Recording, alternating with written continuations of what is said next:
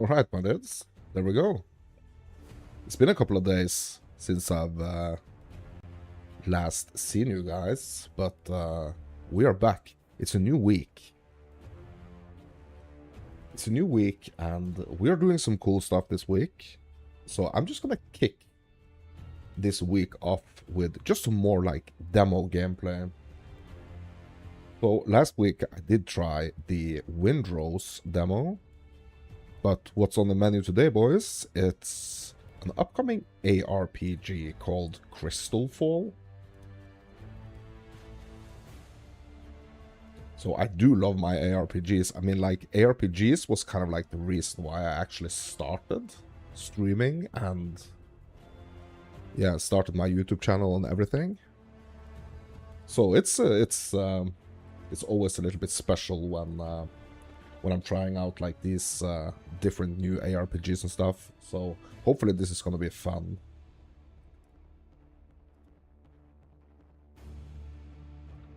So we're just gonna get straight into it, my dudes.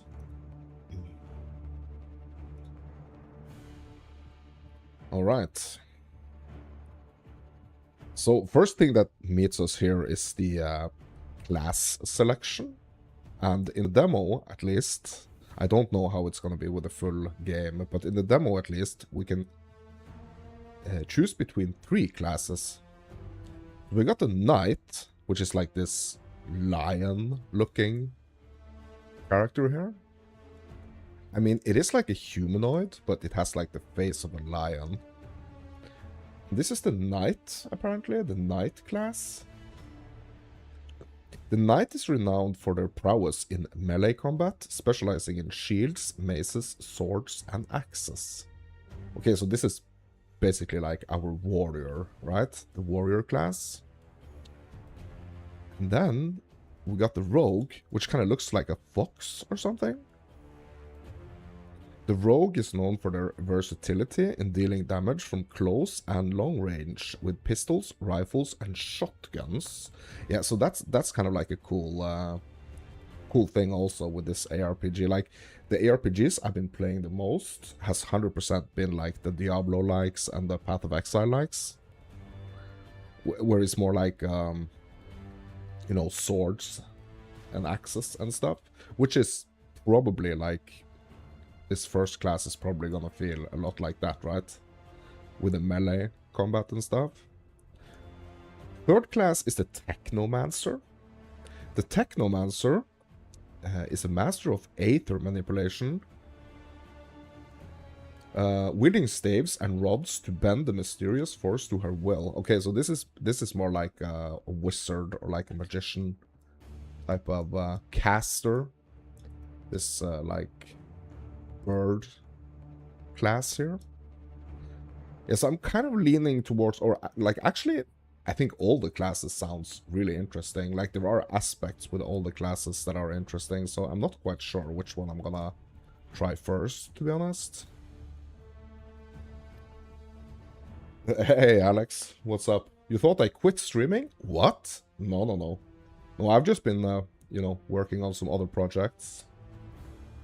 Okay, so what am I gonna go first here? Rogue or Technomancer? I feel like it's, like, I really want to kind of see what the, what, like, the pistols and stuff is gonna feel like.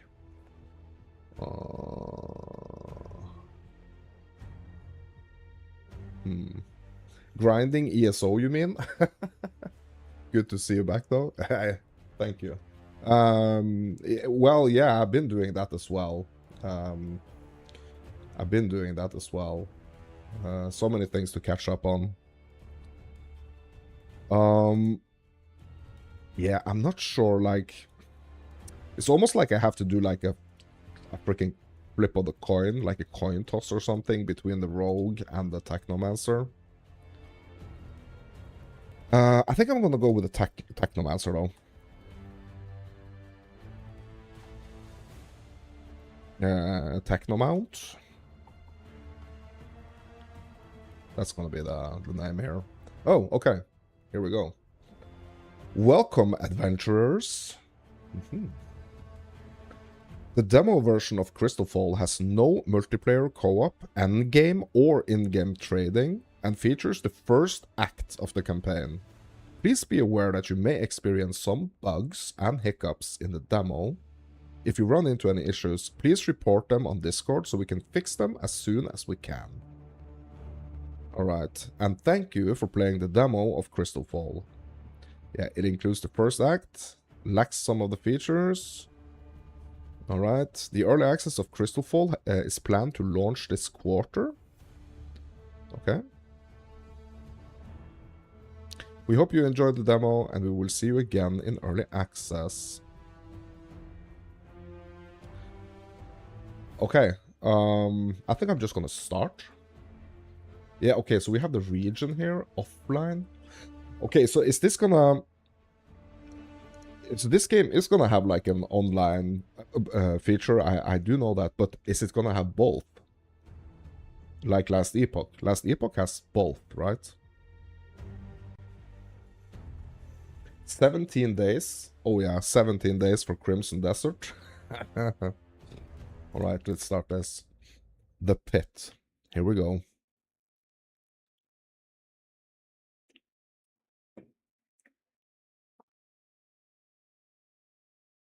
Need more space for your loot? Visit a shop to purchase more storage space. Oh, here we go. Okay. So here we are. Okay, who is this guy? The Tribunal?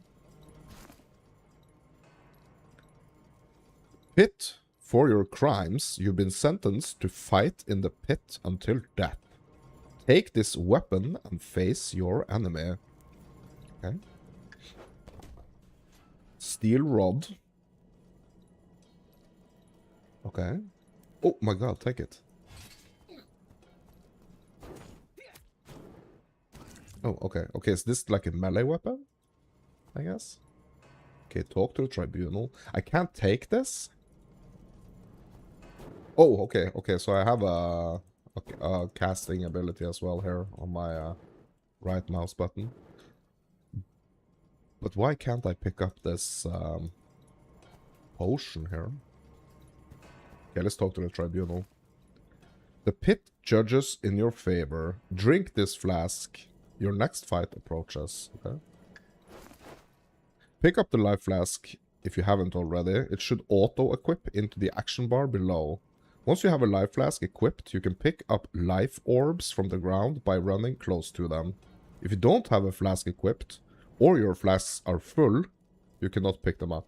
Okay. As soon as your flask has been refilled, you can press its assigned key to use the flask to heal up. Yeah, okay. But why am I... like, how am I supposed to pick it up? Like, I am clicking it, but nothing's happening. I'm clicking it, but nothing's happening.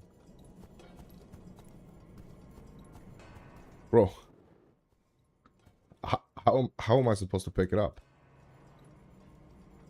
Oh, there it is. Oh, okay. Never mind. Okay, so it wasn't this one? Okay. Alright, here we go. Yes, I'm gonna try to range this. Okay. Is it any type of dodge or anything? Okay, what's this? Pick up the skill box if you haven't already. It should end up in your inventory.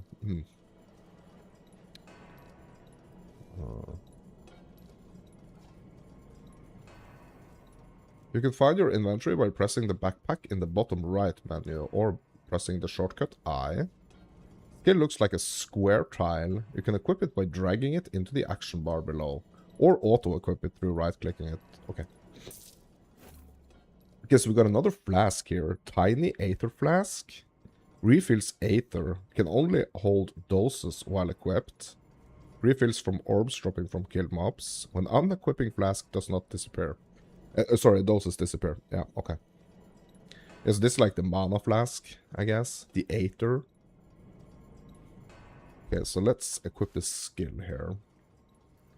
Okay, so we can't drag this, just like drag it into here. Okay. Okay, here we go. Ooh. Ooh, that's nice. Okay. What do we get here? Straight Eye of the Poacher. Okay, another skill. Or a spell crest. Can be socketed into skills with a matching tag. Okay. That's interesting. And what is this? Skill key? Levels up a skill. Okay. Huh. That's interesting. And an axe. Okay, let's have a look. Okay, pick up skill crests and skill keys if you haven't already. They should end up in your inventory. Once you've picked up the skill keys, the skill icon should indicate that it's possible to level up through a blue icon with an arrow. Okay. To level up your skill, you need to open the skill tree of that skill by either pressing the button below the skill in the action bar or by pressing Control left mouse click on the skill itself. Okay. Okay, here we go. You level up your skill by selecting and allocating nodes in the tree, spending your picked up skill skill keys. Okay. Yes, we gotta pick one of these. Okay, so this is okay. So we can go either like projectile speed, or we can go increase damage. Yeah, I'm just gonna go damage here.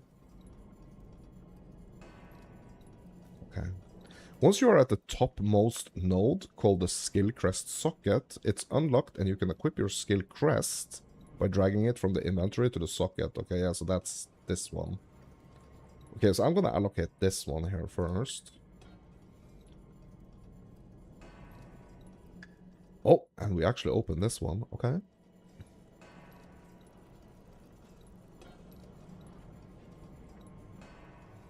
Okay, so gain +2 Aether on kill and also gain 1 life on kill. Okay, so can we equip this?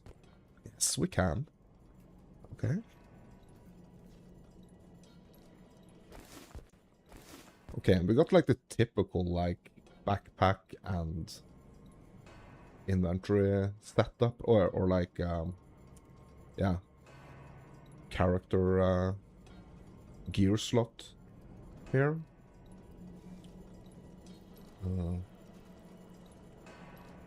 Yeah, this game looks nice. Yeah, so what really caught my attention actually with this game, to be honest, is the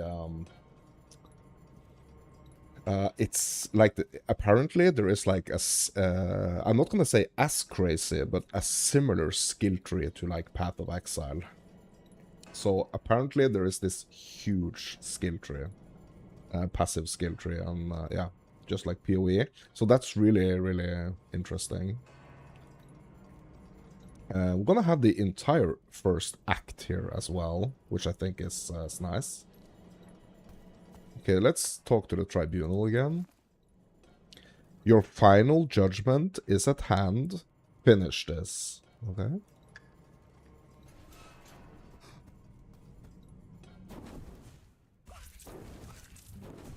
Okay, damn, this firebolt skill is pretty nice now. Okay, that was it.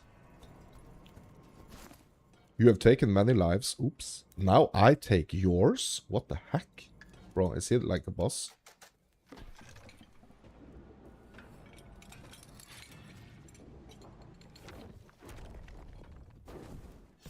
Oh my god. Oh my god. Watch out.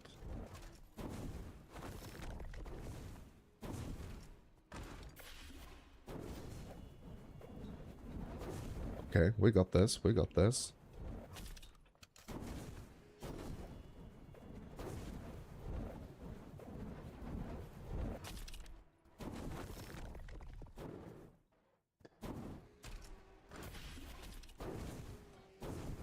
Yeah, damn, this firebolt is really powerful. Okay, that was my last mana flask.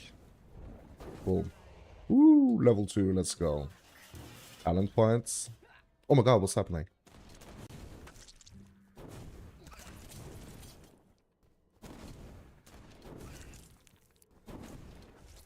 Okay, boom. They're all gone. Okay. Flasks are full. Okay, skill keys. What's this? Pit key? This key unlocks the door to the pit. Okay. Cudgel, one-handed mace. It's actually unidentified. Physical crest. Okay. Yeah, I'm just gonna grab everything here. So, like, very, very first, like, impressions here is that, like, I've been getting so used to, I've been getting, like, super used to, like, the dodge rolling and the evading in similar games. And I think it's really weird that I don't have any, like, dodge roll or evade or anything. Like, maybe I do, but, like, I haven't unlocked it yet, sort of. Okay, so let's have a look at the things we picked up here. Use a decryption key to identify. Okay. Okay, here's a decryption key.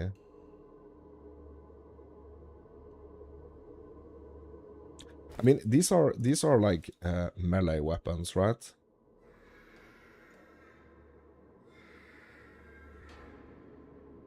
So what I want is like a technomancer weapon, right? Like a wand or a staff or something. Oh, and we actually got an amulet.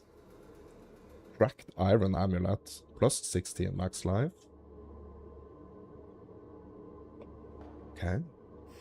We also did get a talent point. So maybe this is going to be our first look at the tree, my dudes. Yep. There we go. There we go. So, I mean, it's absolutely not like as extensive. It's not as big as PoE. But I mean, it's very similar. And yeah, and I really like that because that like instantly just makes it feel a little bit like home. But I mean, it's definitely not as many nodes like from the starting point to like one side of the tree as in PoE, but yeah. Okay, so let's see, let's check out the starting points here. Okay, so we got like the mana, like maximum mana area up here, it seems. The maximum life down here. And the increased physical damage down here. Okay. Or some life here. Okay. Okay, increased physical damage with range skills. That's a good one. Increased damage with projectile skills. Bro, I think I'm gonna go with this one. I'm gonna go with the projectile one. Okay. This is not released, no. This is a demo. It's a demo with like the plans of early access in this quarter. So I mean, it's only like a couple of months, right, left in this quarter. So like early access is planned this quarter. So in a couple of months, it should be an early access. Okay. So we got the pit key. So let's try to get out of here. Recycling station? Bro, that's cool. Yeah, I really like the atmosphere and yeah, the way like the way this game kind of feels familiar compared to like other ARPGs, but at the same time it really has like this different vibe.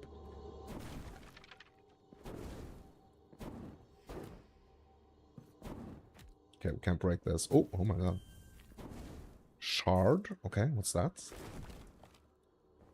I saw that I had this like little shard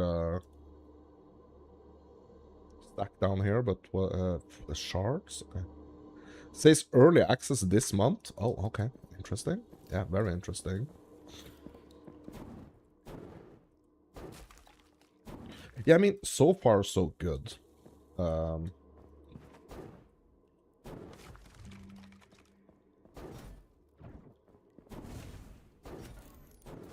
Okay. Yeah,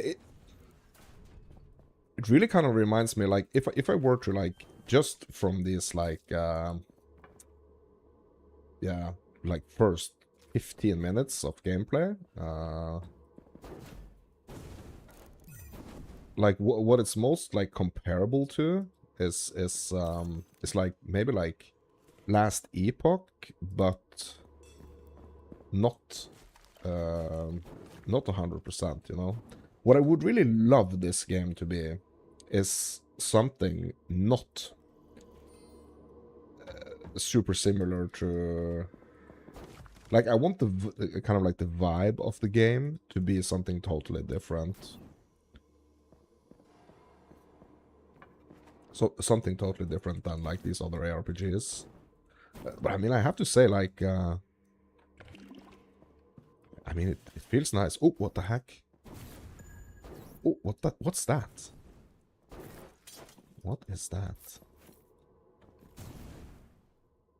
Grab guard? Okay, I'm gonna just handle these rats. What's this? A shield? Bro, that's cool. Yeah, I think I want to identify the shield, actually. No ether. Double slice. Okay. Interesting. Okay, let's have a look at this shield here. I'm actually going to use this decryption key, which is like the identify scroll, basically. Okay. 20% block chance. Gain Aether on block. Okay. Maximum Aether, maximum life, cold res, and increased maximum durability. Okay. Okay. Can we equip it? Yes, we can. Okay, nice. Yeah, and now we got the shield. Bro, that's nice. Okay, cool. Yeah, I do like me some shield action when like everything is like brand new. Okay, dumping grounds. Yes, I mean, like, so far so good, my dudes. Like, it's really interesting interesting vibe with like just the entire world being so different than what we're kind of used to in other RPGs. A new path. Finally light and freedom. Now, where is the civilization in this forsaken place, if there is any? First clue might be the rat standing over there with seemingly civil manners. He might know something.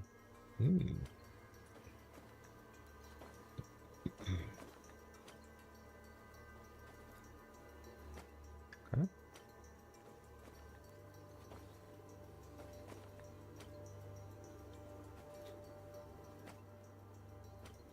Yeah, Crystallfall will enter early access as a free-to-play title on Steam, planned for March 2026. Early access will be online and feature 5 acts, 3 playable classes, and early stages of endgame, in-game trading, and leaderboards.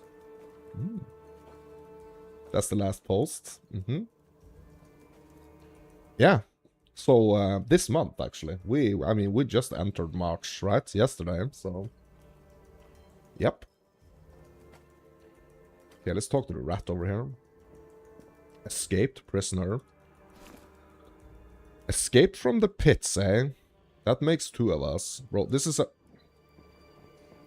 Bro, he can't be attacking while we are actually talking to this rat dude.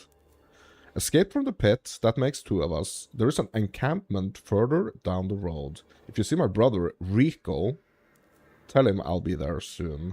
Okay. Accept. Okay, so let's go down here and find Rico. You tried the Windrose, you mean? I guess? Not Windfall, but Windrose, right? And it's hard? Yeah, bro. Like, I went for the normal. I tried it on normal, and bro, that was rough. I should have tried it on, like, easy. Yeah. Okay, essential element. Okay. I'm not exactly sure what those things do. Okay, so tab. So tabbing here, like, brings up the map overlay, which is pretty nice. because we are kind of used to that from other ARPGs. And also what's nice is that you can actually move while the overlay map is active. So that's a huge one. Oh yeah, and actually we picked up a couple of more flasks here. So they are going for like the classical PoE 5 flask setup here, which I think is really, really cool, to be honest.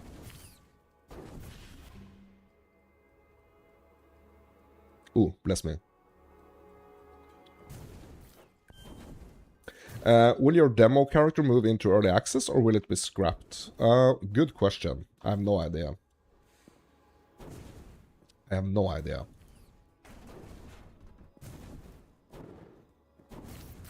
No ether.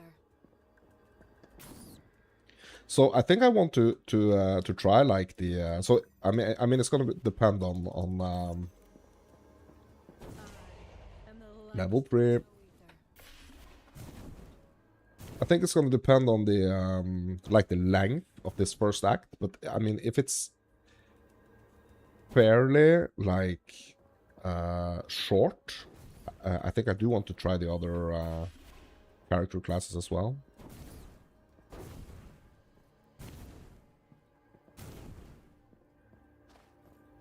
Okay, chest. Oh, we got some boots. Okay.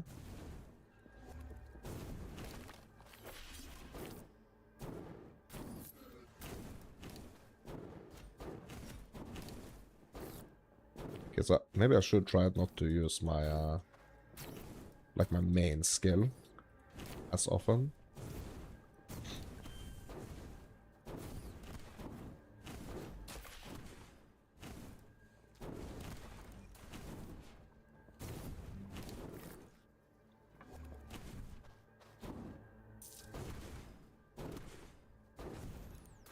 Yeah, so it is a bit weird that I don't have any like dodging or evading or anything, but I mean it's okay.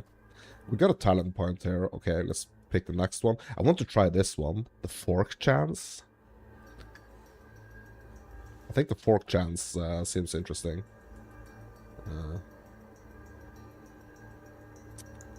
You're tempted to give it a go, but you don't want to sweat it if they don't. Yeah, if you're not able to keep playing the you know what I mean, the character, the demo character. Yeah, it's only Act 1, yes. Only Act 1, and like there's a bunch of features that are kind of disabled as well. Ooh, that was the forking. Bro, I do love the forking. I'm a fire stork. Look at me, I'm a fire stork.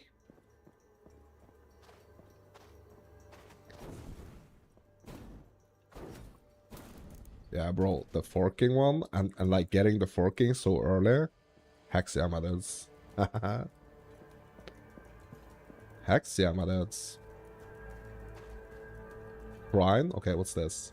Aether regeneration shrine gives you a 75% boost to your aether regeneration. Okay, for how long? Like, how long is it gonna last? Okay, like 30 seconds. Okay. That's nice, though. I mean, it doesn't feel like a super boost to the Aether, though. Like, I still have to pop my my Mana Flask here. What's this? Aether Rain? Bro, I did pick up some boots as well. Like, I kind of keep forgetting that I picked up a bunch of stuff here. Yeah, I need to equip the boots, and I actually equipped the helmet as sorry, I picked up a helmet as well. Bro, what's this? Weapons? Like rifle and pistol? Okay, never mind. It actually auto-equipped. Okay. Okay, so it auto-equipped my helmet, and it auto-equipped the boots. Okay. Gives you a cross between PoE 2 and Torchlight vibes. Yeah, I would, yeah, I kind of see what you mean, but I mean, I think it's more like a last epoch Torchlight vibe.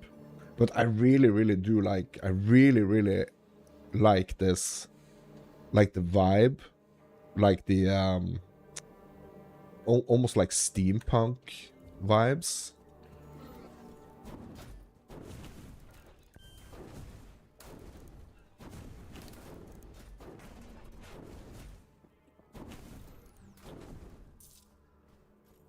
But I've been getting so used to, you know, like being able to roll dodge and stuff like in PoE 2, so it's so weird that I can't like even, you know, hit the space bar to evade, you know.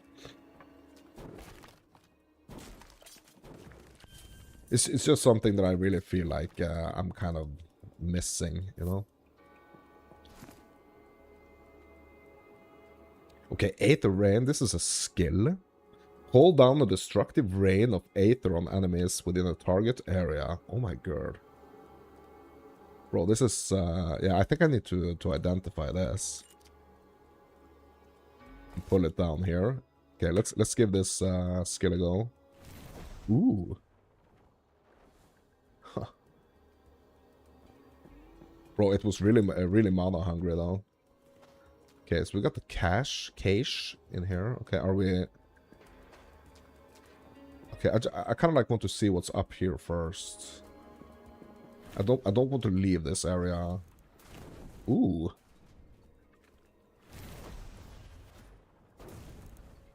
Okay, that's nice. Okay, so we can, so that's kind of like an AoE, like a dot AoE. Hybrid well. 2 out of 3. Bro, they have... The wells are actually... They have charges? Bro, that's really cool. The wells actually have charges. So I can pop this well 3 times. Bro, that's really cool.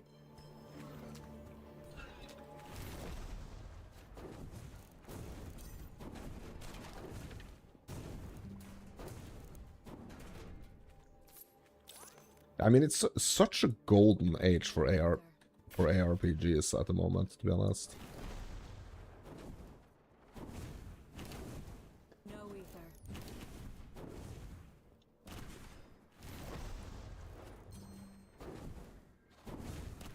Okay, so they are intelligent enough to kind of like at least try to escape these, like the Aether Rain here. Mercury Glyph. Can be socketed into the talent tree? What? That's interesting.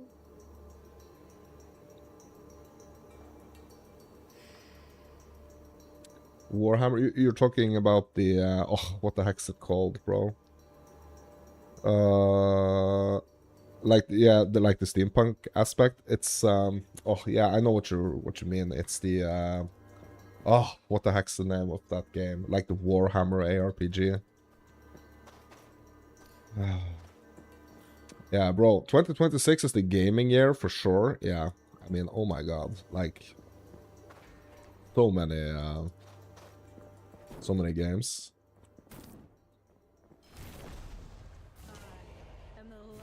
Level 4, let's go. Yeah, we got some talent points to spend as well. Let's go. No ether.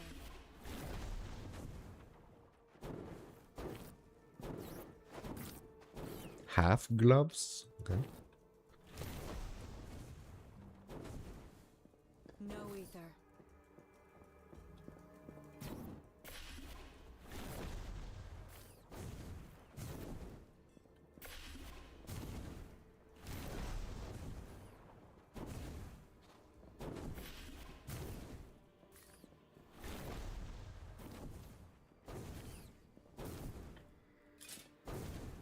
No ether.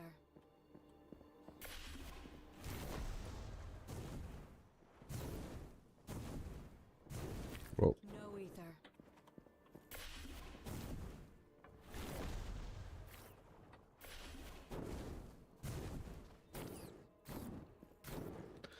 Is this like an endless stream of rats or what?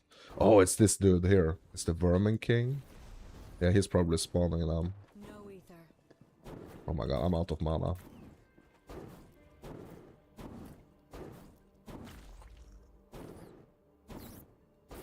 Yeah, okay, so it seems like the Vermin King is kind of like just endlessly spawning the rats.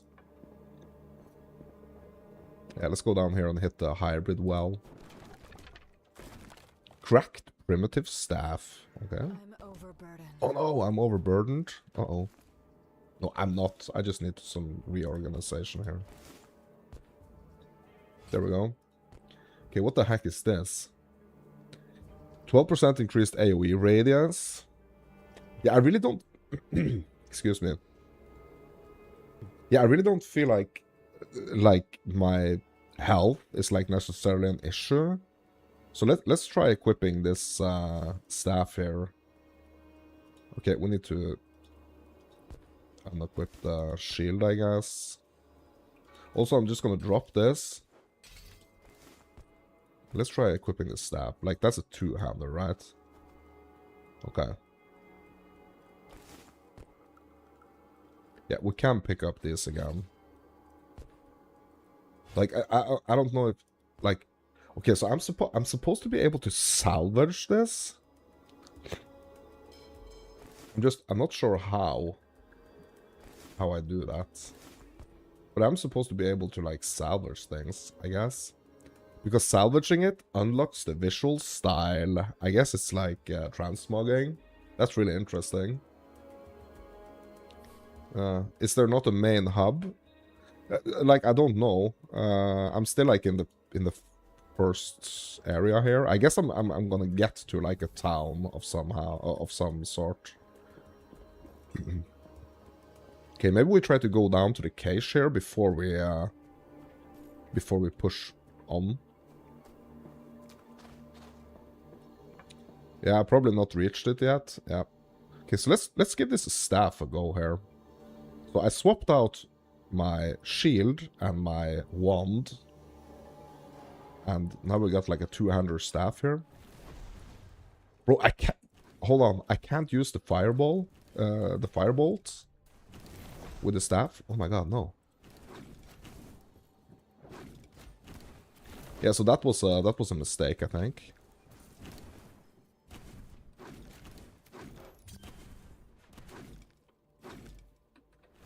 Okay, so I'm gonna swap back.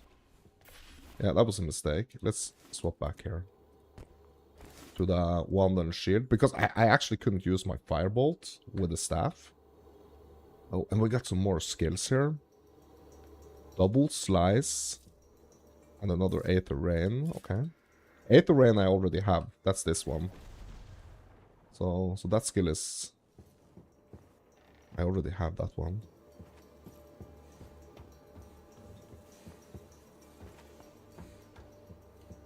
Okay, so this was just like a small little, like, side area.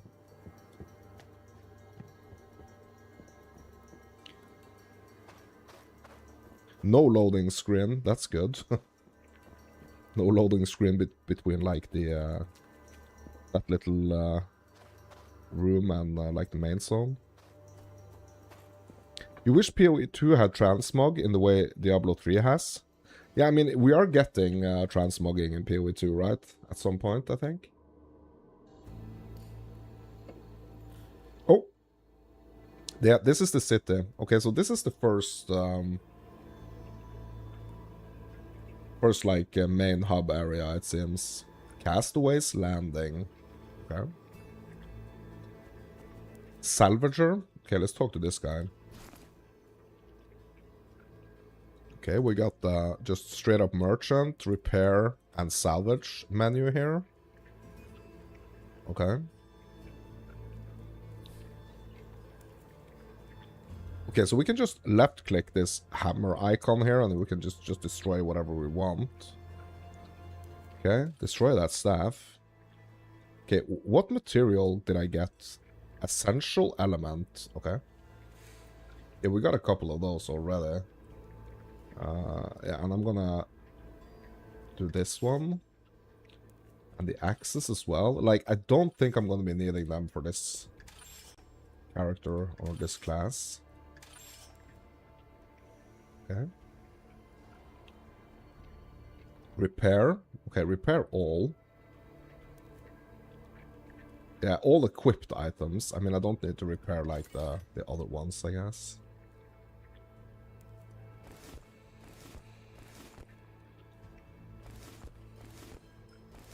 Is there a sort button here? Okay, it doesn't seem like there is like a sort button. I think. Well, I forgot. I need to do some talent points as well. Let's just quickly see what he's actually selling here.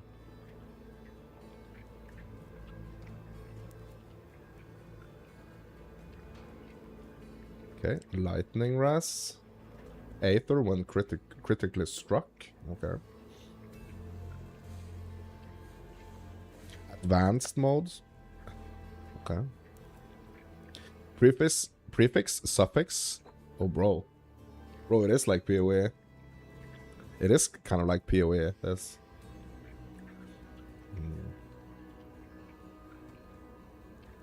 Yeah, you hope transmogging in PoE 2 arrives soon because microtransactions kind of suck. Yeah, I mean, it kind of sucks. Like that's the only way to get cosmetics, right? Or like, it just feels like that's pretty much like the only way to get it, right?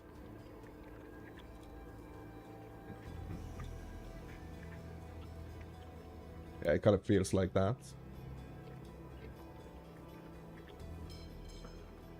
Yeah, and a lot of uniques have good visuals. Yeah, in PoE, you mean? Yeah, I totally agree. Totally agree. Yeah, like a transmog system in games like this, I think it's super important, to be honest. To have like a good transmog system. I think that's super important.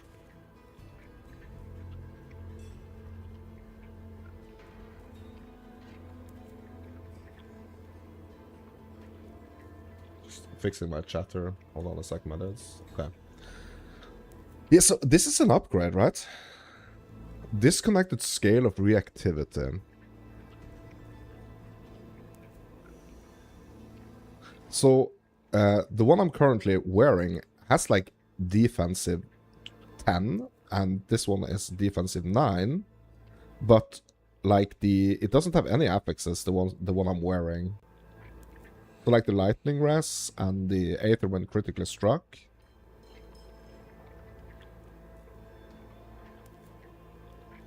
And also salvage to unlock visual style, which is pretty cool. So I mean, this is basically the same visual style as the one I'm wearing. Okay, this one requires level 5. Yeah, I'm just gonna buy this. And I'm gonna equip it. Okay, nice. And I'm gonna try to salvage this to kind of like see if I can understand how like the cosmetics works. Okay, this also requires level 5. These boots are a little bit better. It has reflect damage. Okay. Yeah, I think I'm just gonna... Okay, hold on. There is more here. There are weapons as well. Okay, hold on. Cracked pipe gun. Okay. Club. Staff. Yeah, so what I am looking for is these rods here. That's what I'm looking for. I think. Increased cast speed and also increased elemental damage. Yeah, this is the one I'm... like the rods, that's the one I'm looking for. Okay, we got some materials here as well for sell. Portal key. Spawn a portal by right-clicking this item.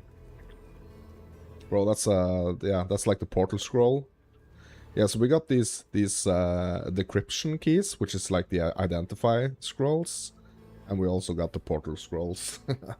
But they are called keys in this game. Okay.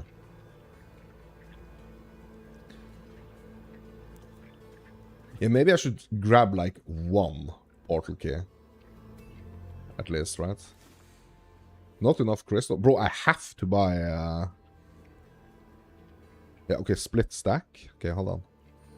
Yeah, I only want one. Yeah, okay, thank you. Only 4 shards left. Okay, so at least now we have a portal key. So yeah, so the portal is gonna spawn us to the closest encampment. Yeah. Yep. Good. And I'm gonna try to salvage this as well. Confirm. Okay. Great. Okay, so let's go over to the cosmetics.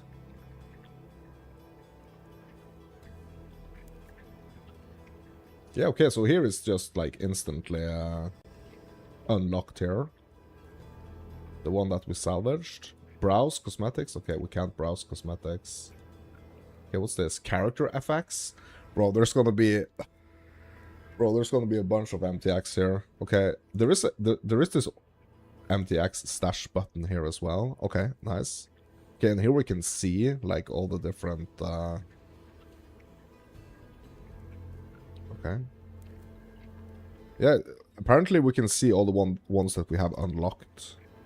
Like I'm pretty sure like we're gonna be able to like buy MTX in this game. Okay, let's hit the talent tree again. Propulsion system. This is a major node.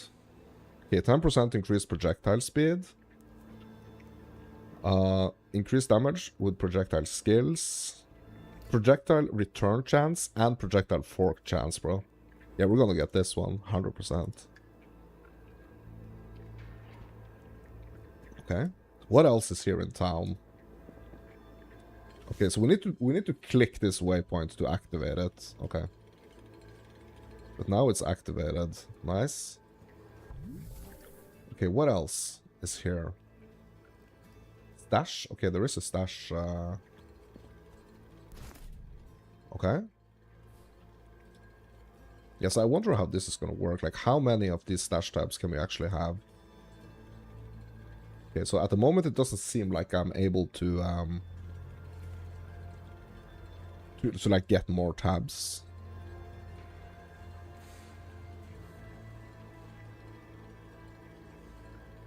Yeah, I don't want to split the stack. Yeah, okay. Yeah, I kind of like just want to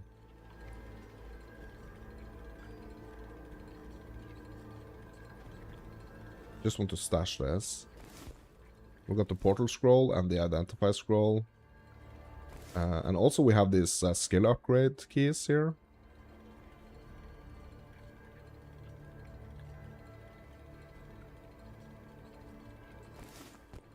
Okay, this one can actually... It seems like this one can... like I can upgrade my Aether Rain here. With this glyph. So I'm gonna identify this. Oh. I did not mean to do that. I can identify this. Okay.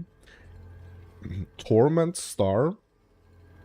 Mercurial Glyph. Increased maximum Aether. Increased elemental damage. And just straight up increased damage. Okay. So I think I can actually slot this one up here. Bro, bro, this was a bigger skill tree. Okay. But I have 8 of these skill keys. Does that mean I can actually go all the way up here? Okay, so this one adds damage. And also gain 7% of damage as extra Aether damage. Increased Dazzle chance, Dazzle duration, Dazzle effect. Okay, I'm just gonna go for the straight up damage one. Bro, I can keep going. Oh my god. Increased AoE radius. Or increased Aether damage per 1 skill level. Yeah, I'm gonna go with the AoE one. Apply. Okay, increased Aether damage per skill level. Okay, let's go with this one. Oh, we can't. Why? Oh, yeah, because it actually costs... Okay, so moving on up here, it actually is more expensive. Yeah, this is gonna cost 3 Aether. I have 3 though. Why can't I choose this? Oh no, it's gonna cost 5. Yeah, okay. It costs 5 skill keys. Okay. Yeah, but we did a nice little upgrade here on the Aether Rain though.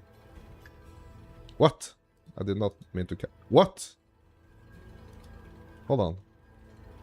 Oh, I was only able to get these? Okay. Okay, whatever. Whatever. Yeah, okay, so I'm just gonna keep this in my inventory here. So this one, I want to use this one on like the skill tree. Bro, that's so cool. Like, I really like the setup of like the skill trees and how you can shape your skills like this. It's really cool.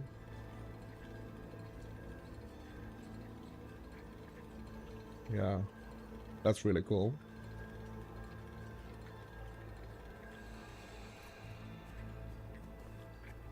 Okay, let's talk to the escaped prisoner again. My brother has escaped. Thank you for bringing me the news. If you need to get away from the island, go talk to the shipmaster by the pier. Take this gift for good news you brought me. Select one of the following. Okay, skills. Warp. Teleport instantly to a targeted location. Sweep. Perform a circular attack, knocking back and damaging enemies around you. Or Aether Rain. Bro, I'm gonna go with the teleport. Sorry, the warp here. Let's equip the warp. Bro, that's cool. Can I try it? Okay, apparently we can't do it in town. Okay. Okay, what's this? Blackwater Creek? Or talk to the shipmaster. Okay, let's talk to the shipmaster. The breach engine. Do you want to leave the prison island? If you help free my client from Shadowgate prison, you will have a place on my ship. To break in, you will need my breach engine, which has been stolen by raiders. I tracked them to the Putrid Lake, but I dare not enter the rat burrow. Okay. Yeah, I guess that's here, right? Blackwater Creek. Oh.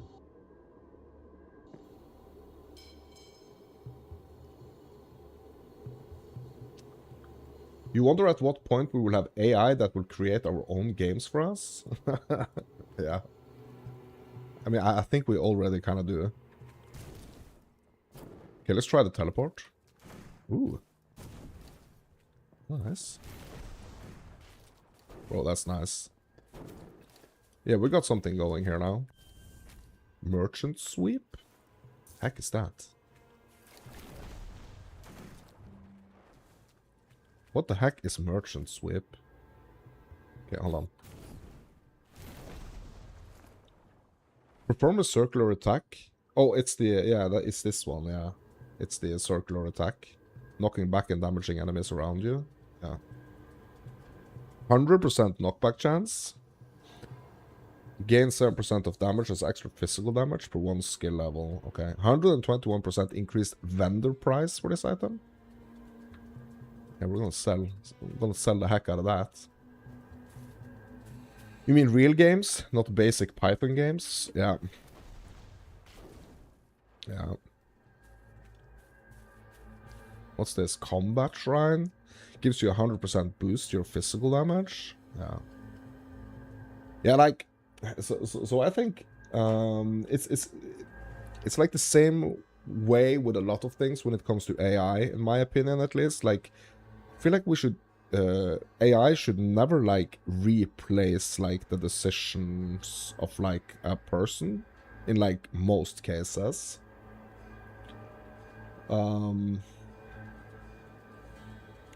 So I really want, like... I really want my games to be made by humans. Like, using machines as a tool to be creative.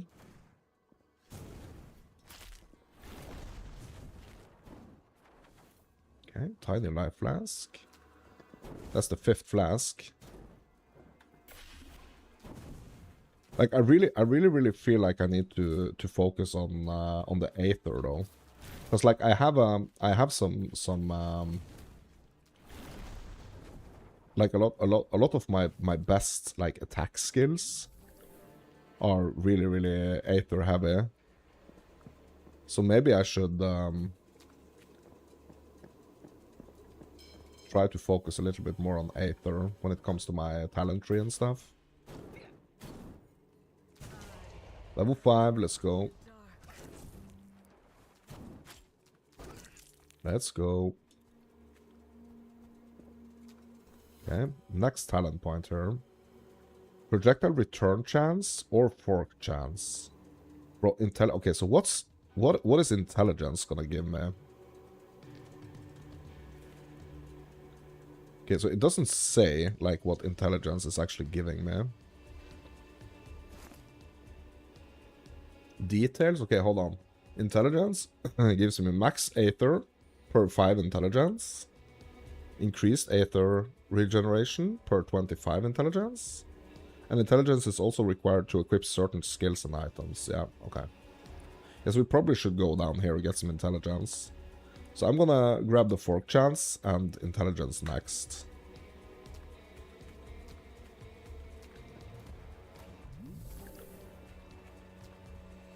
Putrid Lake. Yeah, this is where we need to go.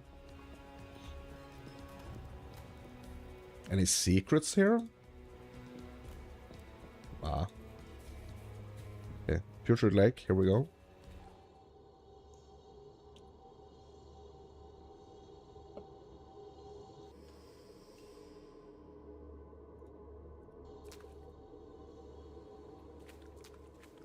Find the rat burrow. Oh my god.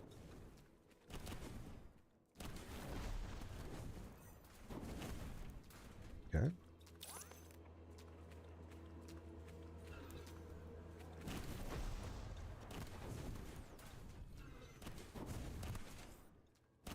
Yeah, like super first impressions. I have to say I really like this. Like it was. Oh my god. Oh my god. Oh my god. Oh my god. Oh my god. Teleport. Teleport. Teleport. Yeah, it felt like a little clunky, like in the beginning. But I mean, the more I play it, like the kind of like the better it feels. Just getting used to like not being able to dodge or evade.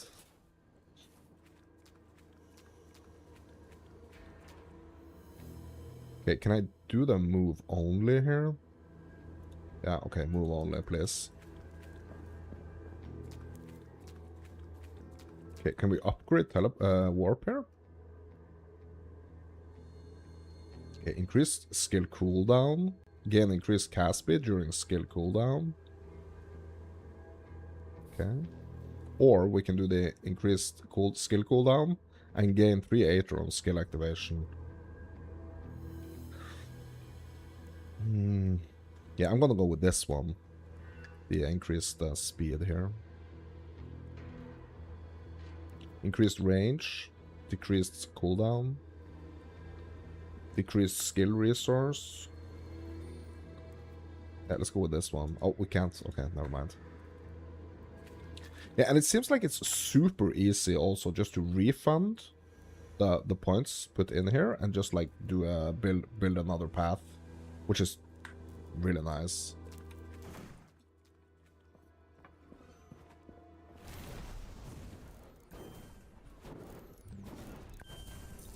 Hand shards, bro.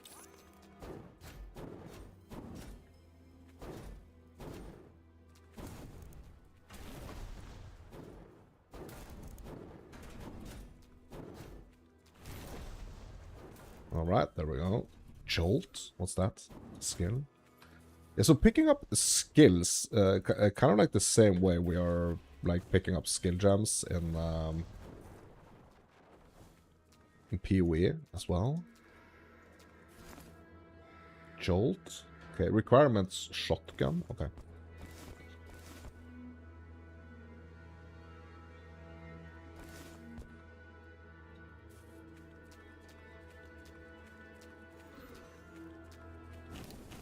Another demo I should try is of Ash and Steel. Okay. So what type of game is that?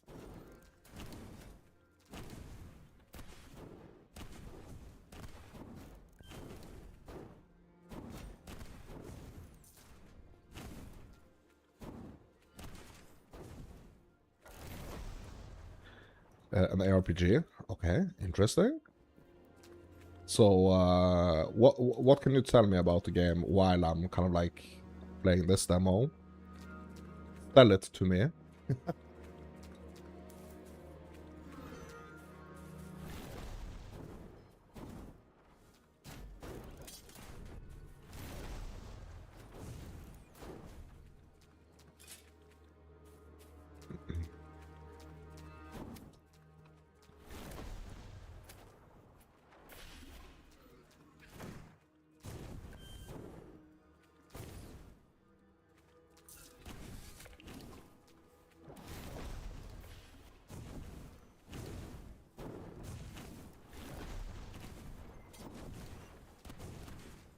Okay, so we have these blue enemies here that are harder. So similar to like PoE. I mean, there's a lot of like I think that there's a lot of inspiration taken from PoE. This game.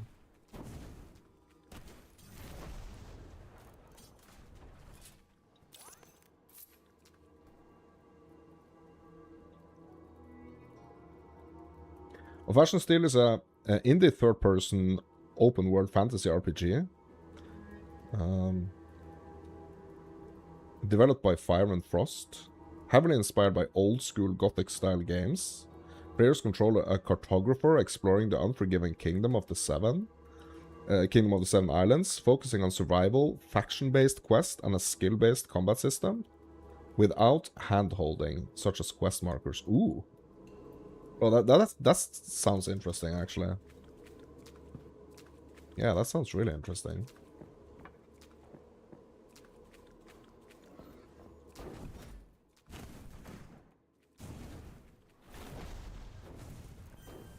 No ether.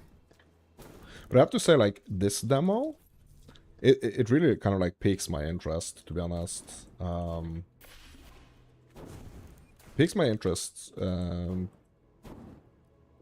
and also, like, it's a free game. Like, it's gonna have, like, the PoE model, I guess.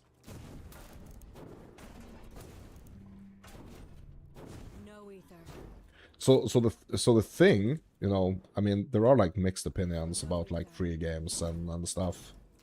But, so the thing with a free game like this, same with PoE, right, is that the game has to be so good that it really kind of, like, makes the player want to stay in the game for like longer periods of time, and then like have some type of element of why you should kind of like spend money.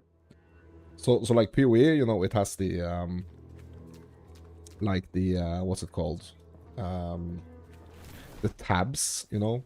You have like the different like the currency tabs and skill tabs, gem tabs, sorry, No ether. and stuff like that. That's kind of like what makes you kind of pay for the game. So I wonder what kind of aspect of this game is going to be, if it's going to be like similar, or if it's going to have something else. Like, it's going to be interesting to see if it has something else And the light as like the main reason to why you want to spend money. But like I would say, like it's really reminding me of like last epoch when it comes to like the gameplay. Yeah, hopefully it isn't another Diablo Immortal. Yeah.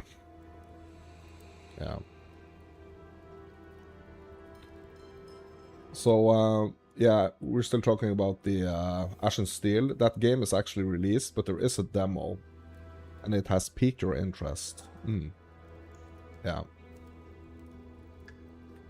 Yeah, so it's always interesting to see kind of like what these initially free-to-play games, like how they monetize. Basically, it's interesting, bro. There is something down here. Let's go explore. Yeah, because it has to be some way, you know, for the game to make money, right? So I think it's either going to be like microtransactions, or it's going to be like this little sort of kind of like hidden thing that you don't necessarily like, you know, notice straight away. But there is this like huge quality of life. For example, like with the stash tabs and stuff in PoE. There's gonna be like something. Yeah, or a battle pass system. Yeah. So to be honest, like I'm totally okay with like if there is some type of kind of features that you have to pay for, but it's more like the pricing of it, right? So if you're able to unlock like the battle pass for, let's say, like $10 or £10, or in my case like around 100 crowns, which is like my local currency, around, you know, like that mark for like an entire season. So like every 3 or 4 months you pay like you know, £10 for like a bunch of extra stuff. Like you could play it for free, but like, yeah. Yeah, PoE has the best live service model. Yeah, I kind of agree. So the thing that's really good with PoE, right? It's the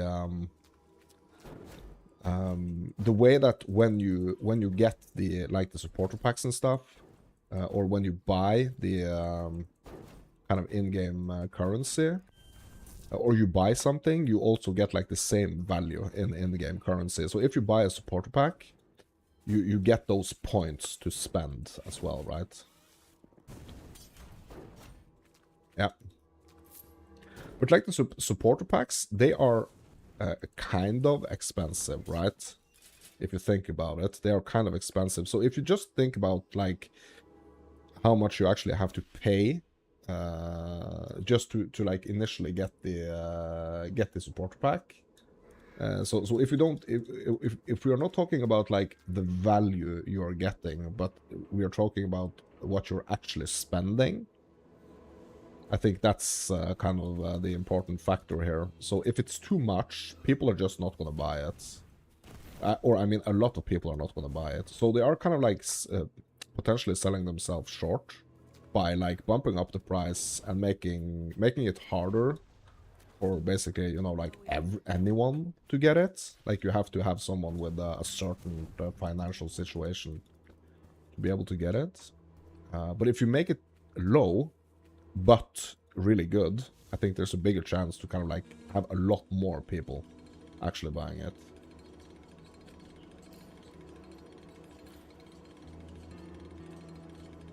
Yeah, then you get AAA games like Call of Duty that are $80 base game or £80 base game and sell £20 for one skin. Yeah. Yeah, that's kind of like the situation we don't want, right? But let's say for this game, for example, let's say we have this you have this like yeah, I don't like the name of like a battle pass, but let's say you have like this season pass, for example. Like the season pass, it's gonna give you it's gonna give you something, right? Like if it were to give you like maybe some like cosmetic stuff, and maybe like I don't know, 1 or 2 stash tabs or something.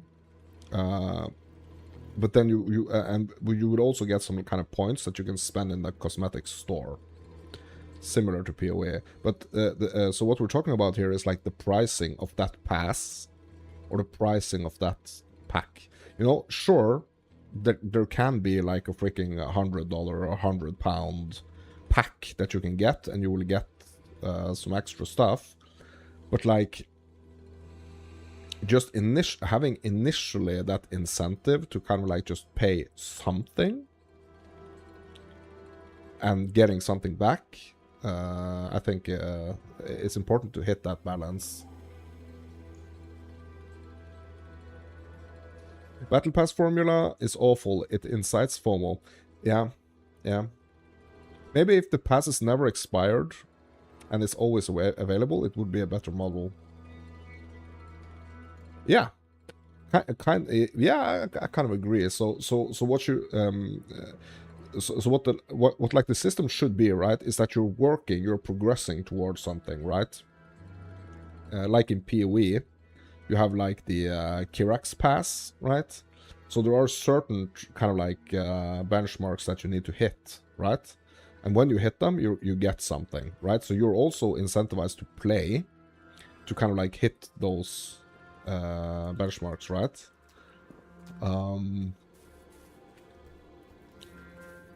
But you're getting something really good. Like you are being rewarded for playing and achieving stuff. And the Kirax Battle Pass is not very expensive. I think that's around like £10 or something. And the you're only gonna be able to buy that No ether. once every season, right? No ether.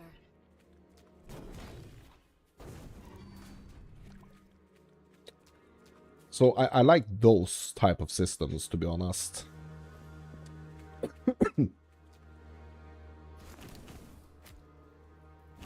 Oh my god, there is no pausing. I had to cough. There is no pausing here. Yeah, I just choked on my own spit there for a second. Yeah, so in ESO, Elder Scrolls Online, which is another game I play a lot, right? We have this ESO Plus. You have this subscription, right? So what you're getting with the subscriptions are some advantages. Like you are definitely getting one big thing that's really important, which is your craft bag, right? It unlocks your craft bag so that a bunch of the materials and stuff that you are picking up for crafting are just like stored in like an infinite stash tab kind of situation, right? But you're also getting, by being a Plus member, you're also getting the cosmetic points that you can use for cosmetics. But it's not only cosmetics that you can get from those points. You can also get like DLCs. You can get like certain unlock certain things in the game. I think that's a really cool model, kind of, as well. Like, it has been accused of being, like, a little predatory in some ways, but, like, I don't see a huge difference. No ether. Like the thing is that it's not a one-time purchase. It's something like that. That's kind of potentially like the bad aspect of it.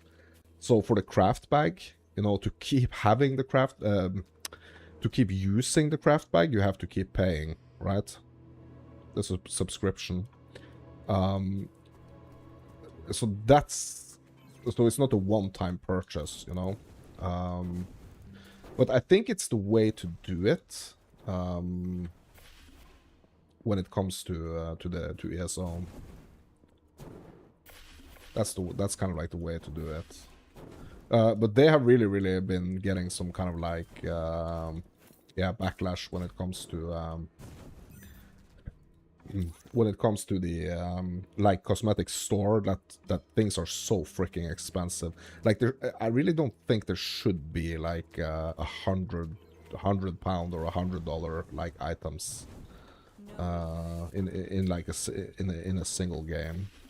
Like, what you no, just like, no, shouldn't be, right?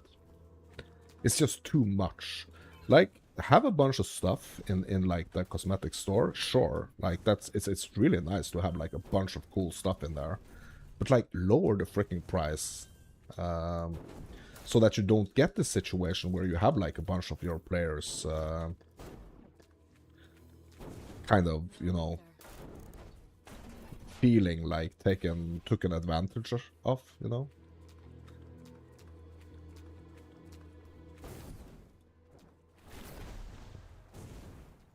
So the situation that you have with a lot of games, you know, is that you actually you kind of like have to pay for like chapter or expansion upgrades, and you pay the subscription, and then it's like, if you have a couple of upgrades a year, right? That means you are spending like 100, at least like 100 pounds or dollars on that game alone a year, you know. No ether. Like, wow. Yeah, but it's not the only one, you know. Also, like Diablo 4 is kind of like doing the same thing.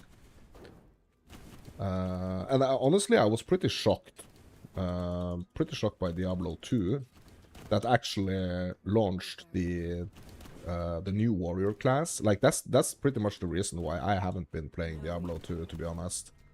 Because I feel it's like, why do I need to pay for the game again just because they've added a class? You get me? No ether. Like, imagine if that was the same thing with PoE 2. We are getting 12 freaking classes. Imagine if we had to pay $50 or like £50, or I don't know, 40 maybe, for every single class.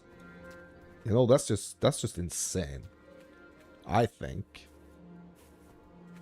Like, if the game is so here's my opinion. Like, if the game is good enough, like, if people really enjoy the game, they are gonna be spending a little bit of money on it, right?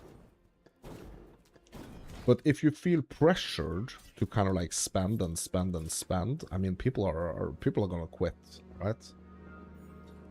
So it's yeah, it's a tricky balance, I think.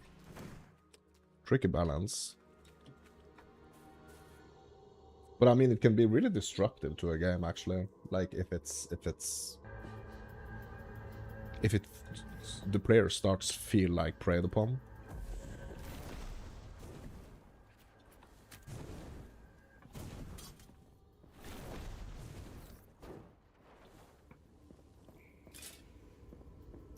Okay, what is this? Rarity Shrine? Bro, I really like that there are these shrines here. That's really cool. Level 7, let's go. So I don't know if there is any level cap on this demo. Or if it's only the, like, act cap. Bring on Crimson Desert. Yeah, so what we are hoping for, right, when it comes to the Crimson Desert... so what we are hoping for, right, is that the game is going to be so freaking packed and juicy with content that, like, when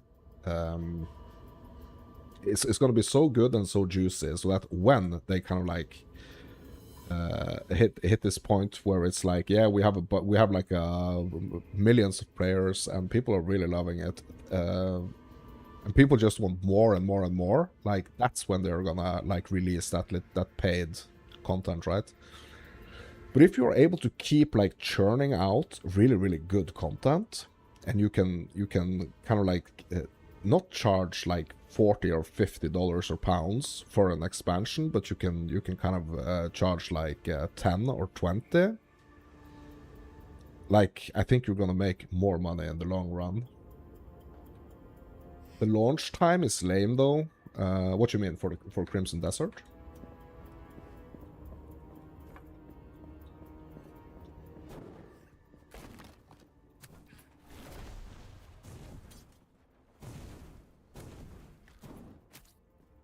Yeah, it's gonna be 10 p.m. your time. Yeah, so that's yeah, in the night time, I guess, right?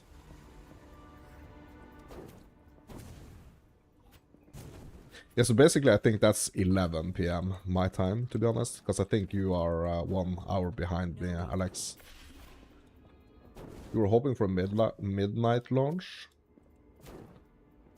Okay.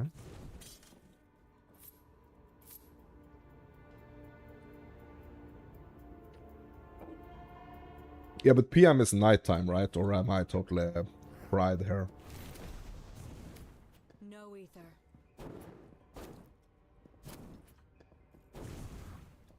No ether.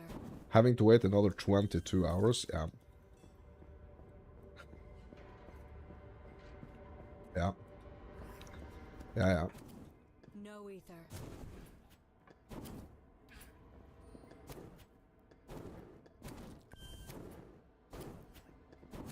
Yeah, I've seen like, there has been some new news and stuff being released. You're gonna do a countdown stream? Really? You are? Nice. Yeah, like a waiting room stream.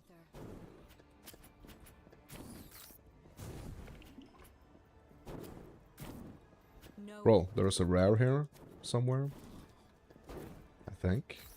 Yeah. Iltang.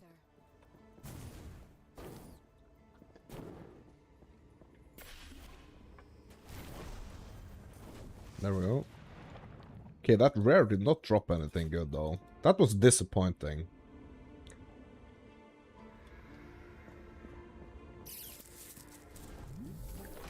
You're coding a timer widget? Yeah. I think there are some tools out there you can use. Like countdown. probably gonna watch related videos and game footage to get people hyped. Yeah. No ether. Yeah, sounds like a plan.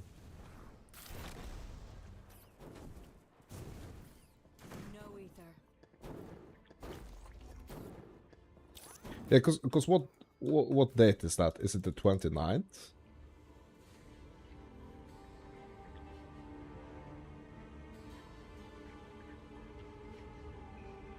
The 19th?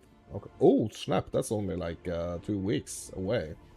That's only 2 weeks. Or like 2.5 weeks, I guess.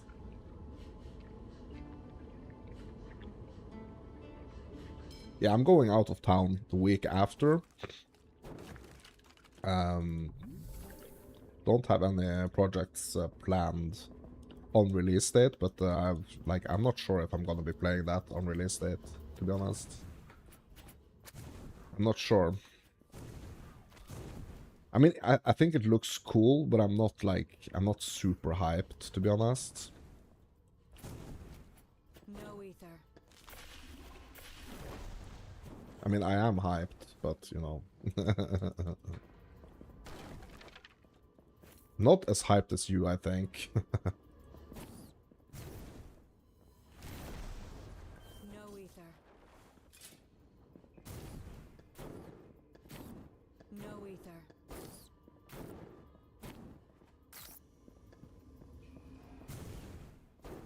No ether. It's a sort of game that you used to dream of as an RPG fan growing up. Yeah.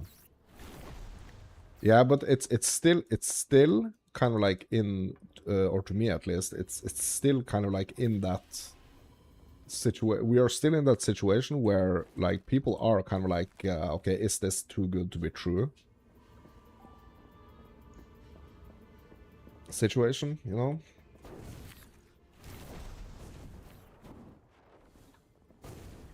I really, really hope people are not going to be disappointed. People have played it. The NDA lifts on the 6th.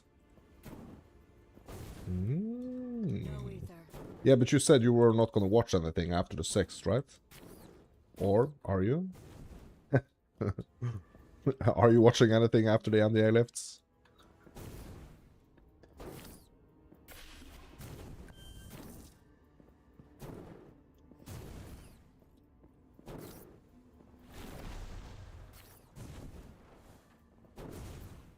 Okay, let's get this big spawner, dude.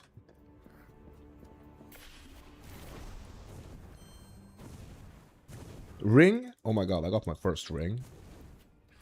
Come on, pick it up, pick it up, pick it up, pick it up, pick it up, pick it up. I can't. Come on. Yeah, we gotta get this guy so he stops spawning the rats. No ether.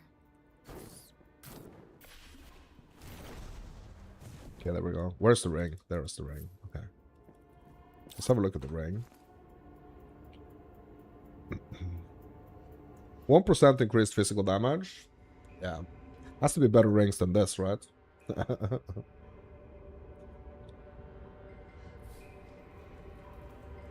You're not gonna watch anything when the NDA lifts on the 6th.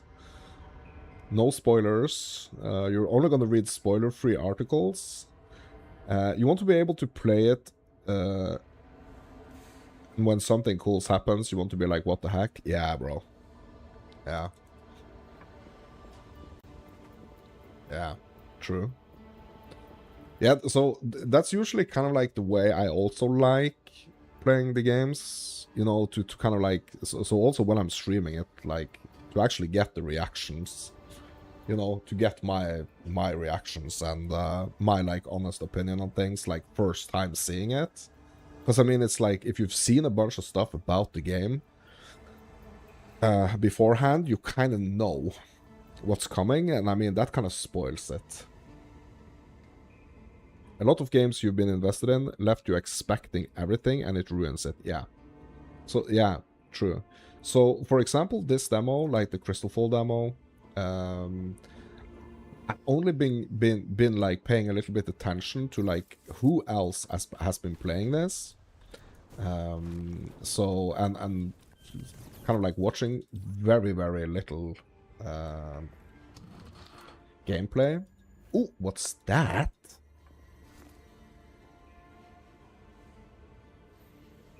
Use a description key to it. Bro, this is a rare body piece here.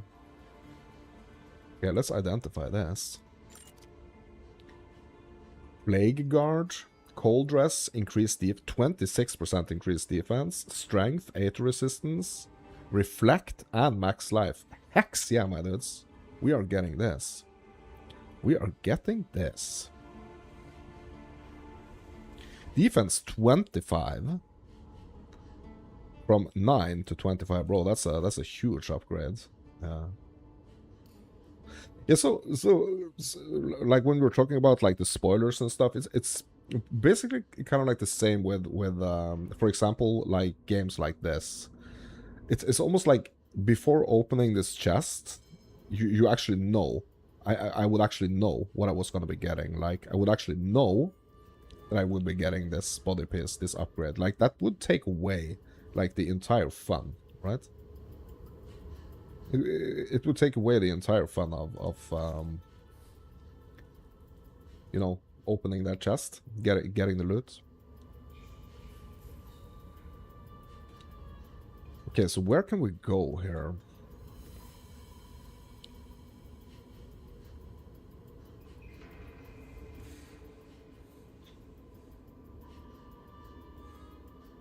Increased damage, projectiles. Like, I really want to go up here.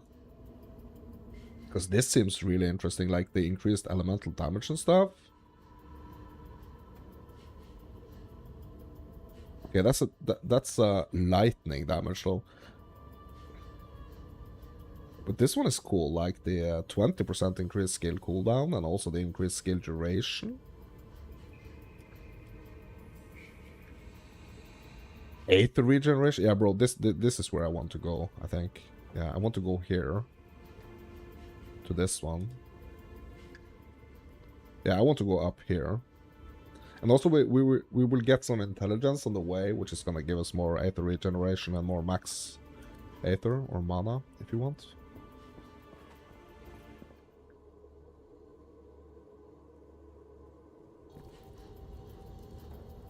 Yeah, said the same thing. Yeah. Need the dopamine hits. I mean, it's like the reason why. So it kind of brings us to a discussion on like the reason why we play games, right?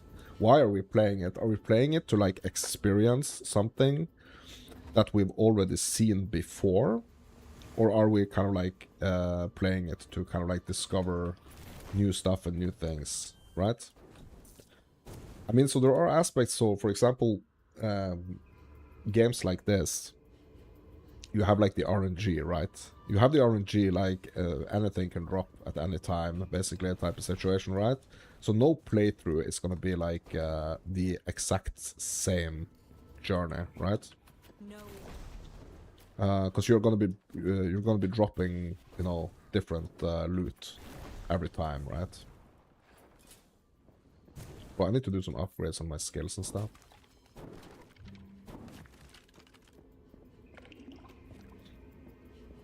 Okay, hold on. Okay, how many of these points do we have now? 11, okay. Yeah, I did have something that I wanted to do here. Yeah, we're gonna do this one. Converted to fire damage. Increase lightning damage? Okay.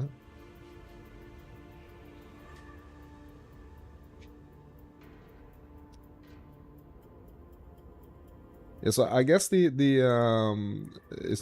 not gonna be that bad.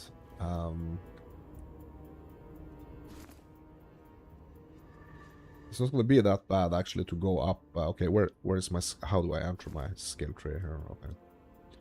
Yeah, this is not gonna be the worst here, but I think I want to get this first at least, and then we can go up here. Or like the added lightning damage stuff.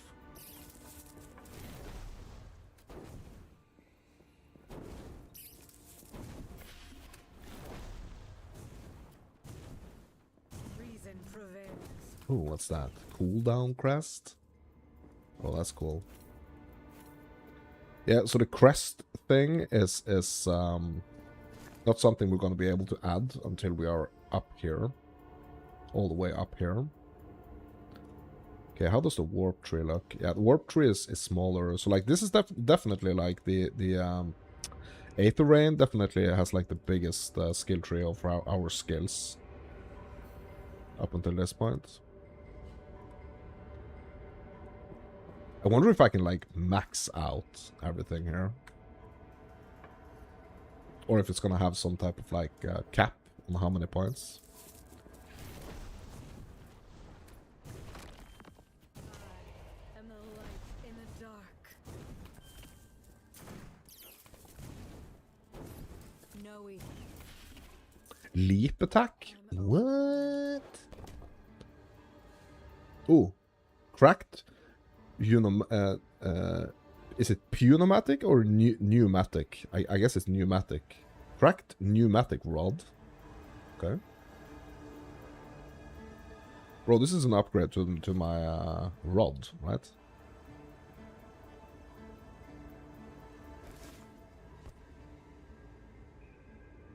Yeah, I'm just gonna get rid of that.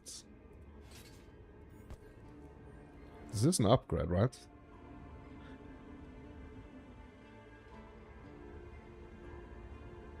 I mean, the physical damage is okay. So I'm just gonna try. See, like I'm gonna have a little bit lesser cast speed though. Yeah, bro, that's really noticeable. But like the damage is really much greater. Okay, what's this? Combat Shrine. 100% boost physical damage. Isn't there a DPS calculator you can check between gear swaps? I don't know. But there is like, so if I hit we can compare, right? So the physical damage on the one I was rocking was like 3 to 5. This one is 4 to 7. So I mean, I guess that's, yeah. So, but it's the crit hit chance and the crit hit damage. So it's like crit versus like cast speed and elemental damage.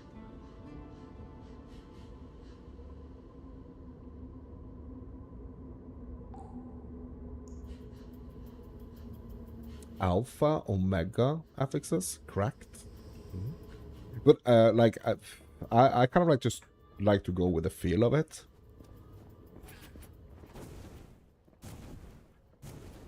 So 100% like I can feel like the damage is better. Who the heck is this? Is this Diablo already? No ether.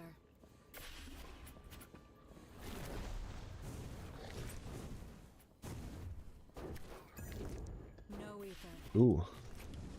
Another rare armor piece here. Oh, there is a well here. Okay, it's only life though. Snap, I thought it was a hybrid.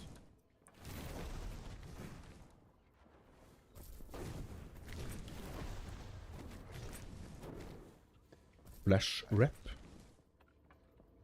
Yeah, I mean, it's not like, what's it called? PoE 2 boss, exactly. But, yeah. No ether. I'm overburdened.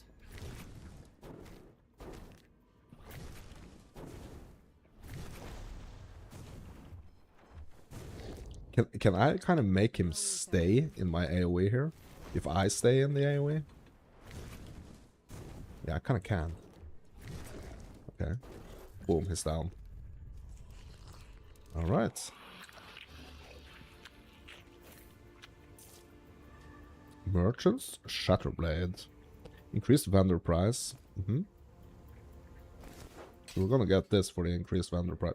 Oh my god, it's taking up so much space.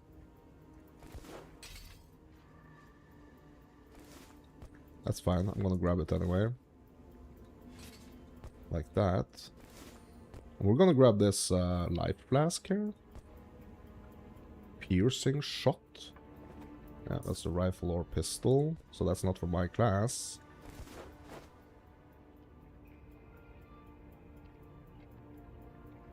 Yeah, this is probably gonna be worth something at least. Getting rid of some of these flasks. Making room for this armor. Okay, let's identify.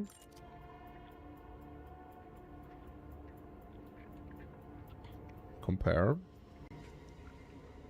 Yeah, so it's not better than the one that I'm rocking, but I mean, it could be worth something selling to the vendor. Okay.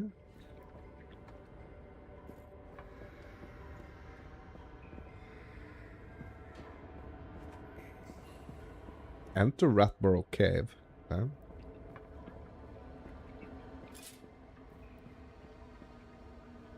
Oh, and we can... Oh, ho. Hold up. What did we find here? Well, my inventory is full though, but let's see what we can find in here. Ooh! Well, that was a bunch of... Oh! Iron Amulet. Bullet Rain. Movement Speed Boots. Bro, what's gonna happen, I wonder, if I make a portal here? Hopefully I'm not gonna be losing all these things. So I'm gonna try to make a portal, okay. And I'm just gonna go and vendor some items. Yeah, okay, the portal is still there. Nice.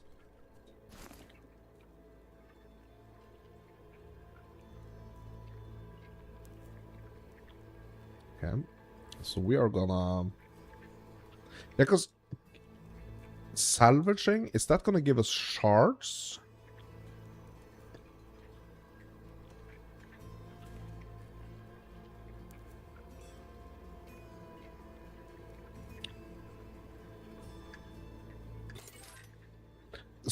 So is salvaging gonna give us the shard? Like, I don't remember if salvaging is gonna give us shards or if it's gonna give us like materials, like other materials. I don't remember.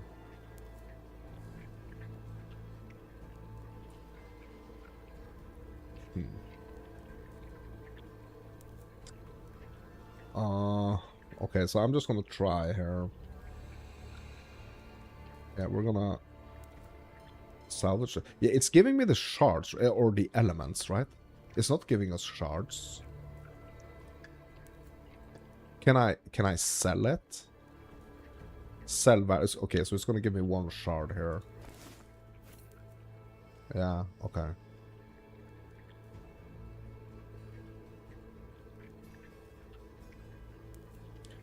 I did pick up some items here that supposedly was gonna have like a greater vendor price. Okay, this is 14. Okay, let's unlock this. Okay, so I guess like 14 shards. That's good. And also from this, like, what am I gonna get? I'm only gonna get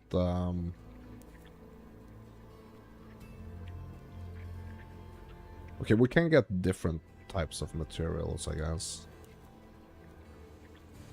Yes, we're getting 3 essential elements, 2 tinkers module, 2 patchers module, and 2 artificers module. Okay.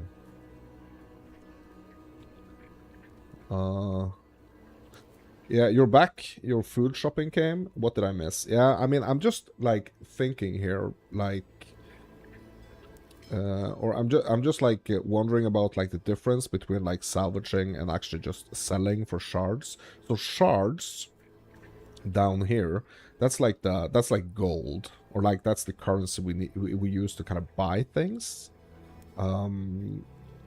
So I'm wondering, like, at this point, if it's going to be better for me to kind of salvage and get the materials, or if it's going to be better for me to just, like, sell these items for gold, kind of. Because we have this merchant tab right here, right? Where we can just sell for shards.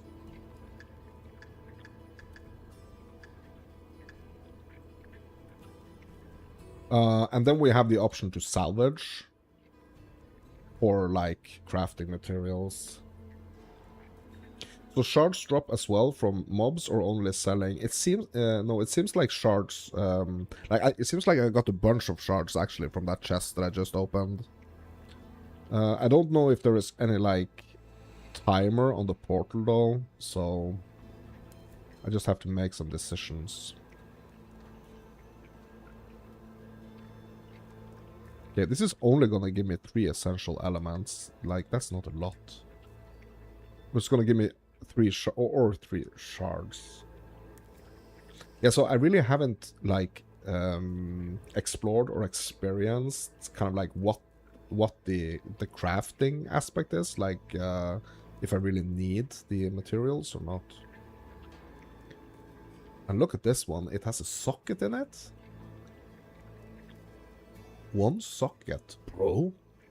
There are sockets and stuff. Probably better to salvage and then craft. It's always king in these games. Yeah, it probably is. But thing about crafting, right, is that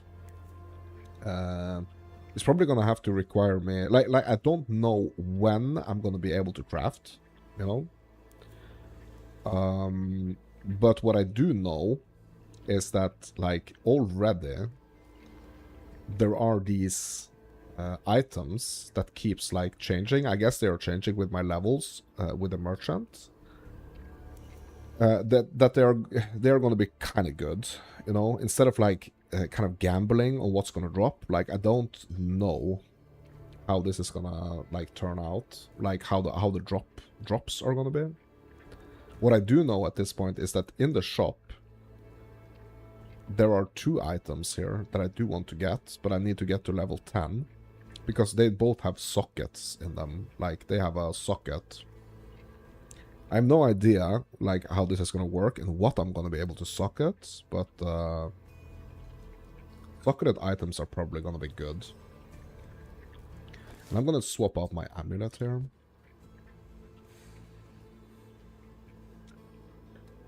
Okay, what am I going to get from salvaging this amulet? Yeah, look. Here I'm getting a bunch of stuff. Portal key, skill key, essential element, decryption. Huh.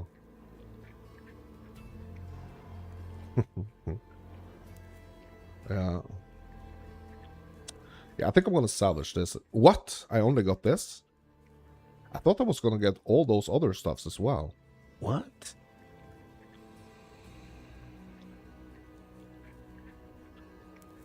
Bro, I feel tricked. And what is this? Artificer's module?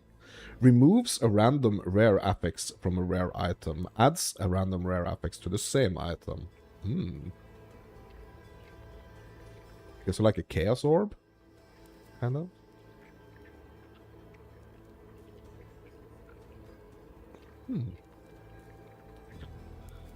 Okay. Also, we need to identify. Okay, this is a level 10 amulet. Yeah, it is better, but yeah, it's a level 10. Okay.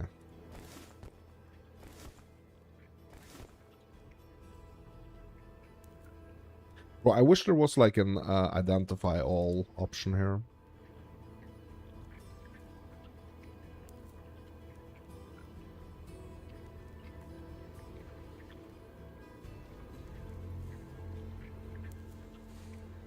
What will I get from salvaging this? Salvage value? Yeah, possible salvage outcome? Oh my god. It's even RNG with like salvaging?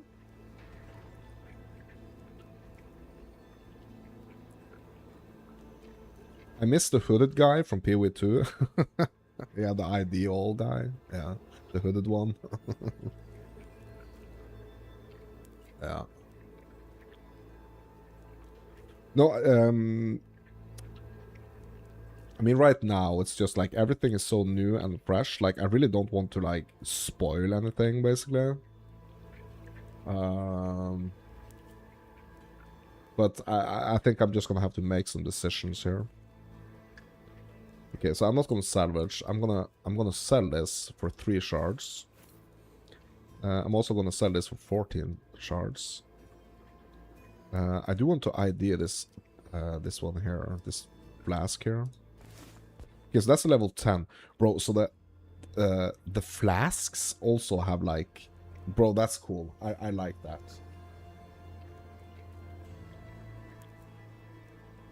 I really like that. Why not stash them until you understand more? Yeah, I mean, good question. Good question. I don't have a good answer to it though. Yeah, like the level 10 items, I'm gonna stash.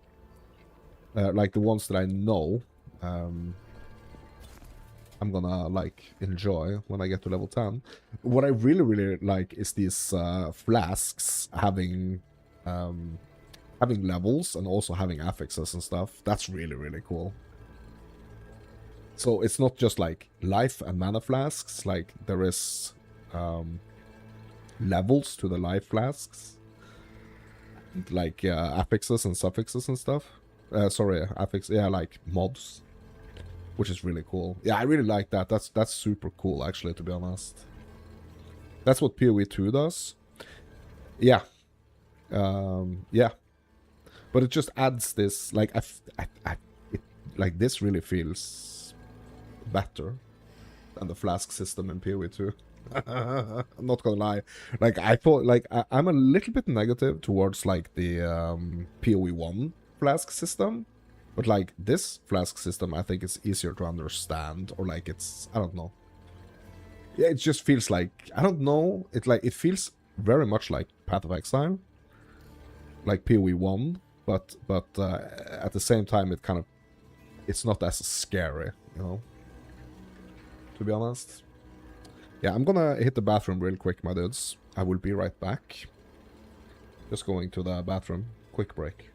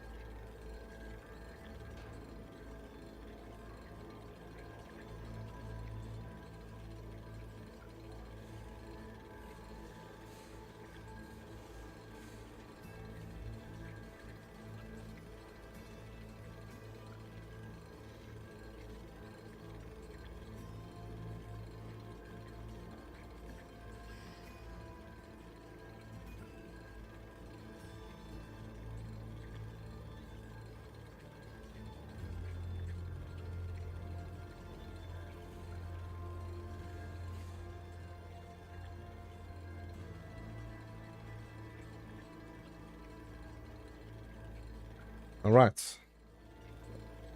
Yeah, so it's like the complexity. So what I really enjoy, like the in games like this, right? In ARPGs like this, it's like the I really enjoy kind of like the complexity or like the excuse me, multiple aspects of like different items in the game. When starting, you know, just like from scratch with a demo like this, I mean, it's going to be a lot about like understanding the systems, right? Just understanding the systems, how it works. Like, since I've been playing a bunch of PoE, this is actually more understandable to me. Like, it's easier to understand. You like staring at menus for 2 hours thinking about your gear, the gear that you will dismantle in 30 minutes. Yeah, I mean, yeah, that's one way to look at it, I guess. Well, it's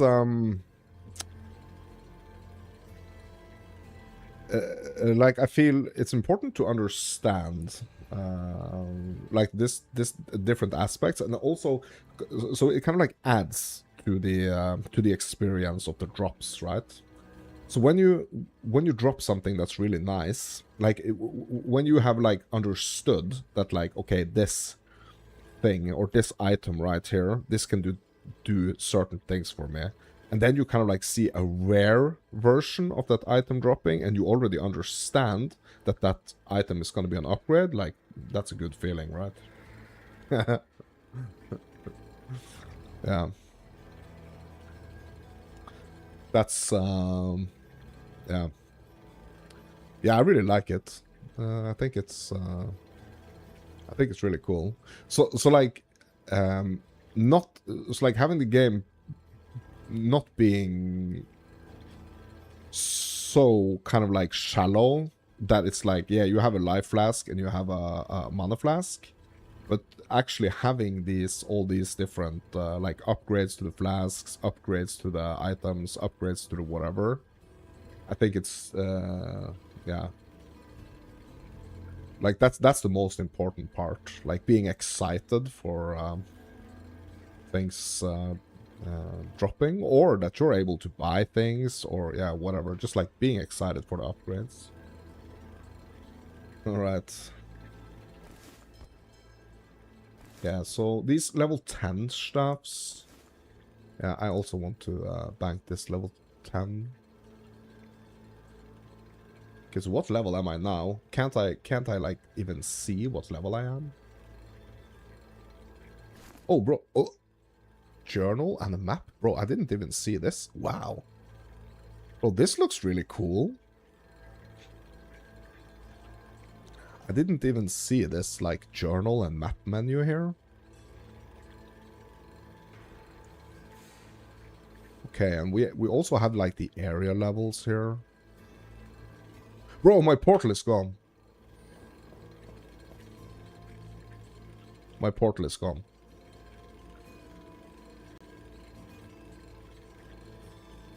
I lost my portal.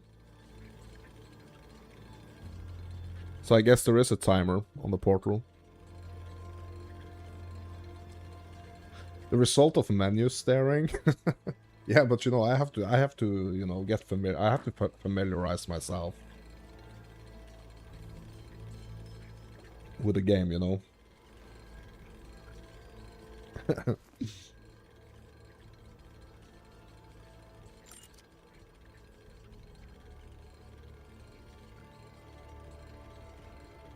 Okay, anything else here we need to idea? Yeah, this one.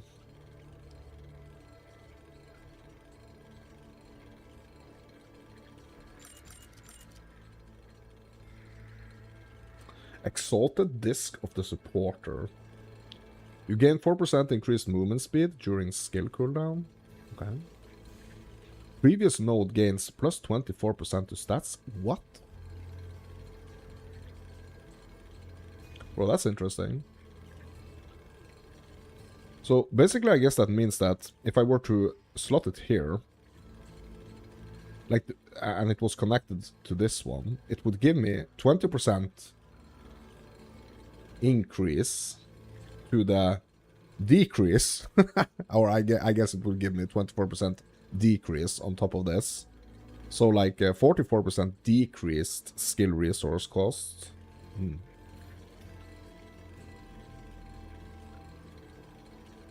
Yeah, I think that would be it. Yeah, so I do want to can be socketed. This can be socketed into the talent tree. Okay, so this is a different one. So these are the crests, right? These are the ones that we put up here. Okay, let's have a look at the. So where can I, bro? Okay, yeah. So here, for example, is a socket, right? A glyph socket.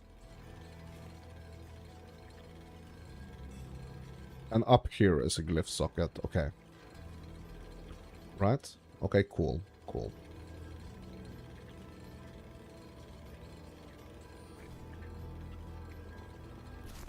So I'm just gonna stash these.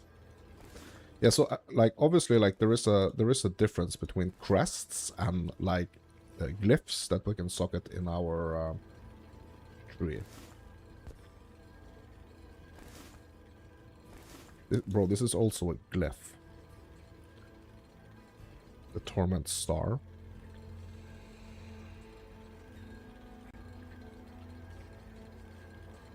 Okay.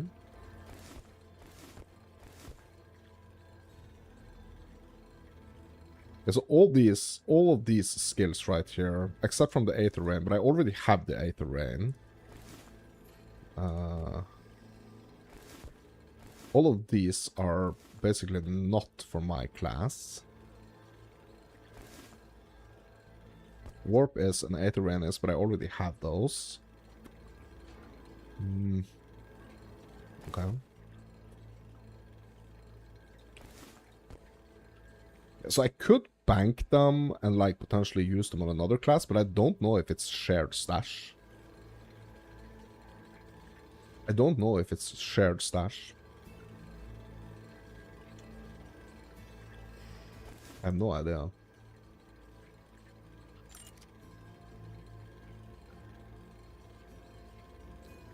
Influencing Shriek of Thirst. This is a tiny Aether Flask. Uncommon affixes. Gain 3% increased AoE radius during flask effect. And 7% decreased flask effect duration. Okay. Like these Aether Flasks have no mods on them. So I'm just gonna slot this and hopefully it's gonna be better. Okay.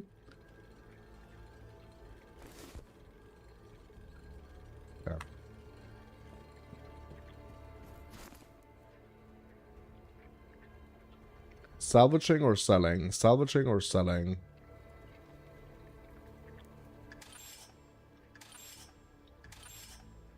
I'm salvaging. 50-50? Yeah, I mean, I can do that.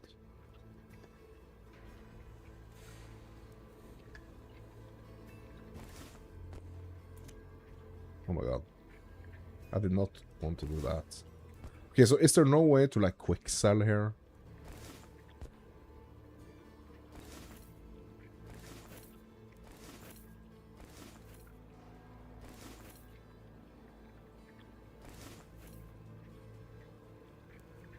Yeah, there is. Control, right-click. Okay.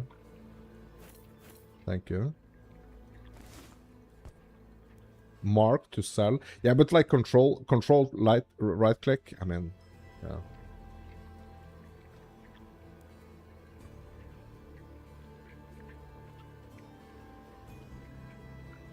Place into merchant's inventory. Yeah, then we have to like drag and drop, right? Okay. Okay, so how the heck do I get back? That's my question. How the heck do I get back? And also I have talent points. Let's keep going up here.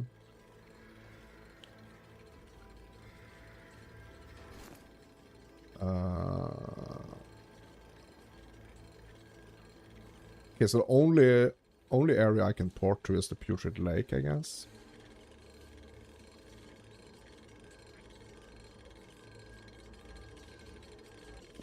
You walk back, collect more gear, come back and lose another portal. Yeah, yeah, hopefully not.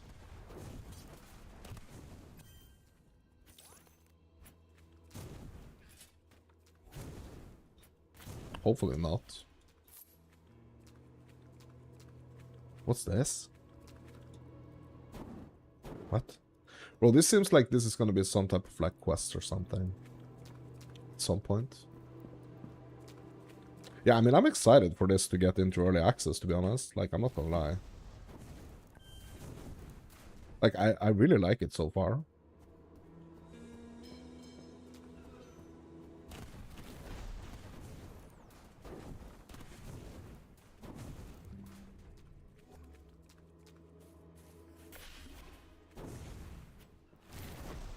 Bro, look at my damage numbers.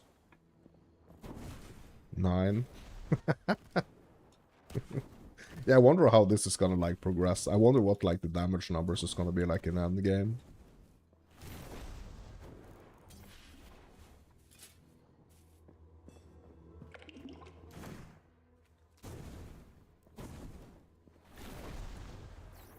No ether.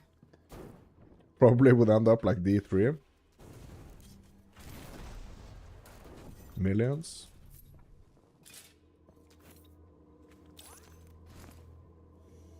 In the millions.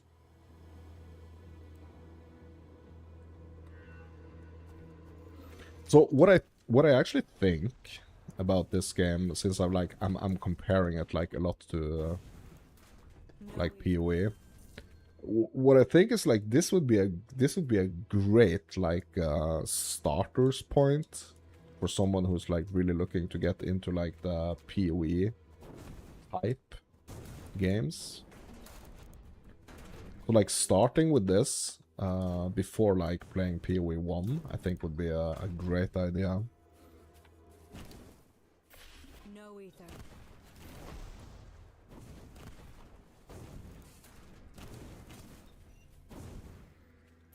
No ether.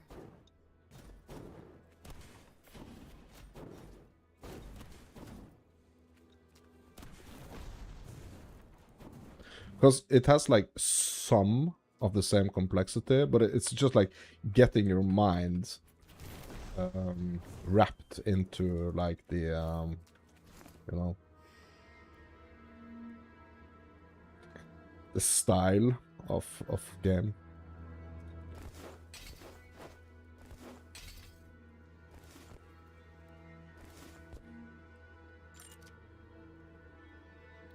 Increased flask effect duration, increased auto pickup radius, sure.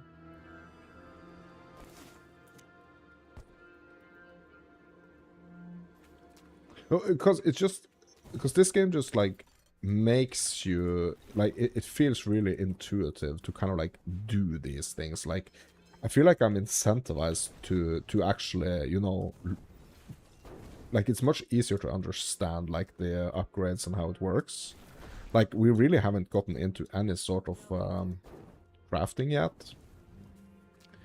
But it just like it's very easy to understand. Bro, that was a life flask. I don't want to change that. Bro, I thought it was an Aether flask. No ether.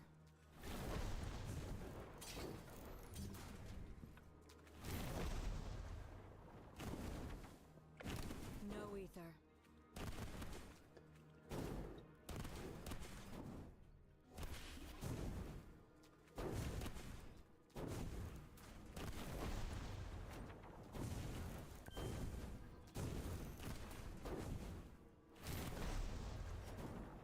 No ether.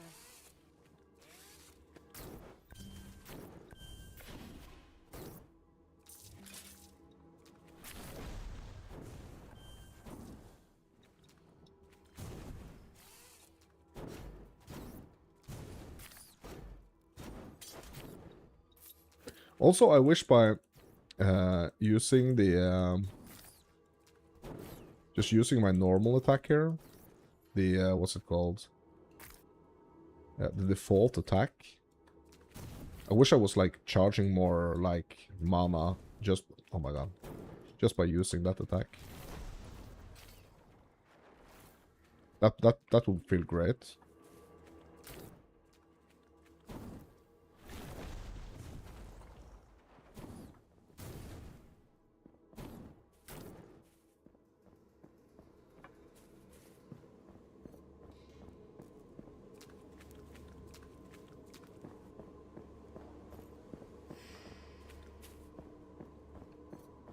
Ooh. Yeah, using like the mouse button or the arrow buttons also actually moves the map on the minimap. That's kind of cool. So it's not just like the overlay map where I can like move like the overlay. It also works on the minimap. That's cool.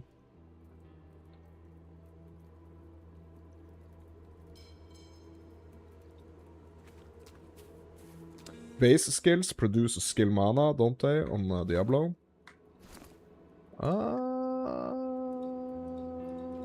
I'm not sure.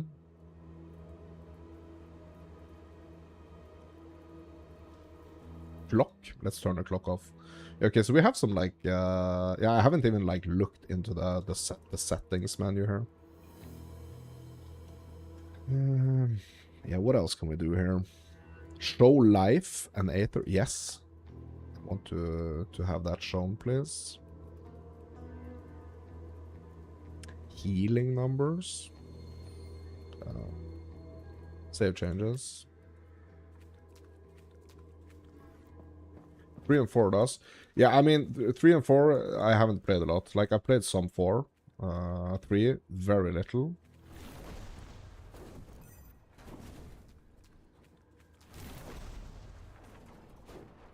No ether. I am the light. Level 9. Yeah, soon we can start using some of these, like, level 10 items.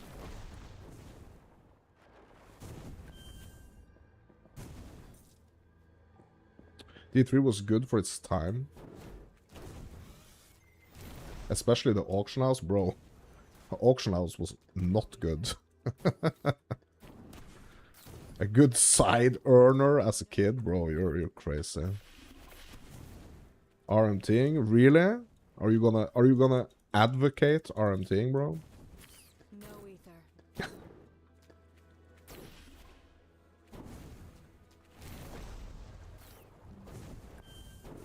It was allowed? Yeah, I know. I mean, for a short period of time, right? Or how long was like the Diablo 3 RMTing actually allowed for?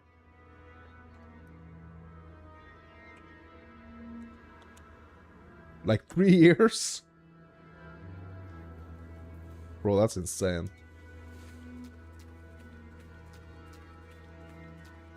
That's insane. Yeah, I did not play like a lot of D3.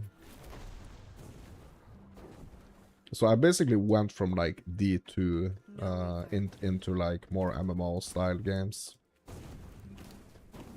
No ether. But I mean, there are some pretty like juicy accounts probably sitting out there. In like different games, I guess. That, you know, are kind of primed for RMTing. Yeah, hasn't that been like a thing as well? Like selling like accounts. They remade it and re-released it. Yeah, you're talking about the D3 or?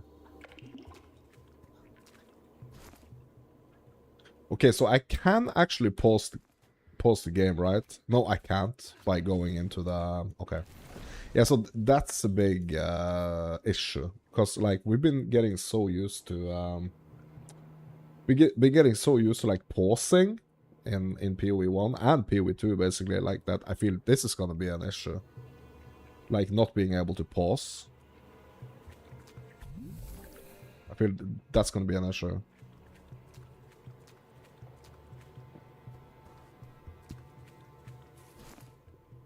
Okay. Increased Aether regen, yes. Yeah, we're getting that one. You can't pause on an offline game. WTF. Yeah, no. You can't. You can't. Yeah. You actually can't. Believe it or not. You actually can't. Yeah, I know, that's weird, right?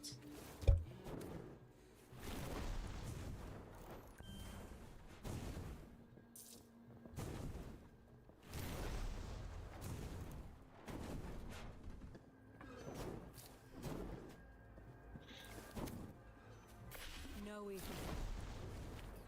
Oh, what's that? Noetic glyph? Okay.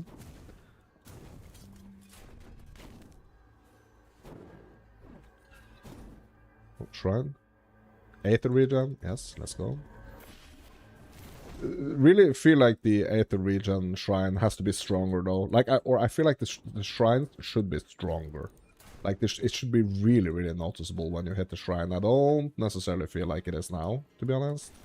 Like, I still feel like I have an Aether issue. Not gonna lie.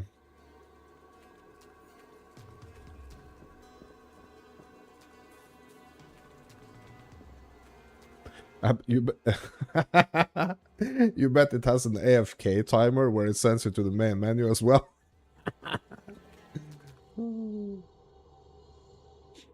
Yeah, maybe. I don't know. What? Are we back at the... Okay. Bro, we need to go... We need to get to that cave. How the heck... How the heck do I get to that cave, bro? I'm just thrown back to the main town here.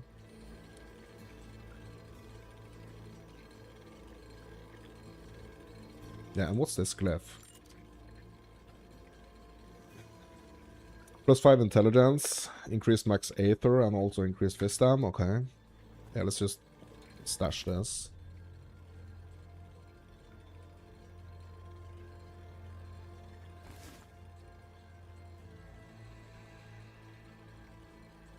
Dash? Yeah, that's something different than teleport, I guess. Quickly dash forward towards the target location. 3.4 second cooldown, bro. Damage font is so PoE 1. Oh.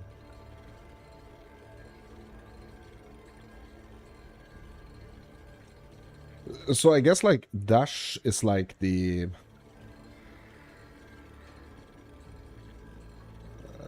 kind of like the stamina version of teleport. I mean, it's still gonna cost like Aether, right? It's still a spell, but yeah.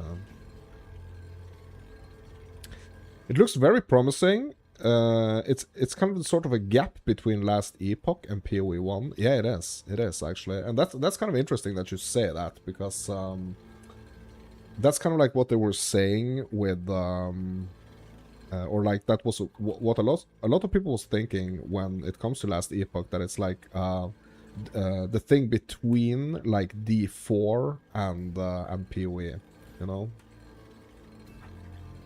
Like, it's more complex, you know, than kind of... Yeah. I mean, it has the potential to be a little bit more complex than Last Epoch. But yet, like, not as complex as PoE. Like, we don't know, I'm only in the first... So, what I'm really noticing is that I'm only, like, in the first couple of zones. And, like, the complexity is kind of already here, right? But the complexity is it's not very confusing. Like, it's... Yeah. Diablo is casual. It's not even on the spectrum. Yeah, but if we kind of like compare the different aspects, like so you have like the skills, you have the like the passive tree, and you have like the gear, the items, and then you have like the crafting, right? And obviously also the combats. But it feels like, to me, it feels like the game is like the system, like the combat system. I don't think it's like the strongest thing here at all. Like if I were to tier like the different features right now, I would not put like the combat system in like the top tier, like the combat itself. But like being able to customize your skills, yeah, like your specific skills, like every skill, like obviously this skill has like a, yeah, the largest,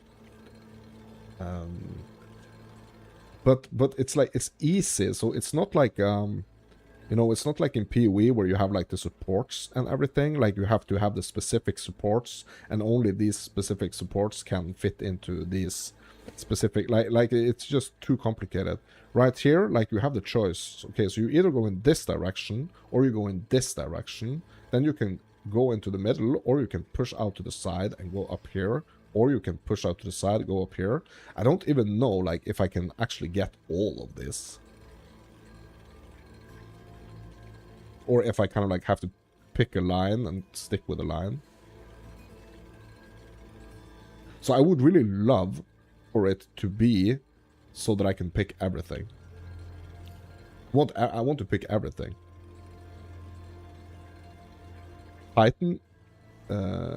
Titanfall is more advanced than Diablo. You're talking about Titan Quest, right?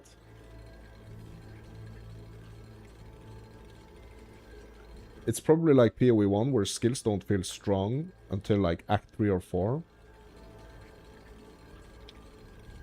Maybe, I don't know. But it's cool that you kind of like have this like skill upgrade thing, right? And it's also cool that you can, like the levels of your skill gems, or like your skills, they can also increase. So right now, like even though I'm level 10, right? Or I'm level 9, I guess. Yeah, I'm level 9. So even though I'm level 9, I'm still rocking this like Aether Rain level 5 skill. Victor Vran games are more complex than Diablo. Bro, Victor Vran? Bro, that's so cool. Bro, I love Victor Vran. Victor Vran, bro. Victor Vran is cool. What you're talking about, the Van Helsing ones? Van Helsing? Yeah. Yeah, I have all like the Van Helsing games. I probably should play some Van Helsing. Yeah, but the Victor Vran, bro, why did they not like expand on like the Victor Vran thing, bro? Victor Vran is another one of those games where you can what's it called? Where you can like spin the camera, right? Same as with Darkhaven, like that's one of the like V-Rising and bro, Victor Vran, bro. I want to go play Victor Vran. Like that game is so cool. I love Victor Vran. Like I remember I had like all the freaking expansions, like and everything. There is this really cool like rock and roll expansion thing. Dungeon Waves was cool, bro. It's been such a long time. But like when I like started like dabbling into like making videos and stuff, and when I wanted to kind of try to make some videos on yeah, just using the like the video editor on my PlayStation 4, I think. Victor Vran was one of like the first games. Dungeon Waves was cool. Yeah, that's the you're talking about Van Helsing. Yeah, it's the bro. That's its own game, actually. I think. Yeah, what the heck is the name of that mode? I think like that mode itself actually is its own game.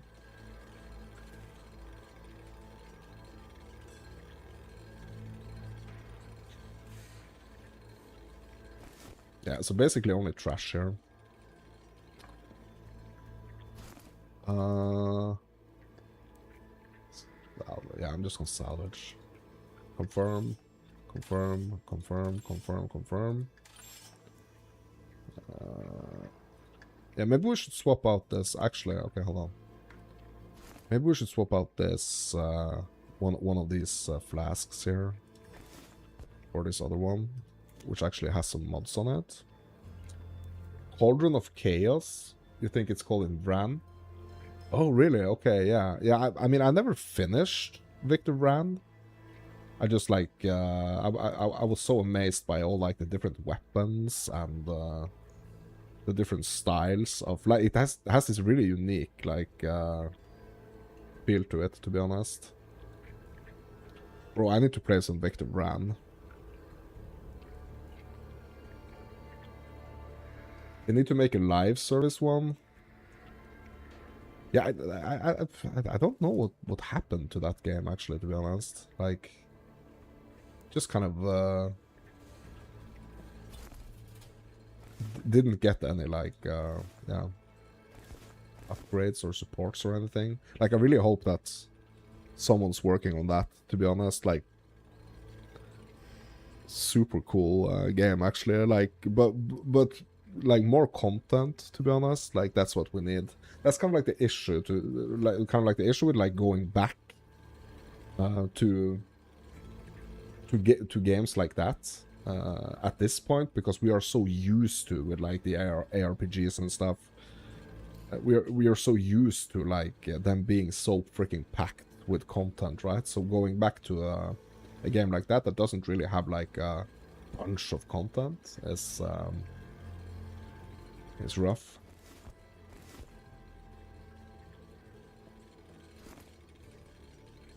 Okay, so I need to go to I need to find the Echoing Grotto, I guess.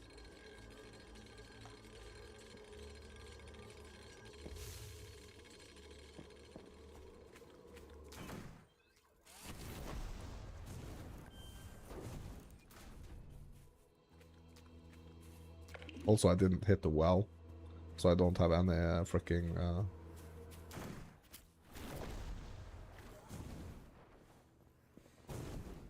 No ether. no charges. I mean, I have a bunch of charges, but yeah. I wasn't filled up. 2015 was the last game. Damn, I feel old. Yeah, but what was kind of interesting with the Van Helsing ones was that like they made. So how many was it? Was it like 3, or was it 2? But like the 3 had like it was this like ultimate version where you kind of like had both games in one, kind of, if I remember correctly. Overkill. Yeah, but you're mixing, bro. You're talking about Victor Vran. So Victor Vran and Van Helsing, that's not the same. They are not the same No ether. thing, right? Van Helsing is one thing, and Victor Vran is another thing, right? No ether. Reason prevails. Pipe gun? What?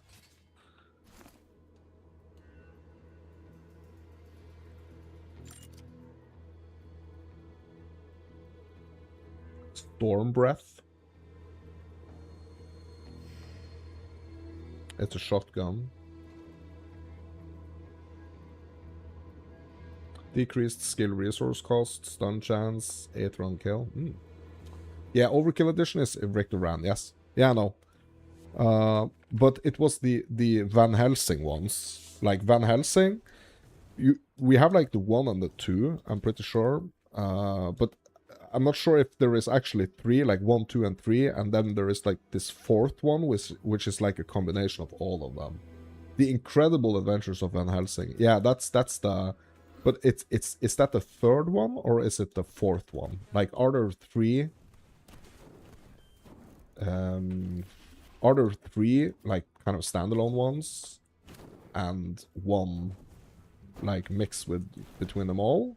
Or is it like 2 standalones and 1, which is like both games in one. 3? There is 3? Okay. But is the third one a mix of like 1 and 2, or is it its own game?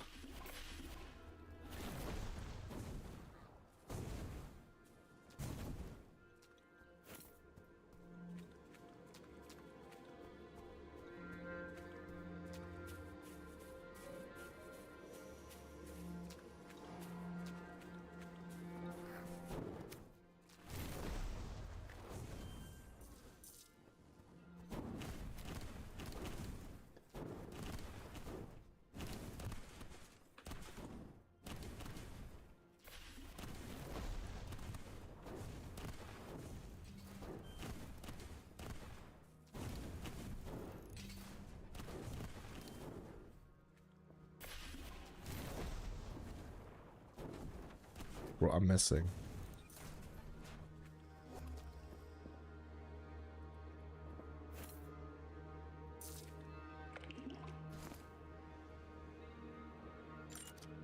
All 3 are different games. Okay, okay.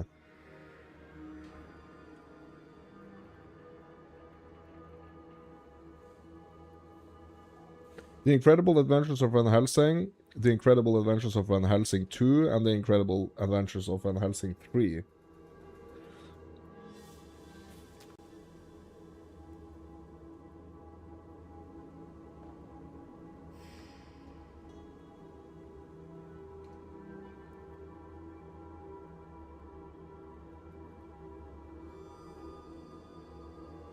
Where are these games? I have them in my library.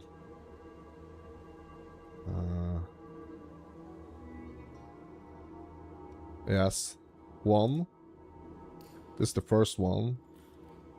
This is the second one. And this is the third one, yeah.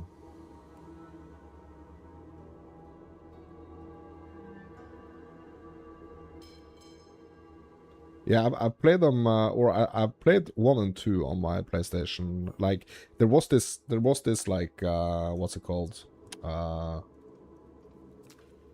This, like, sale on the entire franchise. I got, like, all those 3 games for, almost nothing.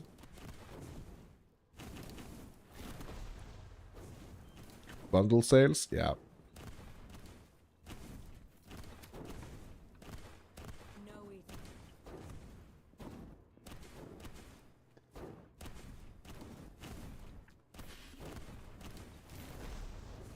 Yeah, that's where it's at. Oh, I got a cloak. What? I'm overburdened.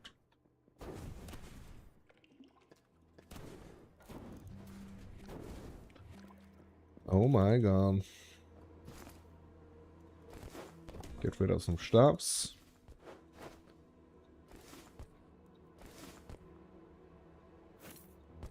ID the cloak. Yeah, this is an upgrade.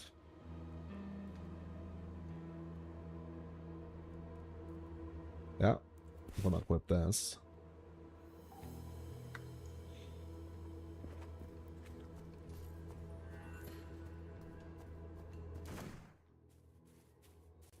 Thoughts on Grim Dawn? Oh yeah, you actually asked that earlier. Just didn't get around to answer it.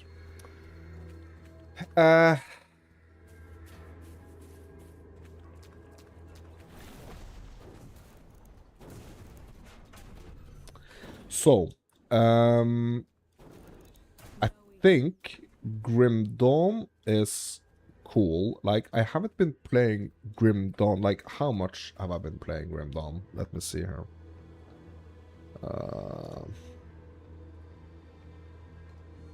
70 hours.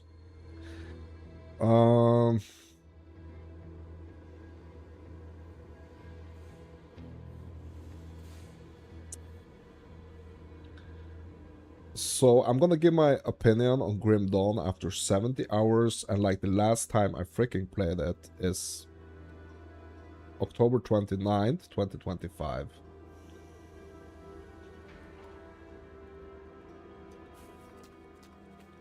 It's like 6 months ago. Or, yeah, ish.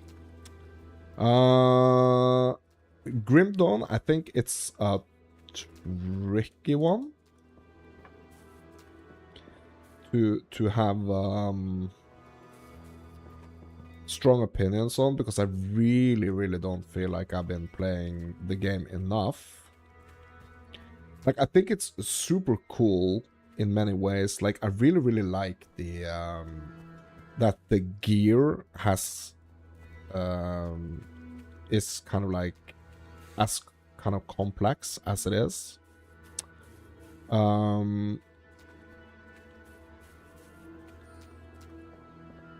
But honestly, I want to be a little bit careful about my thoughts and opinions on Grim Dawn, because I really don't feel like I've okay, here's the rat burrow. I really don't feel like it's such a long time ago, and I think last time when I logged in like 6 months ago, I didn't do a lot. So like when I really gave Grim Dawn a go, I think that's a couple of years ago, like 2 or 3 years ago. And it didn't hook me the way like other ARPG, you know, have the tendency to do. Prevails. What's this? Scrapyard? Oh, it's a rare shield. Let's have a look.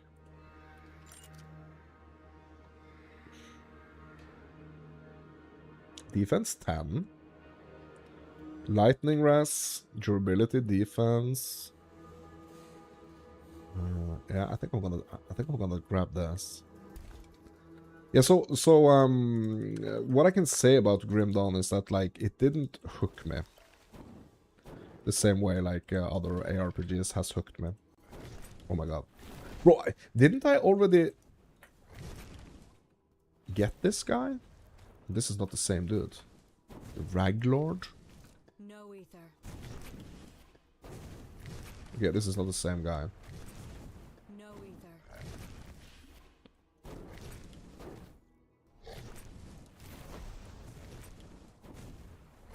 Like I feel like my mana regen is really an issue.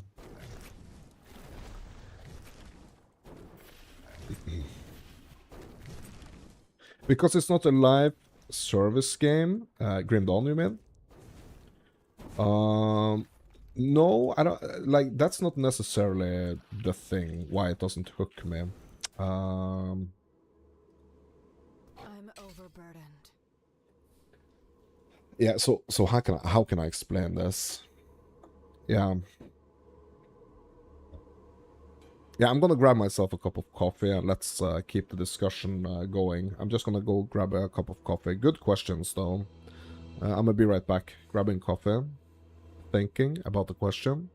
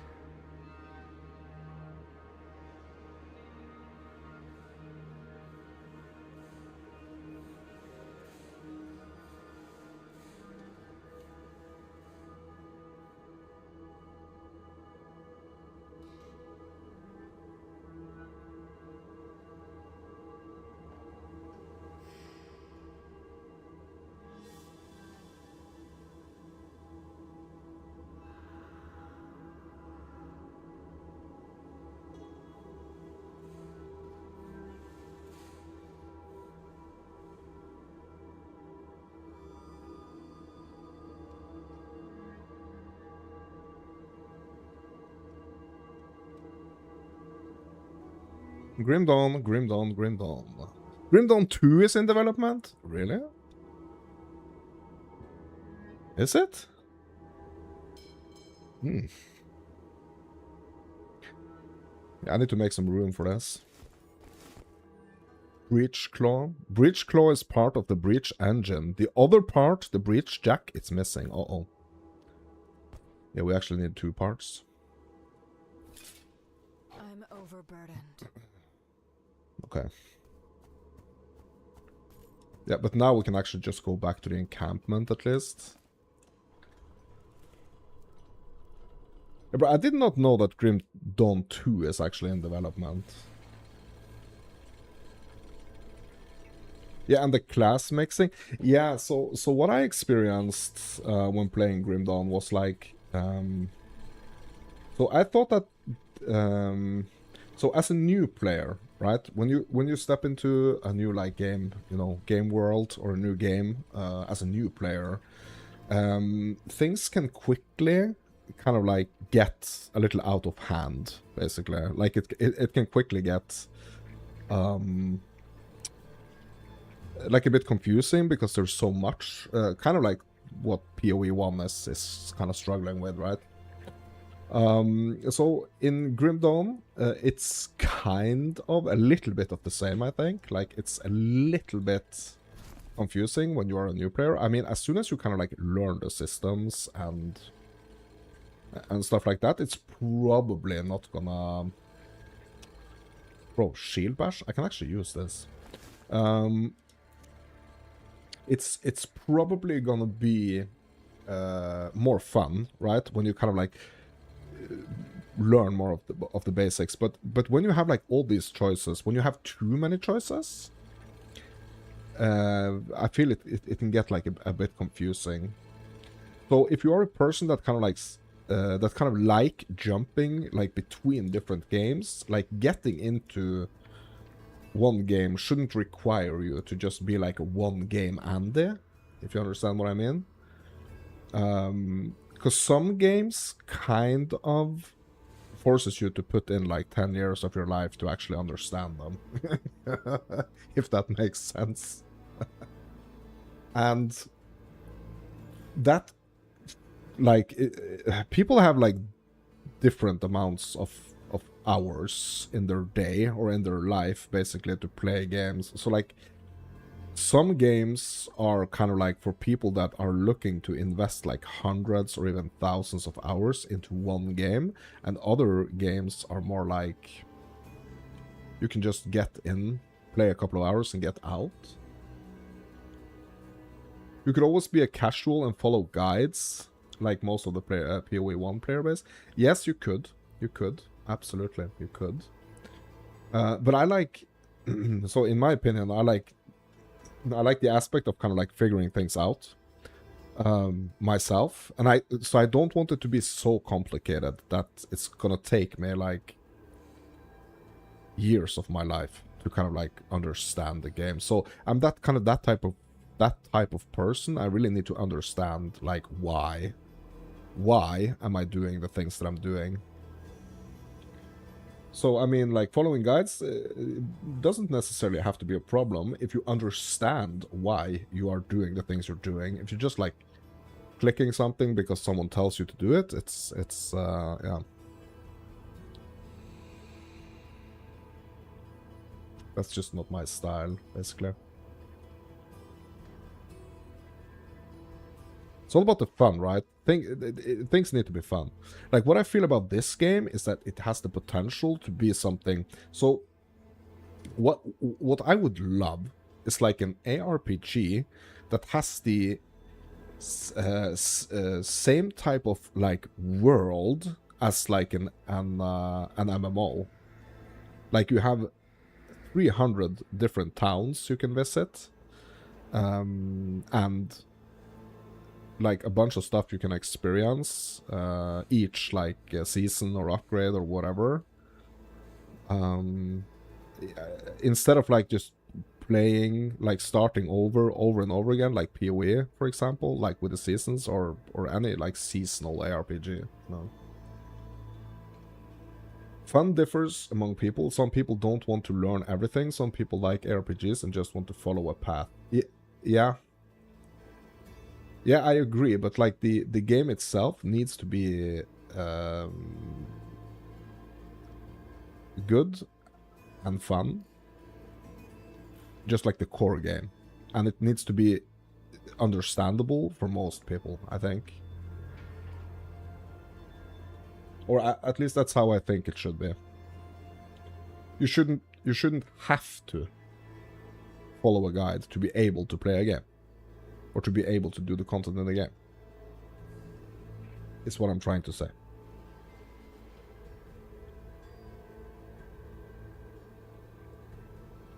Okay, let's talk to the shipmaster here. We got one of your things for the engine.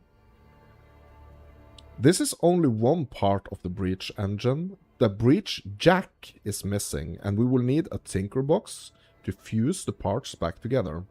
Let's see if we can track down their location. Okay, so we are getting one talent point. And we need to select one of these. Okay, these are all crests, it seems. Plague emblem.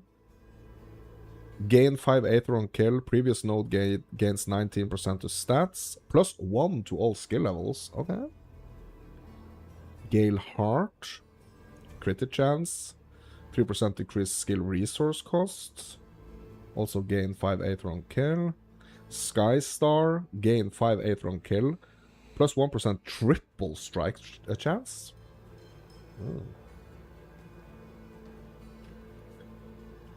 Plus 1 all skill levels. Previous node gains 19. Okay. I wonder if the Sky Star is the one we're gonna go for. Okay. The breach engine reforged. I've caught a transmission from the rock shelter in the cliffs. You will find the breach jack there. There should be a tinker box somewhere in the rugged plains. Fuse the parts together in the tinker box. Okay. It's all choice. Same with the most things in life. You can study and learn or just dive in. Yeah. Yeah. True. I agree. And it all depends, like, what we want to do, right? Caught in a web, a monstrous spider haunts the mountains, trapping the unwary in its web, and the creature before it claims more lives. Because this is another quest, actually. Because now we have 2 quests. Nice. Stuffs to do, my dudes. Stuffs to do. Okay, map is updated. Undiscovered location. Wormhole, that's where we just was, right?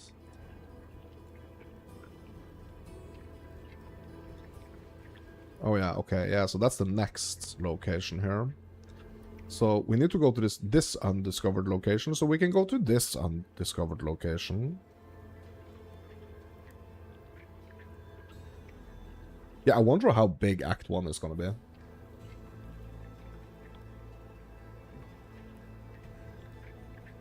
Also, I hope that I can use my bash skill here. Okay, we need to vendors and staffs. I'm just gonna salvage. Oops.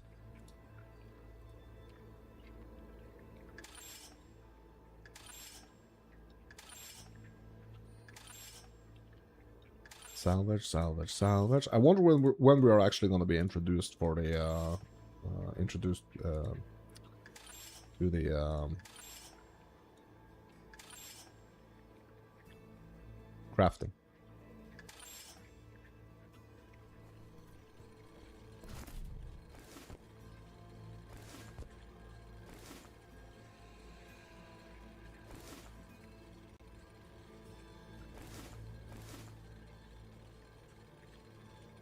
Bro, I'm still not level 10. No.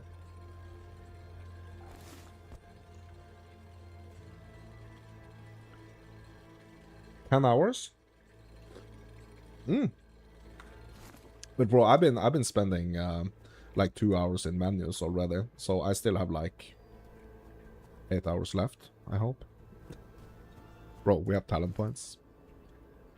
Okay, increased aether regeneration, projector split. Yeah, we're gonna go with mana regen here. Future Lake. Bro, okay, so let's go here, because then we're gonna be closer, right? Okay, we are here. Yeah, so we don't have any waypoints in the grotto. Okay, so we need to head over. We need to head to the grotto.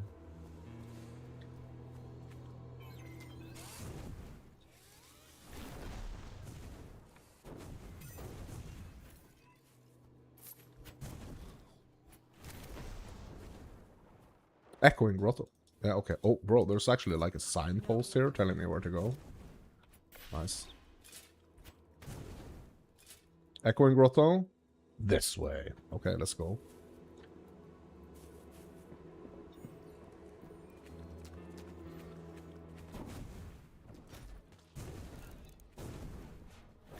Yeah, so one thing that I also feel like is oh, I got another ring. One thing that I also feel like with like in comparison, you know, to PoE with this game, because we've already like compared it to PoE in a lot of aspects. So one thing that I would say is like less confusing about this game is kind of like the direction of the story, like the direction of the campaign. I feel like it's way like easier to grasp in this game.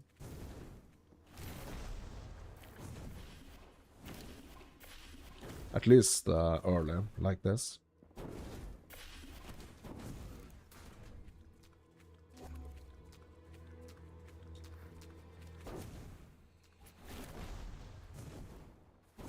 So we are on 2 quests now. We need to find like the other part of the breach engine, and apparently there is a big spider we need to get. And it's like, yeah, okay, that's what we need to do. That's what we're focusing on. I mean, we are not kind of like blasted with 15 different objectives at the same time, kind of.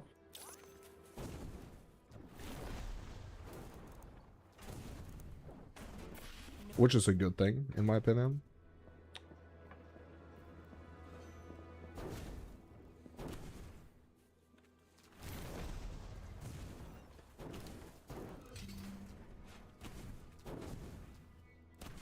So I feel like I'm getting like a lot of like mana regen, but it's not making a big difference, my dudes.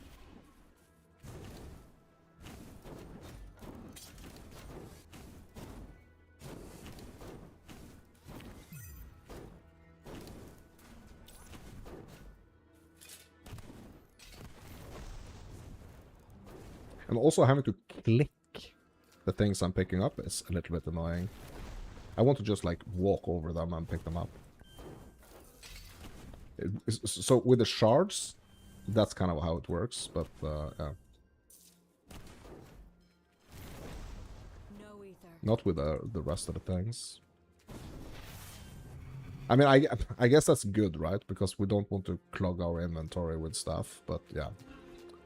It's all about that balance, like the amounts of things we are able to pick up at the same time. Or like, yeah, whatever drops, you know, at the same time.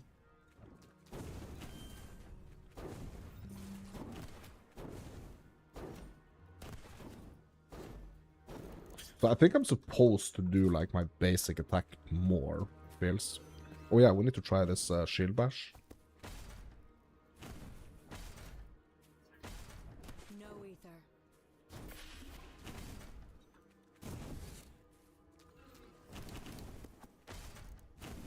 Okay, so it's not like a traversal skill. Okay, I get it.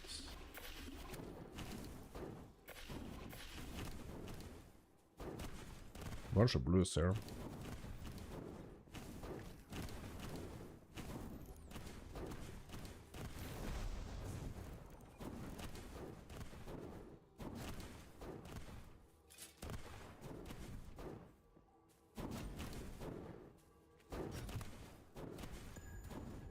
Ooh.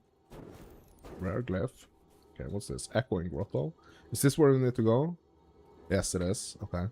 I'm just gonna upgrade my... Oops. I'm just gonna upgrade my skills here real quick. Increase lightning damage. I mean, I'm not doing any lightning damage, so I don't know if this is gonna do anything for me, to be honest. I'm gonna pick it anyway. Okay, let's go.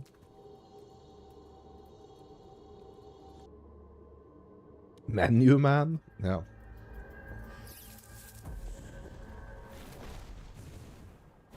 Is that my new nickname? Mounts the Menu Man?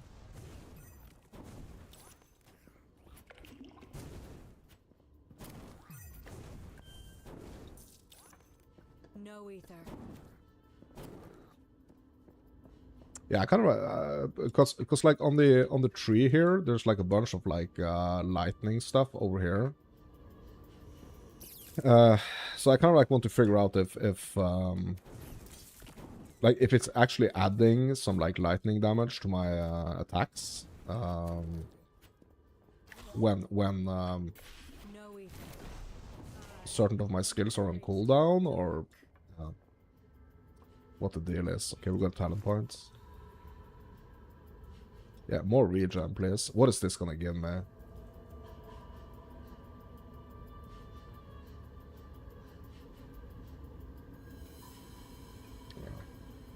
Hopefully I'm gonna notice that major node right there.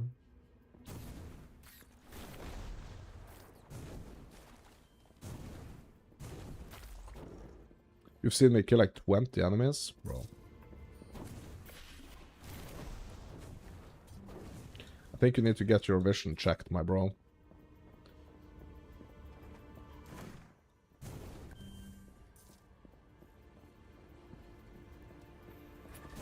There's actually 3 objectives connected to this main quest. Find Breachjack in the cliffs, find Tinkerbox in the rugged plains, and fuse Breachclaw and Breachjack. Okay.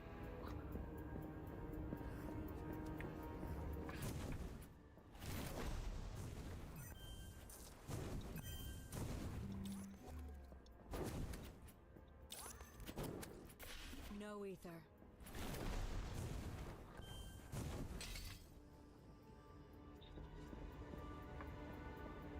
Yeah, the frustration with like the ether or the mana is real, No ether. bro. But I'm struggling with the same type of things in similar games as well. What am I doing wrong? Someone need to teach me, because I want to use the attacks, right? I want to use the attacks that are actually, you know, doing a lot of damage, but they are just eating my mana.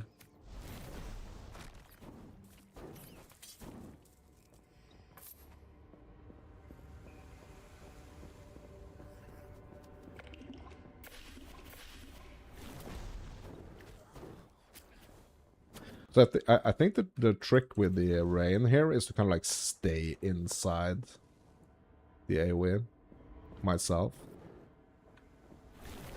because they are gonna come for me, and then they are just gonna be like sitting in the rain.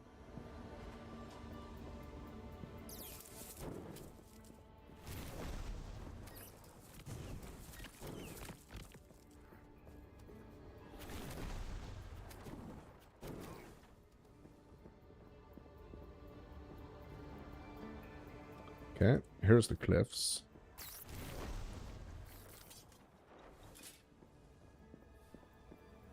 And I have 0 life regen. Actually. Is there gonna be any talent points that's gonna give me a life regen?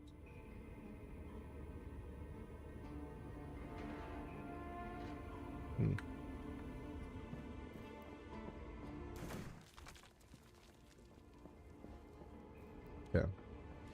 Small chests.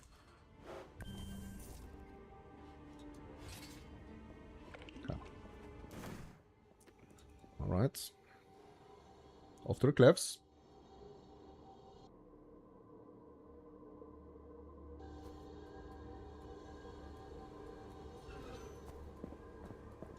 Clip waypoint. Hex, yeah. Finally.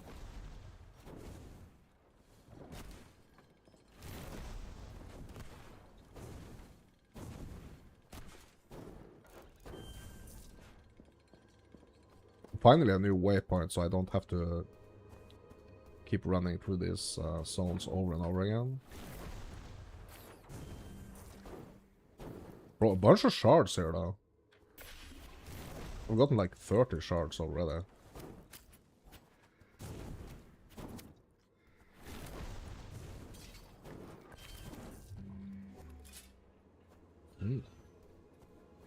Juicy.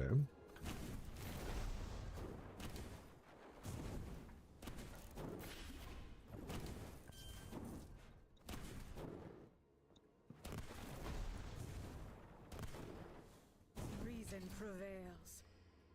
Riveted staff? Yeah, I don't want to go for the staff. Don't want to go for the staff. I want to do my rod and my shield. I think I found the way I want to play. Rod and shield. Double slice. Oh, okay, so that was a pure aether well. Nice.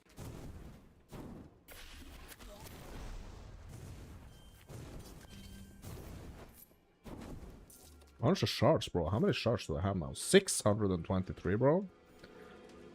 And I did turn level 10, right? Yes. So there are stuff that I should probably go and get in my bank.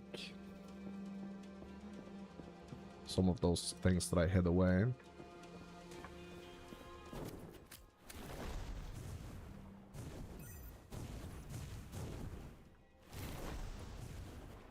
Reason prevails.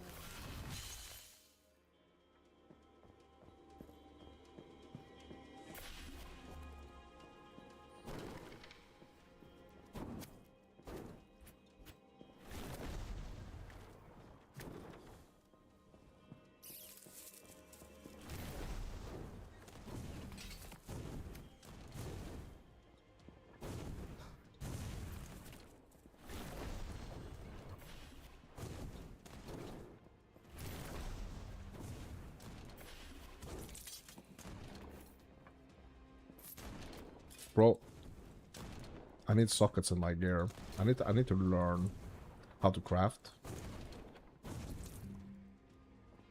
I feel like I'm just waiting for it. Okay, another ring. Okay, is this an upgrade?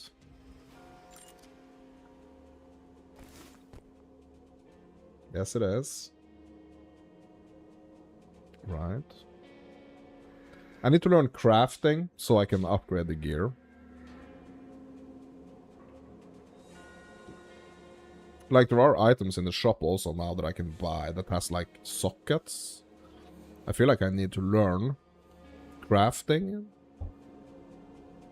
Like at this point, it would have been nice to kind of, like, been introduced to some... Because I'm picking up a bunch of this currency, like, this essential element.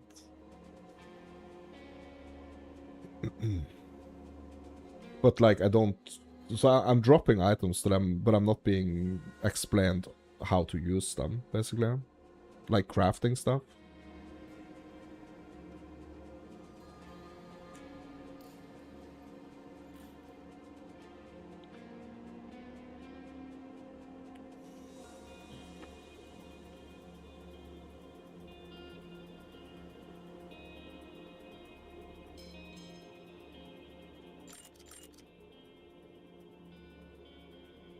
And what is nice is that if I right-click on the decryption key, like, I can just identify... I can just keep, like, hitting stuff with my left mouse key.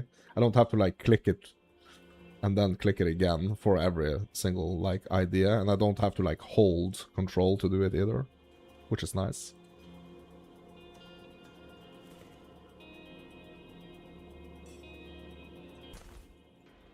Okay, I'm equipping that. Even though it gives me, like, a little lower defense, I'm still equipping it for, like, the other effects.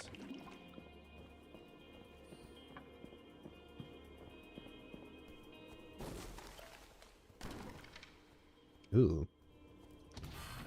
Okay, boom. Reach jack. Got it. Okay, so now we got the jack.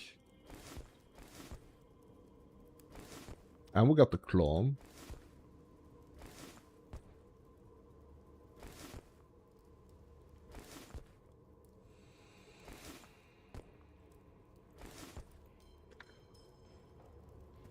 So we need to go to the rugged plains.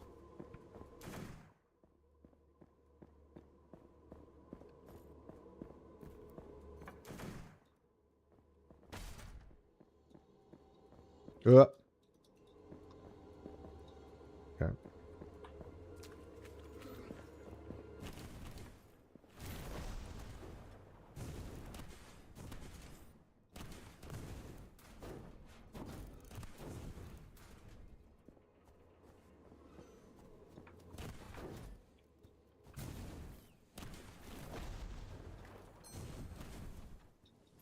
No ether.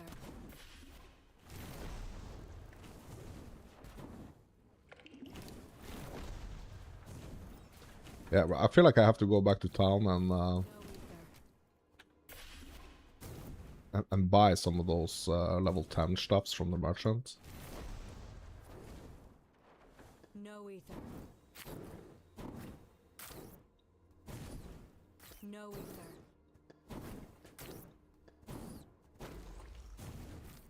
No ether. Oh my god, no ether, no ether.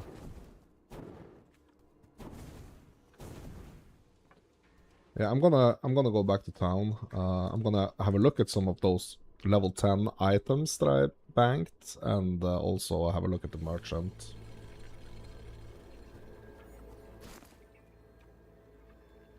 Okay, so we're just gonna salvage this.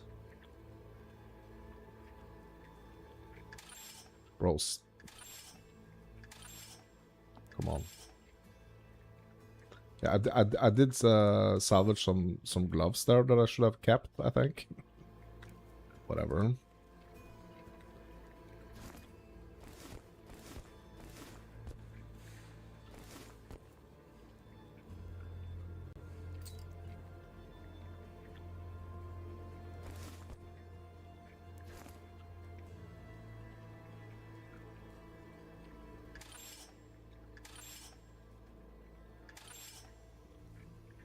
Okay, so I'm keeping this.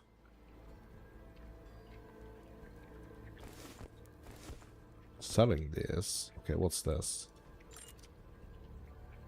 Yeah, okay, we're keeping that as well. Keeping that. Selling this. Okay. Selling this. Selling this. Menus of first. Menus of birthdays.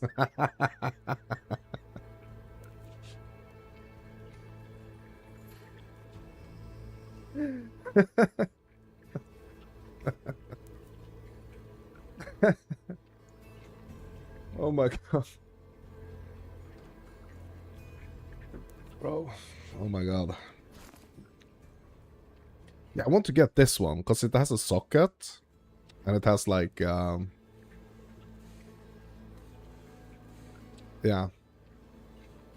I want to try this.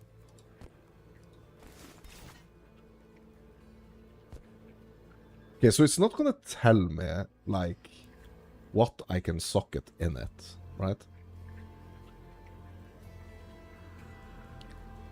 Glad it tickled you as much as it tickled me, yeah.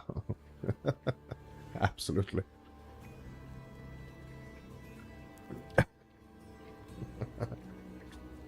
Okay,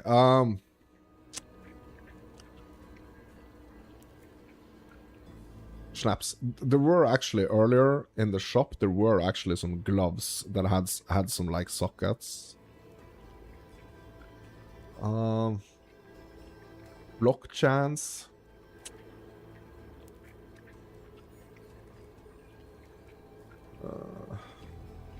Yeah, I need to try. So I don't feel like very confident, to be honest. Like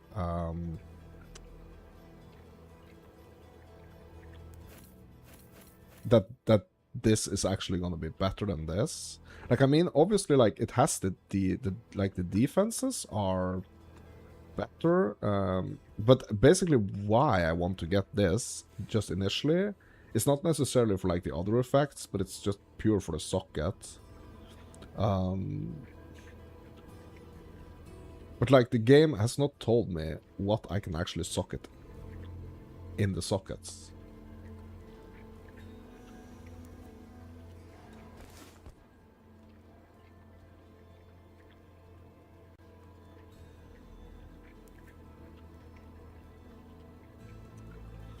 So how far did you get on Windrose? I only played like a couple of hours. I never left the initial island. I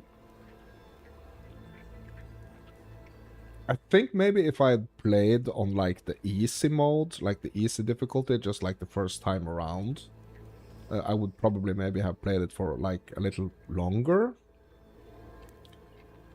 But there were some like confusing stuff in the beginning there with like the crafting, especially like with the crafting of the weapons and stuff. Like, I didn't understand why I started with like a broken sword and like a broken gun, and then like I got a bunch of bullets, but I couldn't use it because my gun was broken, and yeah.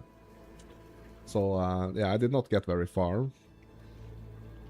Did you play it? Are you new to survival games? Yes. Or, I mean, like, that's not... definitely not the genre I'm playing the most. You're on the 3rd island? Oh my god. Okay, so did you hit, like, the...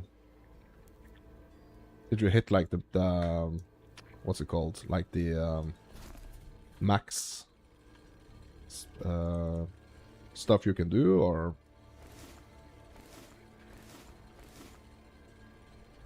Like, did you finish the demo?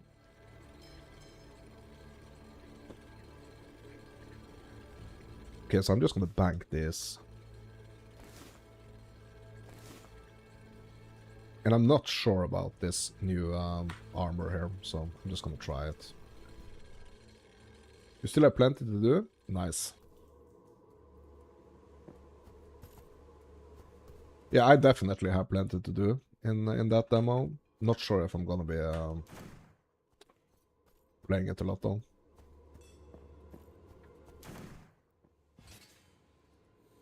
Bro, I'm excited for Hightail. Have you seen Hightail?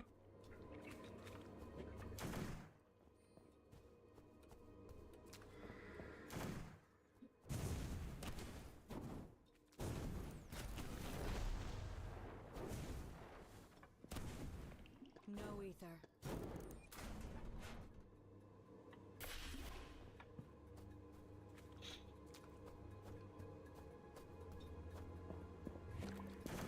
Hightail. It's the it's like a, I mean, it almost looks like a modern like Minecraft almost.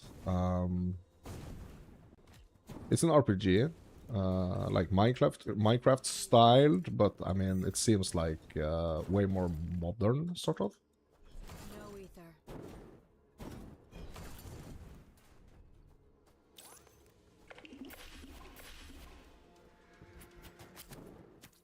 Yeah, you've been playing the adult Minecraft, the 7 Ways to Die. Oh, what's this? A rare club?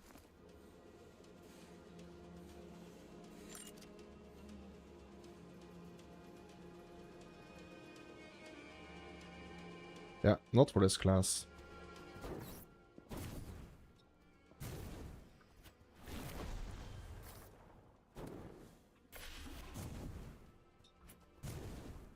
Reason prevails.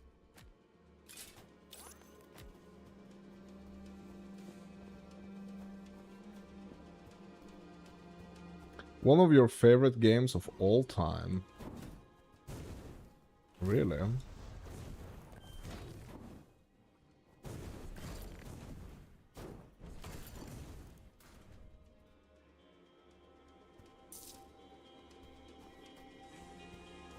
Okay, I need to go to the rugged plains.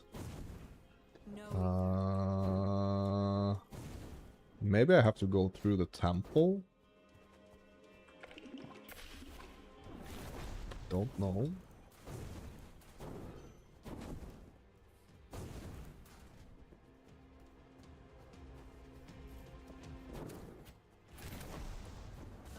Oh, level 11.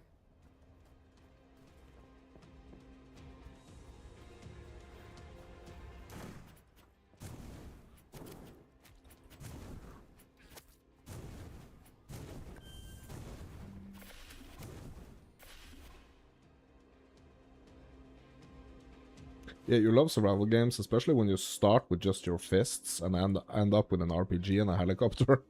Yeah.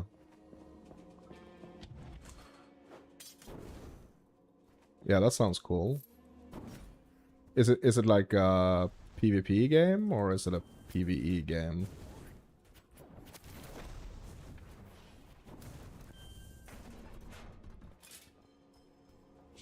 By the way, did you try Arc Raiders?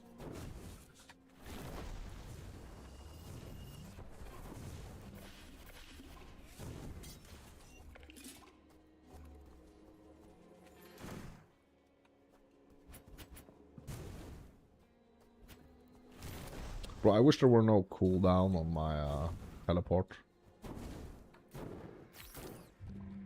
No ether. Yeah, PvE for 7 days to die. That's what you do, but there are PvP servers, a lot like Rust. Yeah, okay. Yeah, like PvE usually is like a great way to learn the game, right? No ether. But I think like every good game with respect for itself should have like a PvP mode of some kind. Reason prevails. Okay, we need to get the points here. Yeah, finally getting this one, energetics. Please make it at least feel like I have more mana regen. PvE is the main focus of the game. PvP is just fun, really. Yeah, okay. Up to 32 people co-op? Oh my god. In PvE?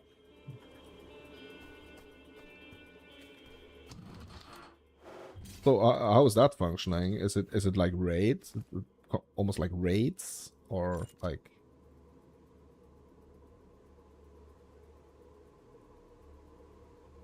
Yeah, you can create a server. Yeah. Is it a zombie game?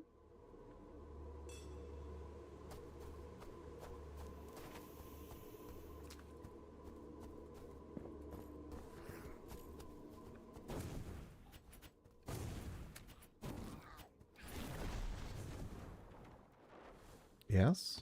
Okay. With different biomes. Okay.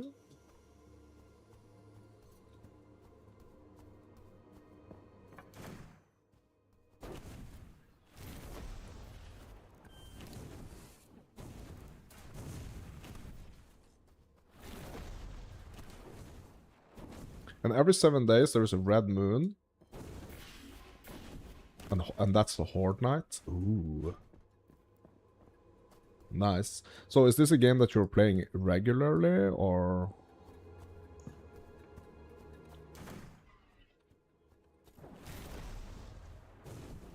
No ether.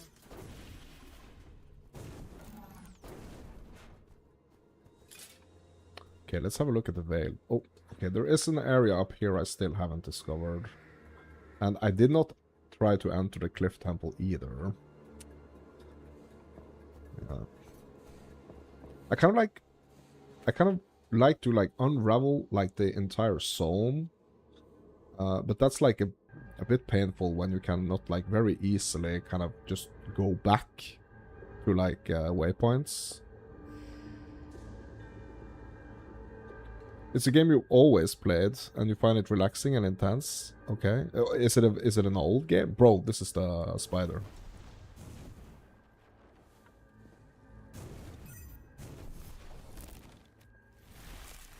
Oh my god, oh my god, oh my god, oh my god, oh my god. I'm trapped. Move.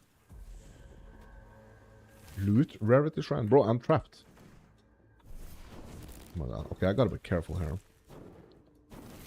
Gotta be careful here. Yeah, they are trying to trap me here, these spiders. Okay, I'm just gonna be a little bit careful. Don't get trapped. So basically now I'm only using my Aether for like teleportation.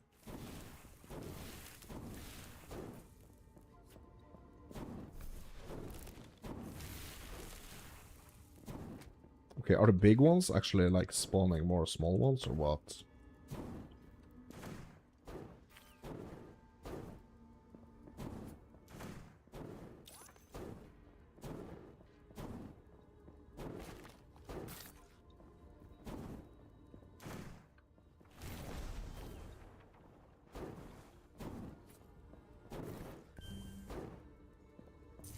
Okay, we did it.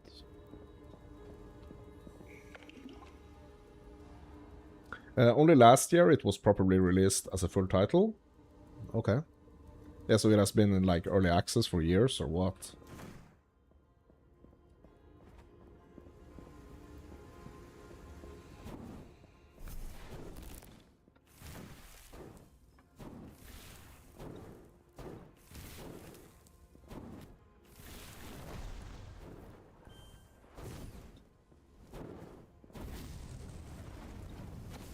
Ooh.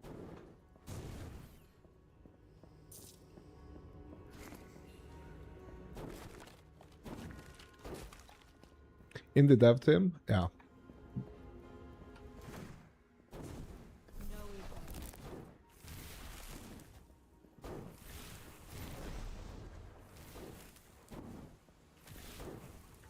No ether. Yeah. Careful. So here I gotta be careful not to spend all my ether. And I also have to be careful not to get trapped.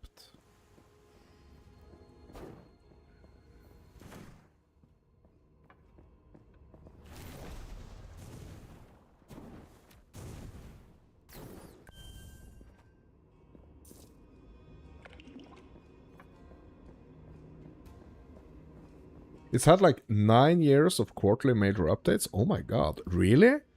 It's been in early...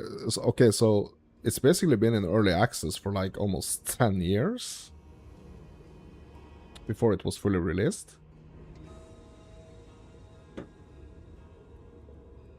That's pretty insane.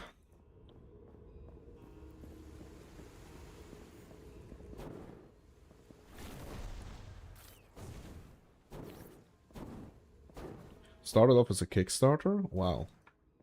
Yeah, that's cool. Did you check out Darkhaven yet?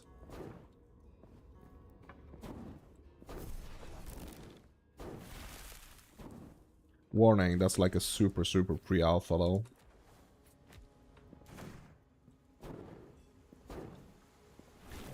No ether.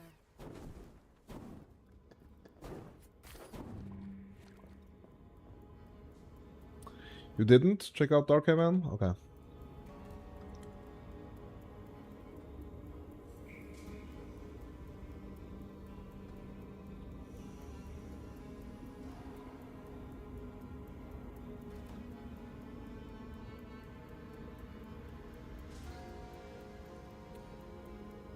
Bro, you watched me play it.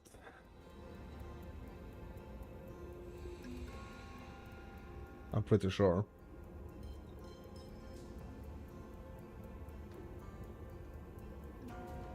I did not check out yeah, that laggy piece. Yeah, but did you see it when I fixed the lagging stuff?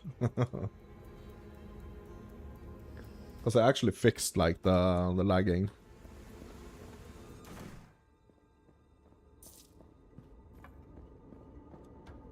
Pretty interesting.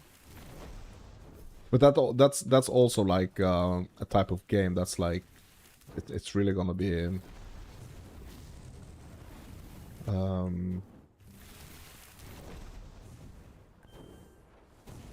yeah, it's also like a Kickstarter thing, so unless they get some like serious investment in it, I think that's gonna be a long time. And like the people that are making it, I mean, they're not getting younger. It's from the like a bunch of the like Diablo creators.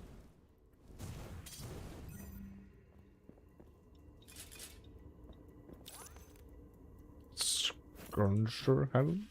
Okay, what's this? Bro, this has to be an upgrade. Defense 8.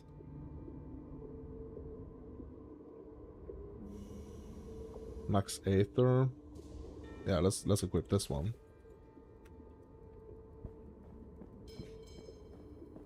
20 million copies of 7 Days to Die have been sold. Wow. Really?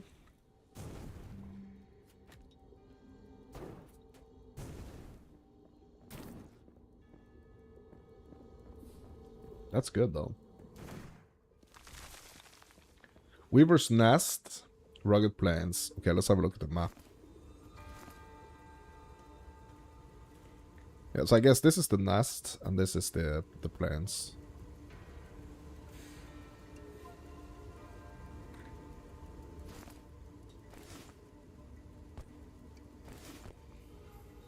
Bro, I need to go back and wander. It's a W game.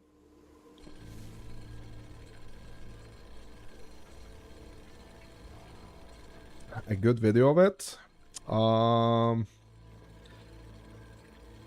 Yeah, but right now I just want to focus on this game. But I mean,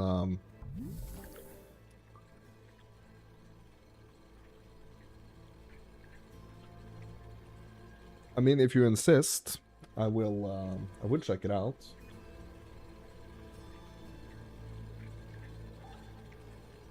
I will check it out. You do insist? Yeah. I bet you do. Salvage.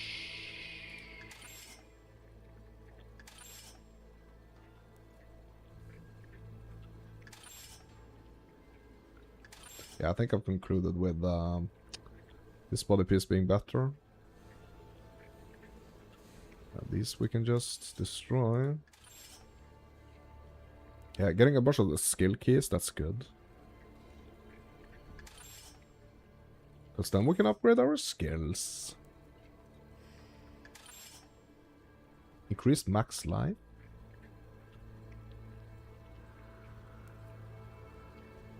Yeah, maybe I should just go for like, yeah, increase. So now we have 8% increased max life, that's good.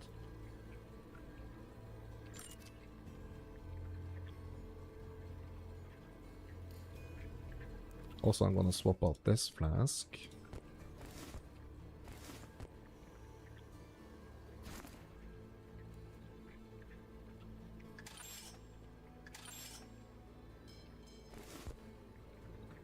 Okay. Hit the well, get back in. Okay, so spider first or breach engine first?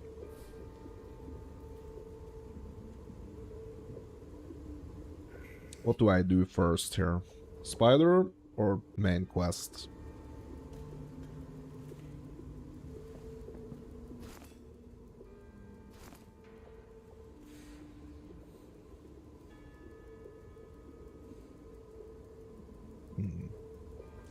Yeah, let's go spider.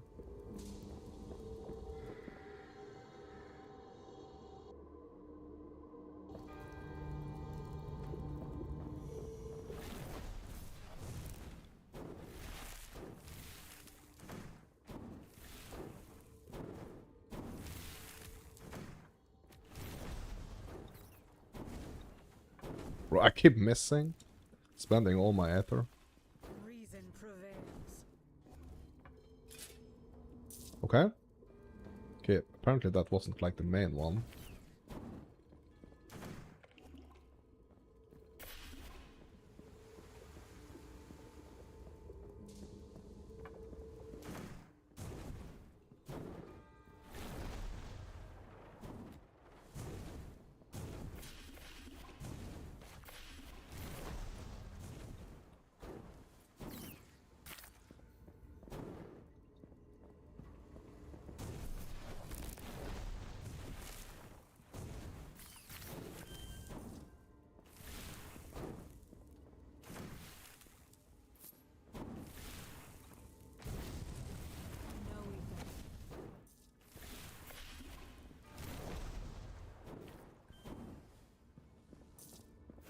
Merchant, small flask.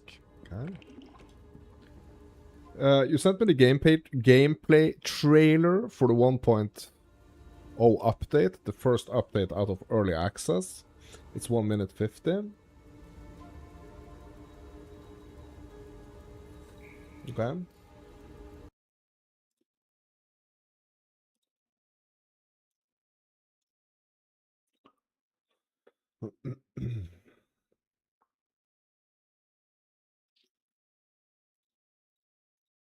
The fun pimps? What the what?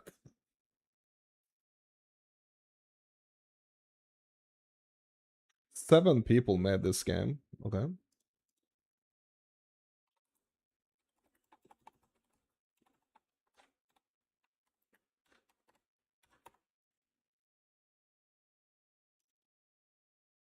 Is that like the studio?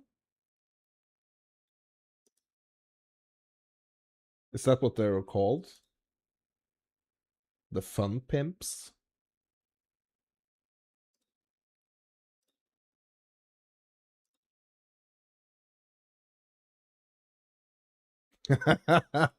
Bro, that cracks me up. Like, that's funny.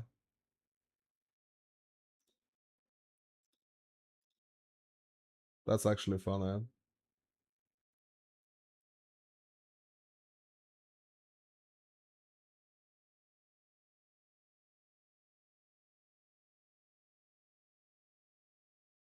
It's such a Xbox 360 gamer tag. Yeah, the fun pimp. Uh,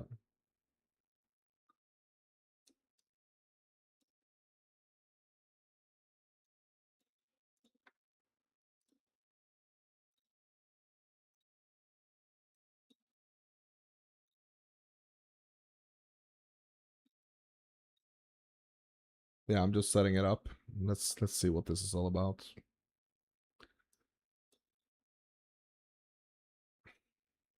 The Fun Pimps are pleased to announce the 0.1 release of 7 Days to Die.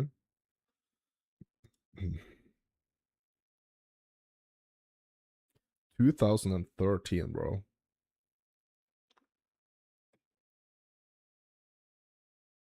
Yeah, I know my screen is black. It's black since I'm setting it up. You can still see my pretty mug up in the right corner, right?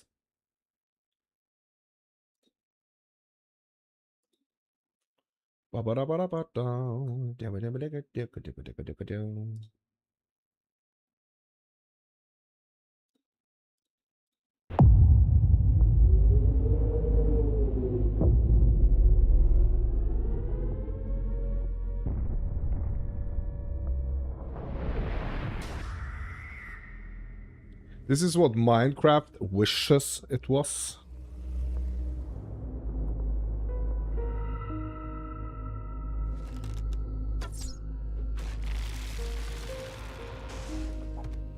Oh.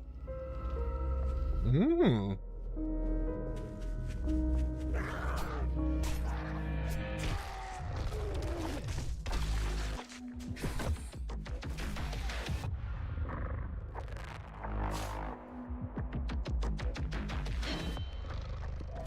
What?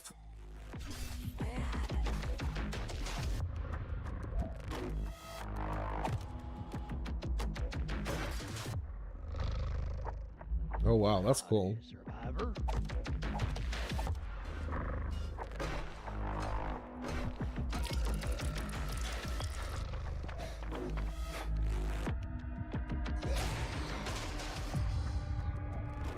Survive the horde.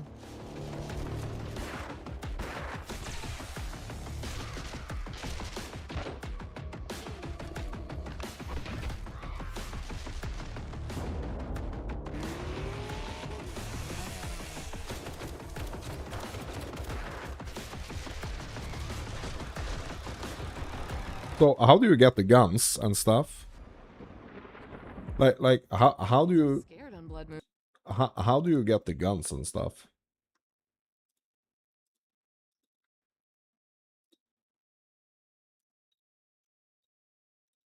Like there are vendors, it seems.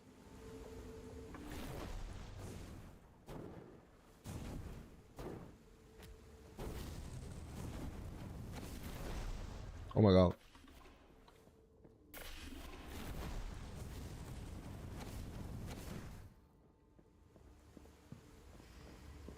You find parts? Ah, okay.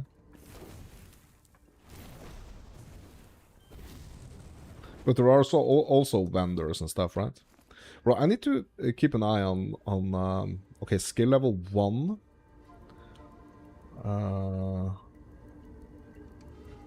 This is a skill level 2. Yeah, so this is worse.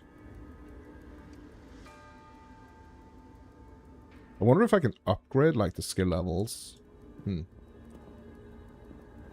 There's bounty vendors, mainly looting and crafting. Yeah, okay.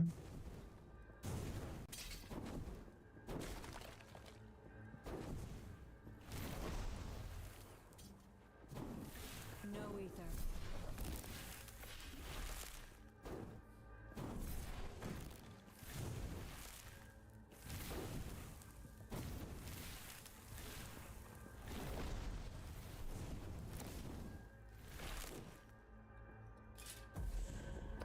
Oh, I actually didn't hit the shrine there.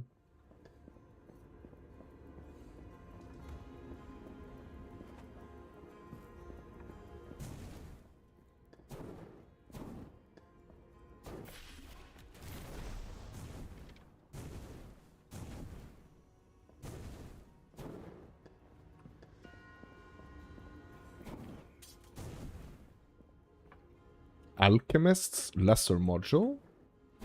What's this?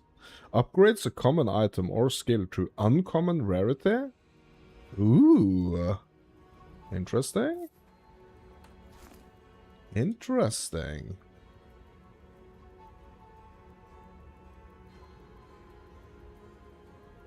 So, this is a common one, right? So, does that mean I can upgrade my weapon here? To an uncommon rarity? Okay, how do we do this? Okay, so apparently we can't just like right-click it and like put it in the item. Yeah, this has to be done at like a crafting station or something. Bro, we need to unlock the crafting. Let us see the crafting in this game.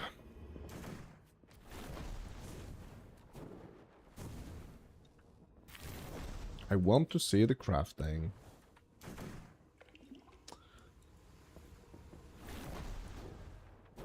No ether. Yes, I feel like it's kind of holding me back from like the crafting. Like I want to see it. No ether. Because that's gonna be important. Like I really feel that's gonna be important. No ether.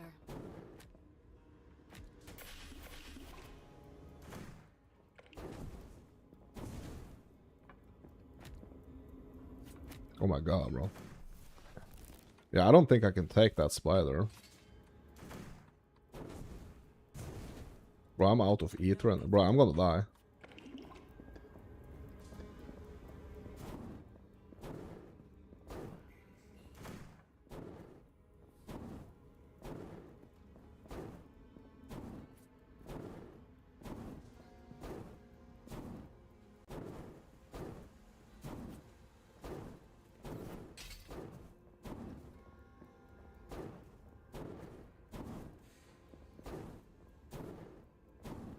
I feel like I need to save my ether. Oh, level 12, let's go. Now we don't have to save any ether, now we can just go full blast.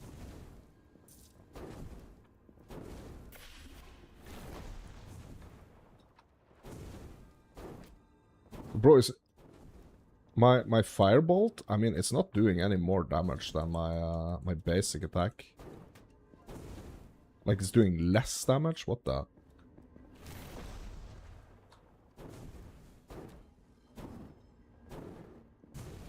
Or at least like on the numbers it's doing less, but like it feels like it's doing more. Kind of strange.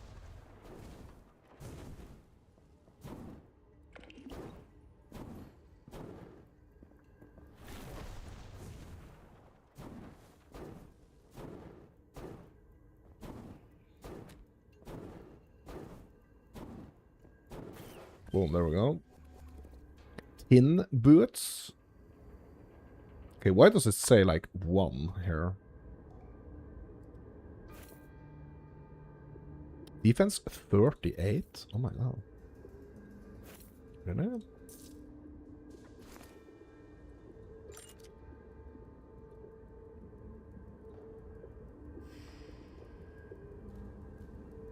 Doesn't have any sockets though, but I mean, I can't use the sockets anyway, so whatever.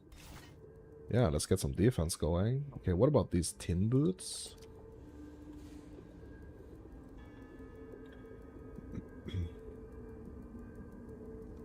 Plus elemental resistance, plus max life. 4% of physical damage taken from Aether before life. No. Hopefully that's not gonna be bad. I mean, my Aether is horrible.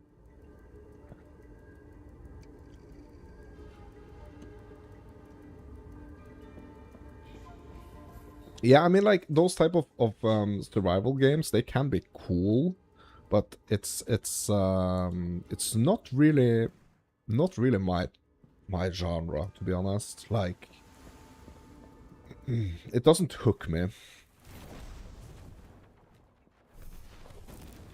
Like, I am playing some Minecraft with my 8-year-old son, but it's like, that's pretty much it when it comes to like survival stuffs. I've been playing some other, like, trying some other games as well, but just kind of like doesn't appeal to me that much. You just love looting and crafting? Yeah. Yeah, absolutely. And like survival games really takes like takes crafting to another level, right?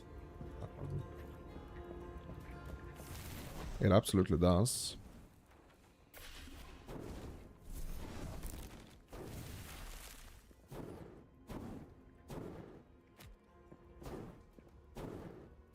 Okay, so basically we can just go back to town now and turn in this spider quest, I guess.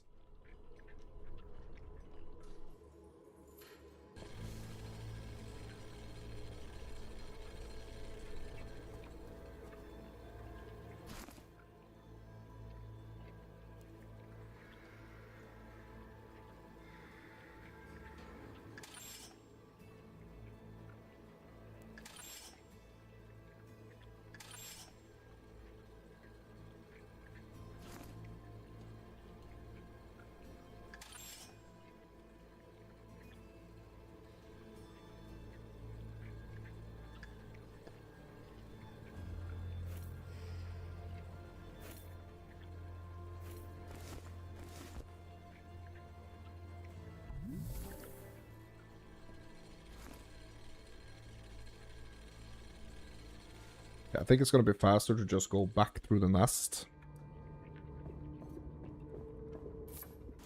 than having to go like through the zone. The other zone. Okay. Okay, what are we getting? Projectile split chance, no. Oh my god, Dex? Okay, I don't want Dex. I want to get up here to the glyph socket. But I guess the only way is just straight up.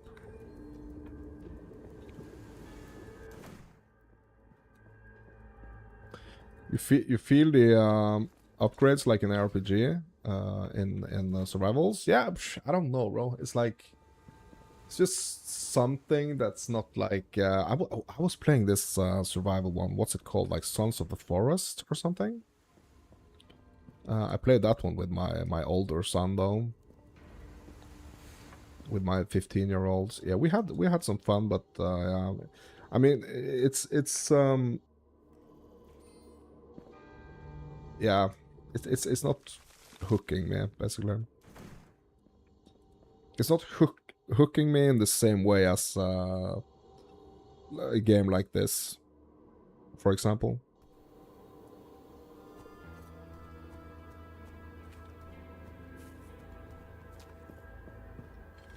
Yeah, I totally agree. Like out of like the survival games, I have tried Sons of the Forest. Yeah, Sons of the Forest is really One of the better ones, I would say. Did you ever get into the Borderlands games? Yes, I did. But not the latest one, no. So I basically played all of them, except from the latest one.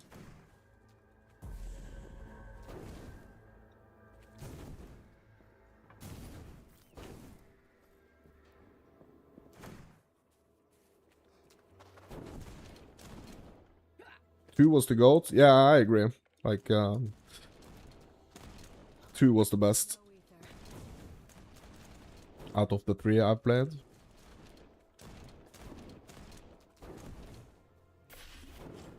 I would agree. Like, I do remember, like, the first time I played, like the first Borderlands, bro, that was kind of epic. But I remember I was thinking, like, a lot, like, yeah, like, this game should have this, it should have that. Like, I felt like there was a bunch of things kind of missing. And 2 kind of delivered on the stuff that I felt like was, you know, missing, to be honest. But then 3 was, like, just a bit weird. Or, like, not as cool as 2, you know? 4 is good, but it has nothing on 2, yeah.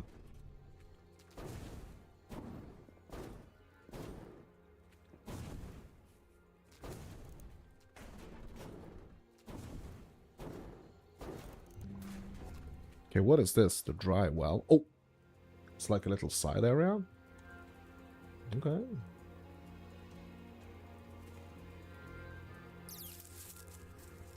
Oh my god, what's this? No ether.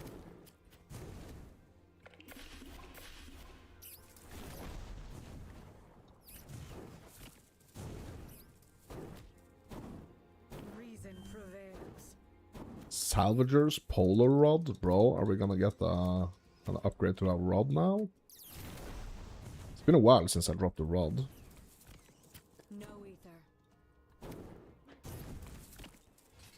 Let's have a look. Ooh. Looks pretty cool. Aggregating engine of trespass. Adds cold damage, increased cold damage. Projectile pierce chance. 20% chance to fire extra projectile. Bro, I'm equipping it. Cool. Literally cool. Oof. Bro, that's an upgrade to the weapon if I've ever seen one. My god.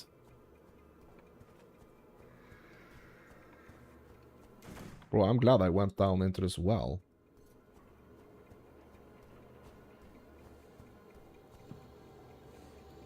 Yeah, 3 was some garbage. You would wipe a boss and 39 legendaries would spit out devalued loot. Yeah. Oh, what's this? Okay. Skill. Okay, here is the Tinkerbot. Okay, are we supposed to get it or are we supposed to talk to it? I think we're supposed to get it, right? Okay. Bro, this is such an upgrade to the weapon here. Yeah, I really like this new rod. Okay, we got the Tinkerbox. Why didn't it tick here? Right click to activate. Once activated, you can fuse items and do other forms of crafting by clicking the crafting link in the inventory. Oh my god, we just unlocked crafting. It's in a box.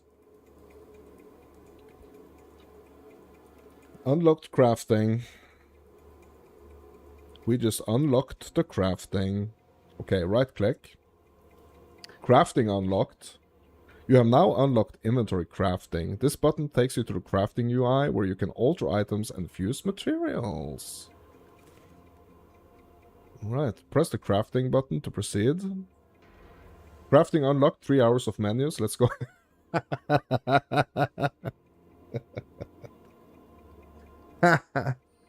Oh my god. Yeah, crafting unlocked, my dudes. Let's go. Bro, but it's gonna be like gambling. There is a crafting success chance. Oh my god, bro. Really? But crafting unlocked. Yeah, bro, I mean, it took a little time, but, I mean, that's what's gonna happen when we are chit-chatting about all the other things in the world, apart from the game, you know? What is this? Yeah, Aether Rain. Skill level 1. Yeah, we already have this one. We actually have the rare version. Okay, crafting. Fusing? Okay, what's fusing? Okay, what are we gonna... Okay, so I'm gonna try one of these rings. Okay. Select crafting action. Okay, upgrade item rarity. That's gonna cost me 3 shards. And 1 alchemist lesser module. Okay, but like... The success chance... What's that gonna be? Moderate? Bro, there's a moderate chance to upgrade. And I only have freaking 1 lesser alchemy module. So if this bricks, maybe it's gonna be another 3 hours of menus before we can craft again. I hope not. Because what is this fusing? Okay, yeah, okay, so I'm gonna try to upgrade. Let's see what we get here. At the moment, we only have 3% increased max life on this common white ring. Okay, what can we potentially get? Okay, I'm about to hit the button, my dudes. Let's go. Success, upgrading, rarity. Okay, so now it's a blue ring. Supplied wheel of backlash. So what we actually got was the +9 to maximum ether. And also reflect +3 physical damage. Okay, I mean, yeah, it was an upgrade. Like, it wasn't the... I wouldn't say like it was the greatest upgrade. Did it regal it? Yeah, kind of. Not regal, but it actually transmuted it, I guess. I mean, it added 2 affixes. Or, yeah. It added 1 prefix and 1 suffix. That's what it added. So it didn't regal it. Because regaling it, it's gonna take it to rare, right? So it just took it from white to blue. Took it to magic, basically.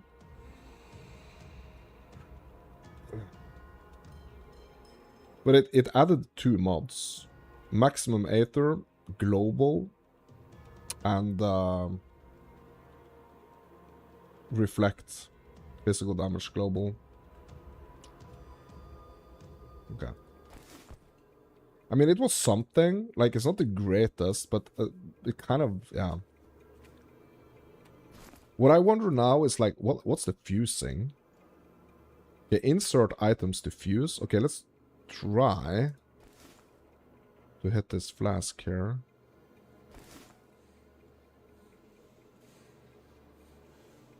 Okay, that didn't work. Okay, so I don't know how the fusing works yet. I guess we're gonna learn that later.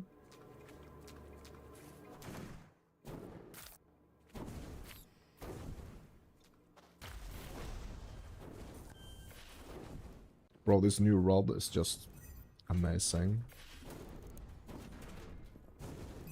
Yeah, that was pretty nice. Dropping that rod, actually. I like getting the the frost rod here.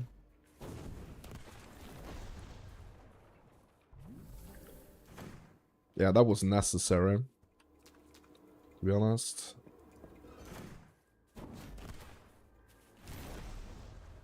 Hopefully they have an Exalt equivalent. I mean, it's really, really like a lot of the systems are very like influenced from Path of Exile. So yeah.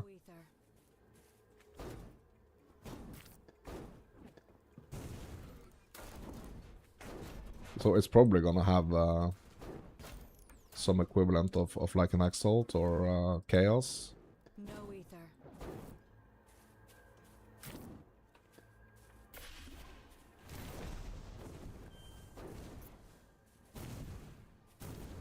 But it seems like they're very rare. Those out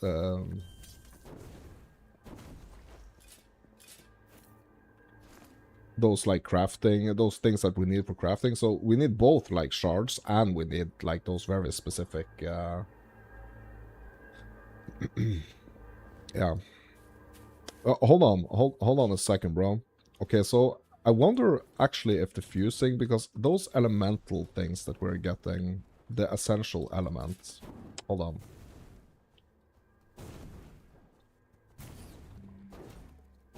Because it is actually specified here that fuse multiples of these items into a higher tier item. So I think we can fuse those items into maybe those like crafting currency things. So if I go to fusing and I put this one in here.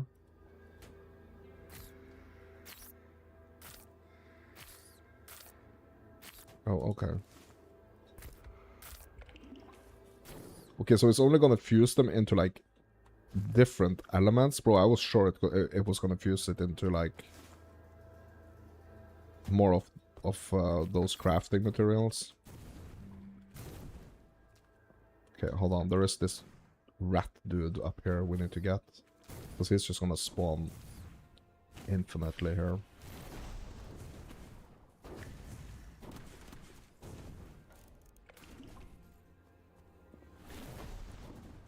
No ether.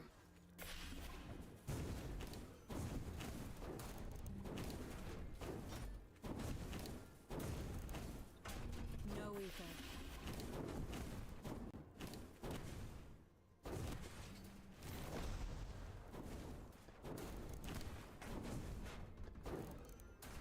Okay, let's try the fusing again.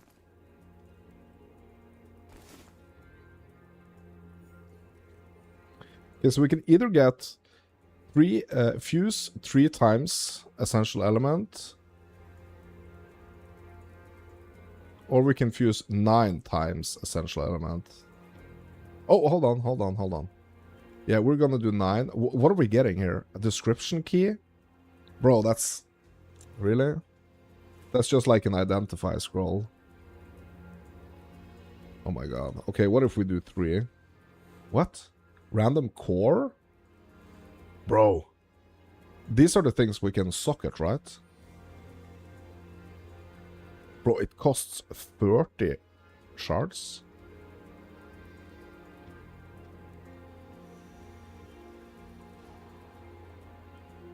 Yes. Success. 1 chipped flame core. Can be socketed into items. Can be used to upgrade the quality of items. Really? Multiples of the same type and grade can be fused into a higher grade. Okay, this one adds 1 to 4 fire damage in the weapon. In armor, it adds strength. In offhand, it adds fire resistance. In the flask, you gain 10% chance to negate burns during flask effect. Huh. That's interesting. So putting it into my boots is gonna give me more strength.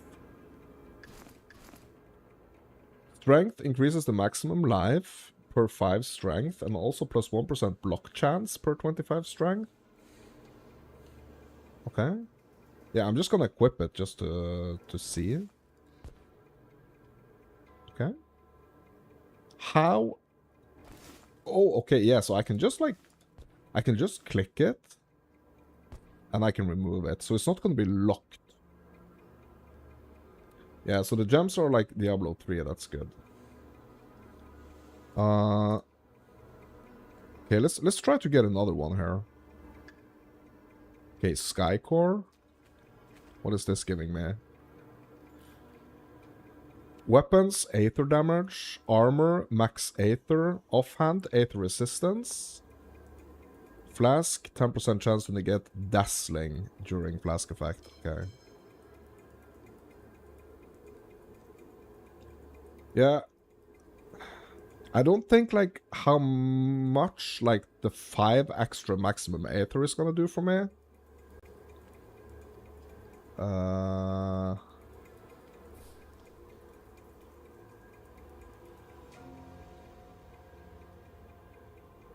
Yes, so it doesn't feel like the greatest, you know, doesn't feel like it's gonna give me like the greatest changes. I mean, it's gonna do something, right? But not, yeah. But it's pretty crazy, like that 9 of them is only giving me like a freaking identify scroll, to be honest. Okay, now we got a chipped iron core. Weapon adds physical damage, armor, max life, offhand, reflect, flask, 10% chance to negate bleeding. Okay, yes, this is basically gonna give me same as to my armor as the ruby one or the flame core one. Yeah, I want to see what the other ones are doing. Freaking spending all my charge here. Another sky core. Ah. Okay. Hit it again. Okay, for frost core. Weapon, cold, added cold damage, armor, dexterity, offhand, cold res. Flask, chance to negate chills during flask effect. Okay. Okay, so the blue one is the only one we haven't seen yet, I guess. Let's try and see if we can hit the blue one. Okay, another frost core. Okay, let's add some here. Another flame core. Bro, I'm spending all my shards here. Another iron core. Oh my god. Frost core. Come on, give me a blue one. I only have one chance. No, another sky core. Okay. Okay, so it's refusing. Literally refusing me a blue one. Okay. Yeah, so I'm just gonna go back to town real quick and just bank this.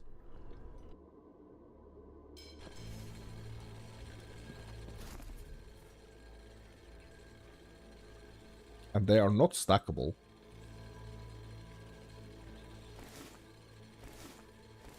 They are not stackable. So they are gonna take up a lot of space in my bank. Don't know how I feel about that, to be honest.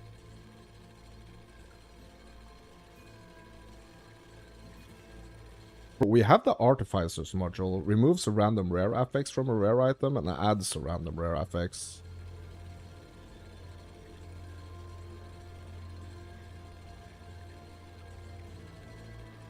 Yeah, but it has to be rare, so it has to be yellow. Bad RNG, yep. Yep. Bad RNG for the course, but yeah. Okay, let's turn in this quest. Good, that thing won't be trouble. Won't be trouble any. One more time. Good, that thing won't trouble anyone again. Here is your pay. 1 talent point. Let's go. Yeah, we're just gonna keep pushing up here to get the glyph.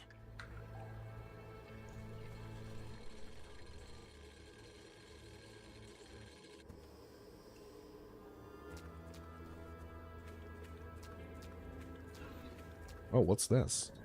Checkpoint? Actually getting checkpoints? Alright.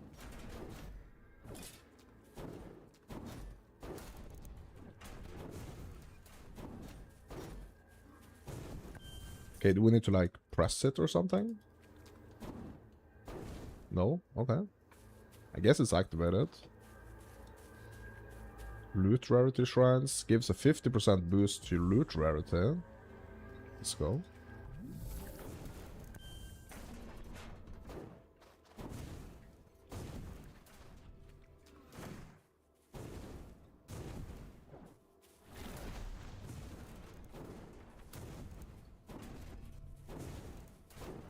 No ether.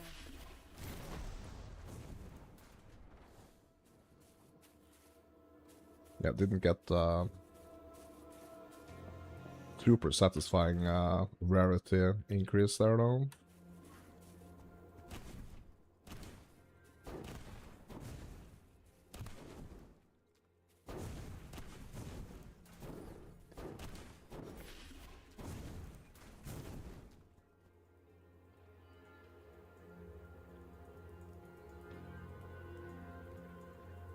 Oh, bless me. They need a background image for the skill tree. It looks weird, you think?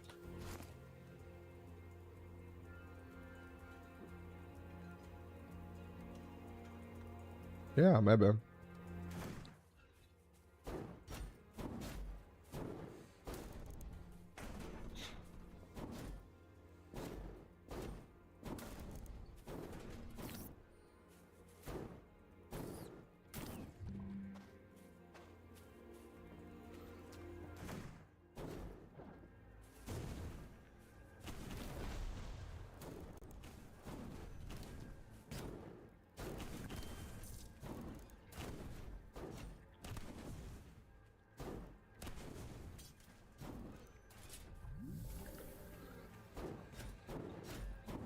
Looks too plain, like the least effort made.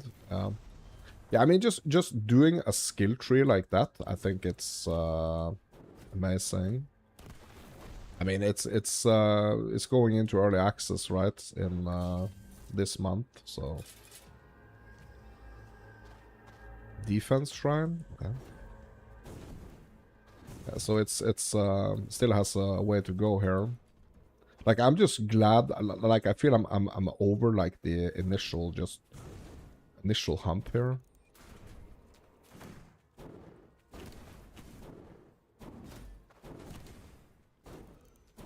Like, actually getting a usable weapon. You will give it a try when it goes into early access? Yeah.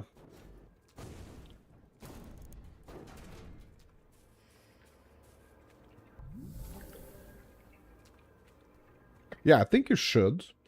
I think you should.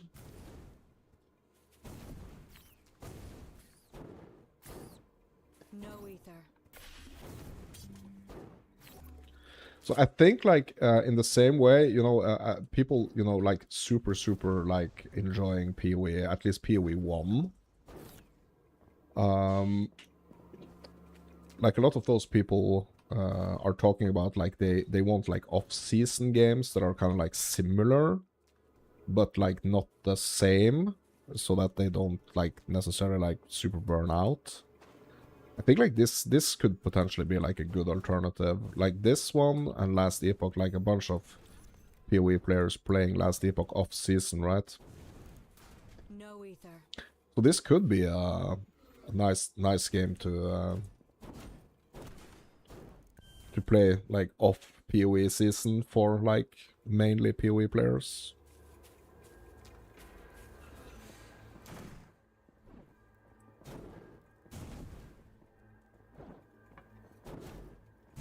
Crimson Desert sounds perfect. Yeah. Yeah, but you know, not everyone... Oh, I got a Tinkerer's module. Hold up. What did we get? Add a rare affix to a rare item? Bro. Bro, I need something that can upgrade my magic one to a rare one. That's what I need.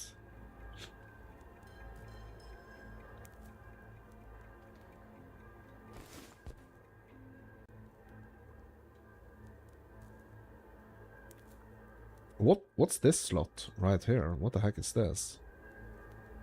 I wonder. Like, belt? Haven't dropped a single belt yet.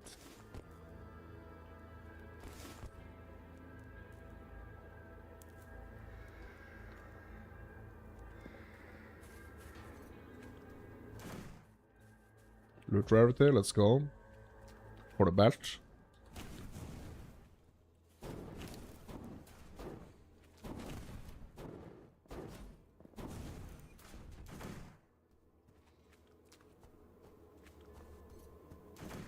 Yeah, you know, some people, they only want to play this style, you know, like the ARPG top-down isometric style games, but it gets a bit repetitive to only play like the same one all the time. One style and this, yeah.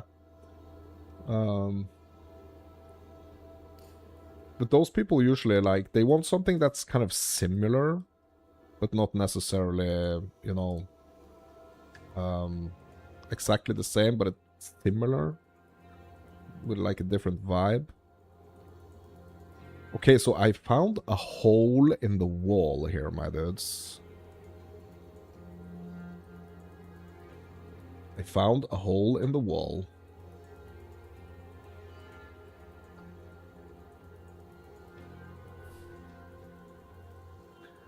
Also called a passageway. But this one is actually called a hole in the wall.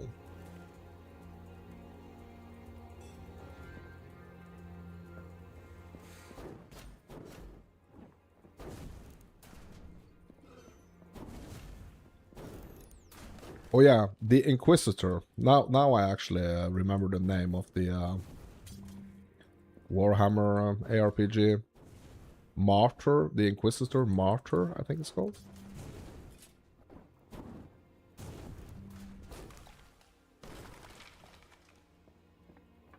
Which is also like a yeah, isometric top-down.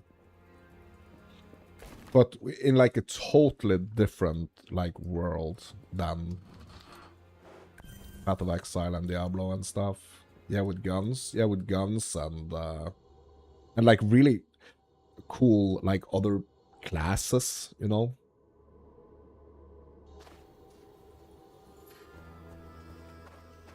Like different.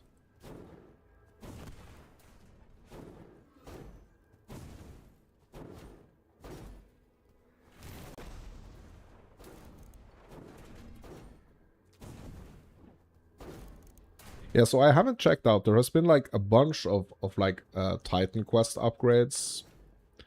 And also some upgrades to this other ARPG that I'm also playing, or I've been trying. It's the, what's it called? I can't even remember the name. The like the city builder one.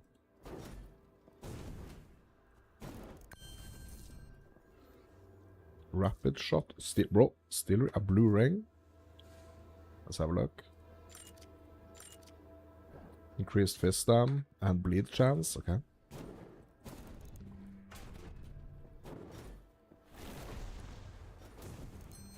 Oh, another blue ring. Oh my god. And some blue boots. Let's have a look. Movement speed.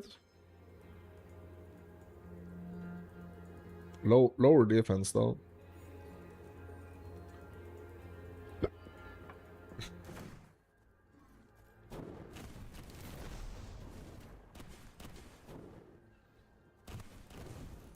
Yeah, the city builder one. Oh, what's it called? I can't even remember the name. Dragonborn? No. Dragonkin? Dragonkin, that's the name, yeah.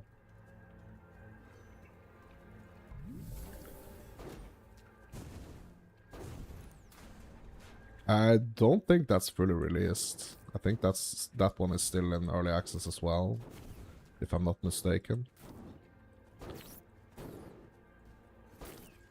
Dragonkin.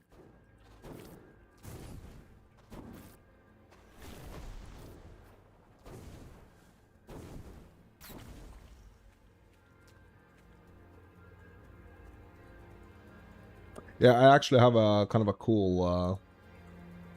let me see if I can find that. Holy smokes. This rat tamer dude is so annoying. Where is he? No ether. He's like the rat tamer dude. He has like the same function as the like the shamans in PoE 1. Freaking resting everyone. But the rat dude is just spawning rats forever. Let me see if I can find this Dragonkin. I did this boss. I think it was like an act boss or something. It looks like it's a bit what's it called?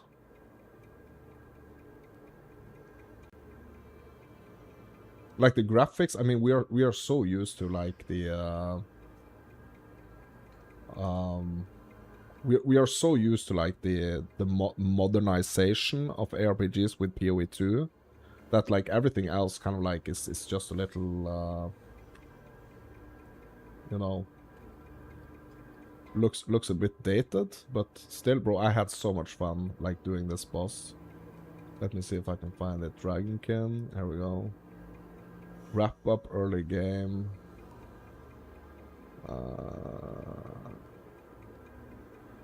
Chapter 1 boss down. Yeah, this one.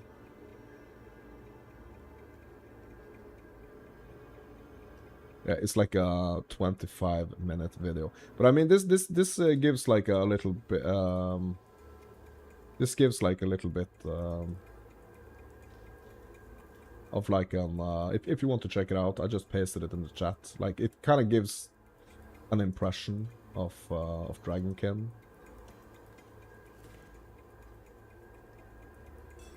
If you want to check it out, it's kind of cool. Yeah, I just pasted it in the chat. You can check it out if you want.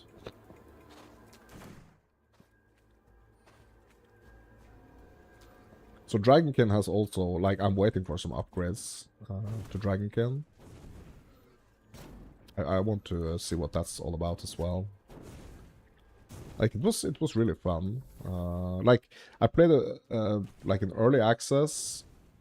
Yeah.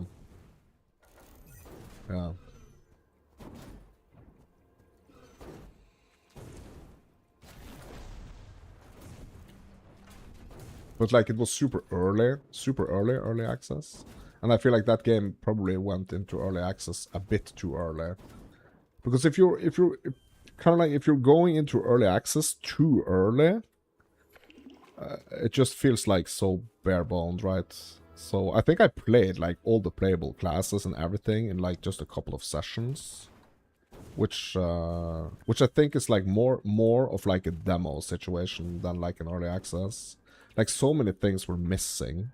So when you're launching into early access and you already know like there are so many things that are missing, or the players know, I think that's a little dangerous situation, to be honest. You copied it to a notepad from when the stream ends. Yeah, cool. Yeah, it's a cool one to see, like both to kind of like get an impression of the game, but also like I think that was just so fun when I like finally beat the like the chapter 1 boss. It's kind of fun.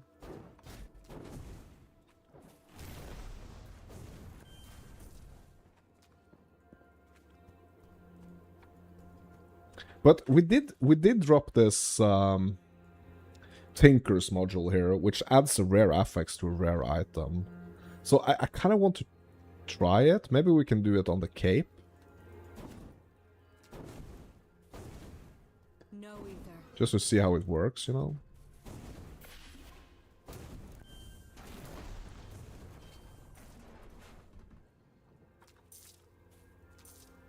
I kind of want to try that. Okay, let's go to the crafting menu here. Let's just grab this. Go to the crafting menu. Put the cape in here. Select the action. And we can add the rare affix, or we can re-roll. So I want to add. Okay, so what do I have here? I have the max Aether, max life. We have the dexterity. Okay, what are we gonna get here? Add. Crafting success chance. Moderate. Bro, I hate... I'm not gonna use hate, that's a strong word, but like I really dislike the fact that there is like a chance for success. It should be like if you use this, combine this with this, you get this. Bro, if I'm gonna fail this... Okay, success adding affix. Okay, what did it add? 18% increased defense, bro. Okay, that's not bad, to be honest. That's not bad. That is not bad.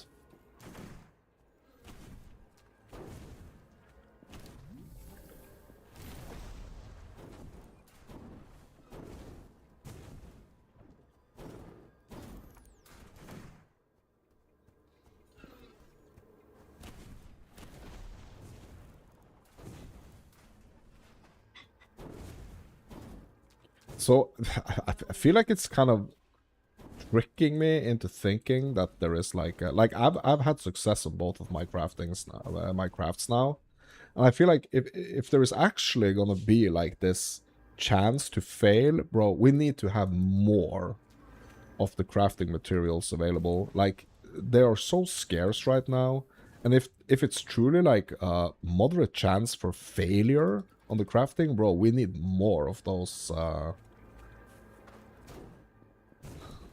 crafting materials, I'm not gonna lie.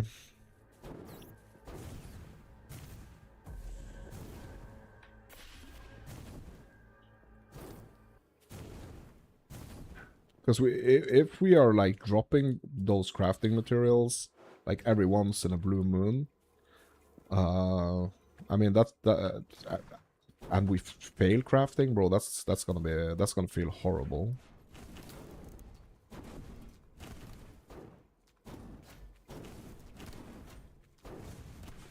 You're in Act 1? Yeah, I know.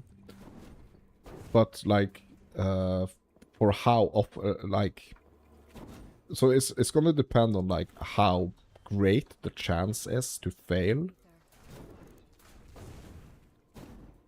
Like, if the chance to fail also gets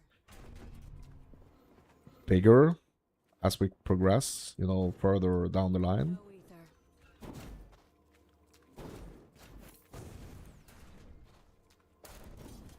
8%? 8% chance to fail, you mean? No ether.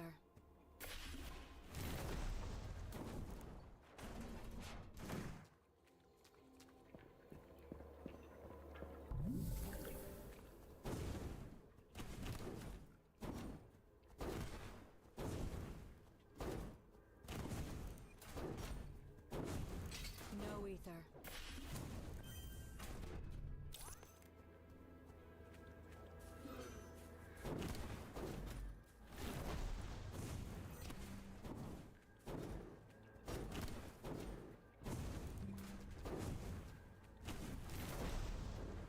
Moderate is roughly 8 to 12%. Okay. Yeah, so that's not a big chance for failure, to be honest.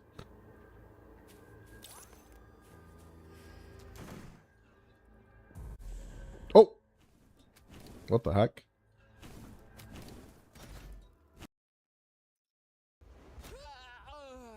Oh my god. Really? Fucking like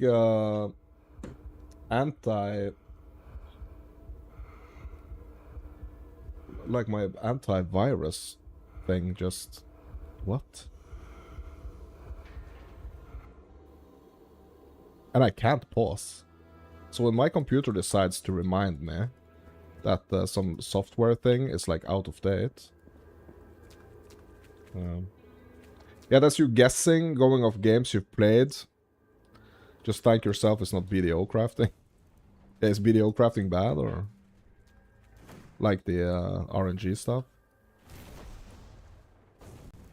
Very? Oh, okay.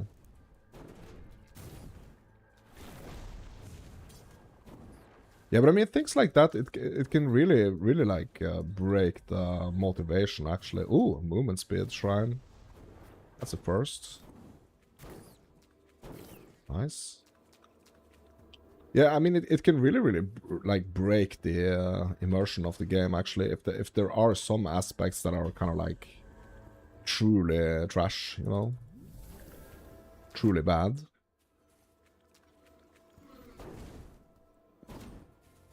But I think, like, it's really it's really gonna be like a matter of, like, the drops also of like the materials that you need for crafting, you know. So if you have a lot of the materials, I mean, you can kind of like afford to fail the craft, but like if you have almost none of the materials and you fail, that's very bad.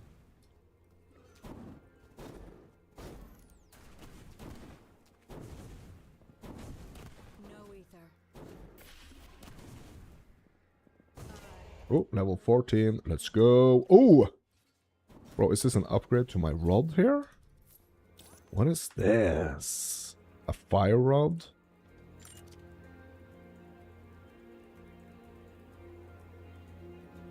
Adds fire damage, increased crit chance, gain Aether on hit, plus 5% to all penetration, gain 3 life on crit hit. Bro, let's try this one.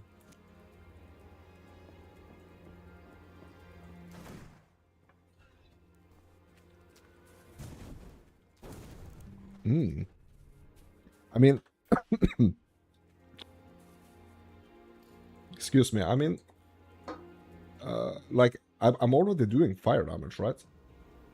Like, that's my main damage type, actually. So it was cool to run around with the cold one, but, like, this one is gonna be even better, right? I think.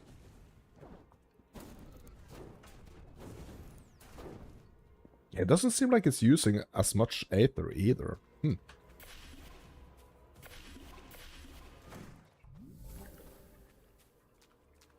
I guess we're going to the armory, right? Let's go.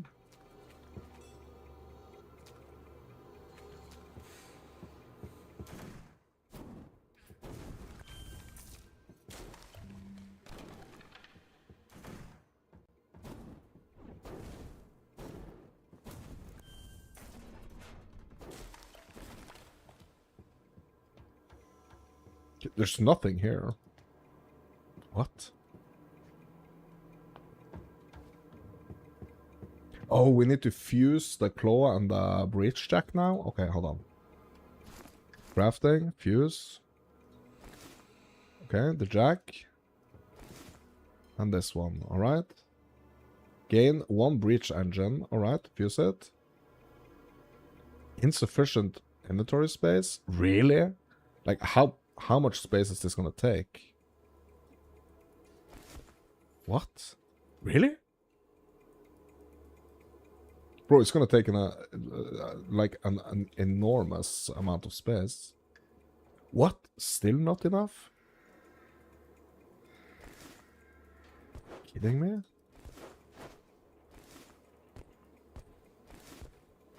How much space is this gonna take? It's gonna take freaking half of my inventory here? There we go. Oh no, it's just like the... yeah, it's just like the shape of it. So in video, you start at 25% success rate. If you fail, you lose one of the... Okay, so hold on. Yeah, so you need 2 of the items to upgrade 1 tier of rarity. And you start at 25% success rate. If you fail, you lose 1 of the items. So you got to do a thing called fail stacking? Really? Okay, so how does that work? Fail stacking? Okay, now we need to find breach jack in the cliffs. Okay. Yeah, I guess that's not in here, right? Fail stacking? What does that mean? It means that you have to have like 4 times of the 4 times of the material before you even try. Is that what you mean?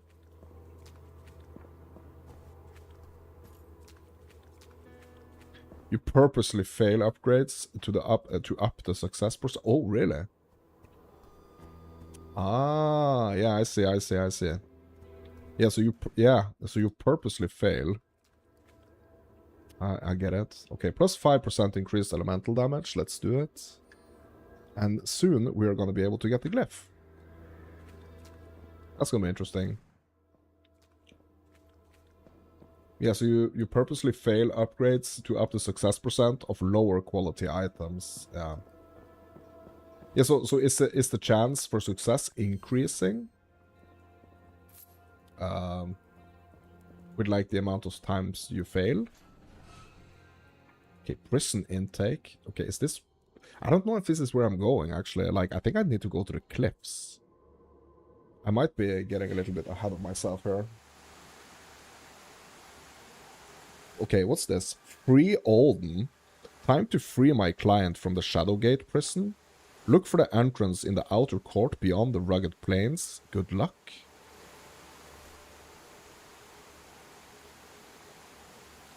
Look for the entrance in the outer court beyond the rugged plains. Is this... This is it, right? Okay, accept. Okay, what the heck is this? Is this like a dungeon or something? Bro, it almost seems like a dungeon or something. That's really cool if it actually is.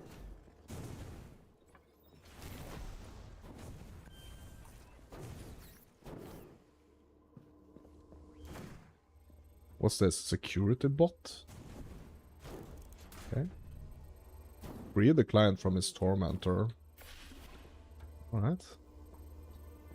Well, this is pretty cool, actually.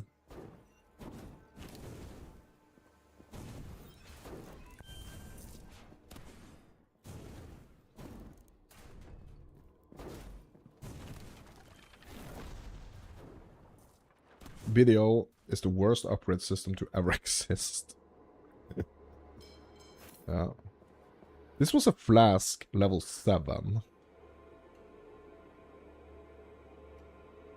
My other life flasks don't even have like levels to them. Or like requirements.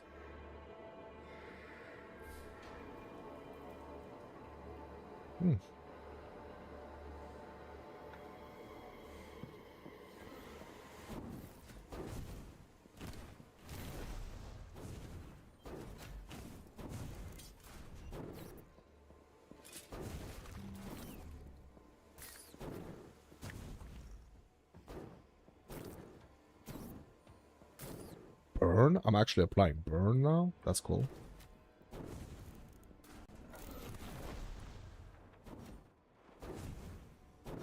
I mean, it makes sense.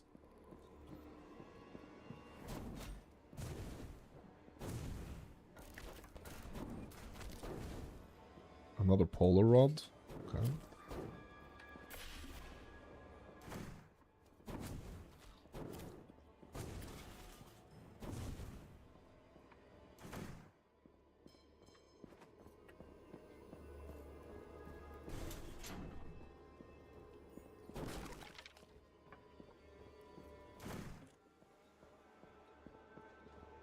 Then they started selling where if you failed, you didn't... I don't understand. One more time, Alex.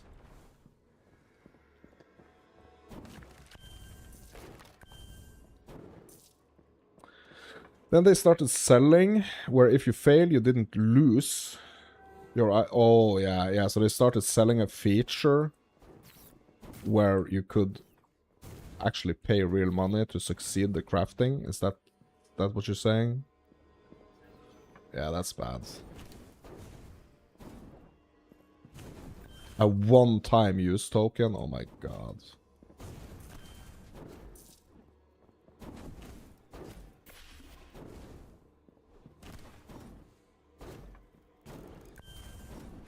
Flashbang? What the heck?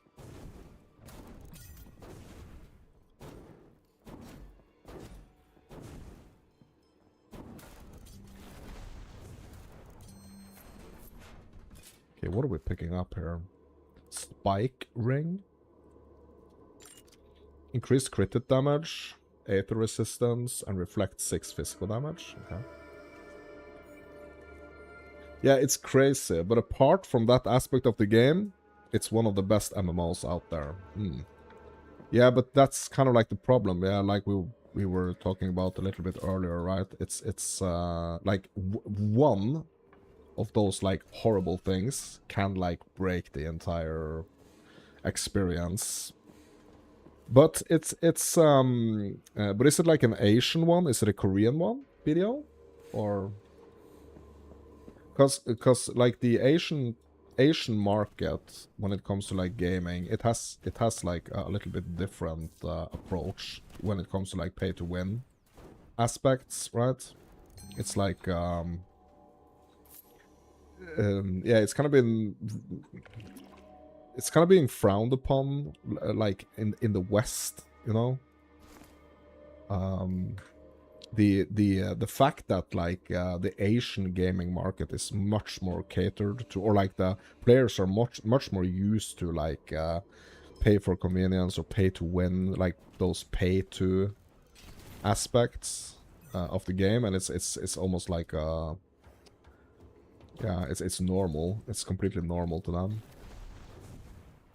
Gotcha gang, South Korean, okay. Yeah, I don't know. So I've just heard some rumors, like especially when it comes to like PoE 2 as well.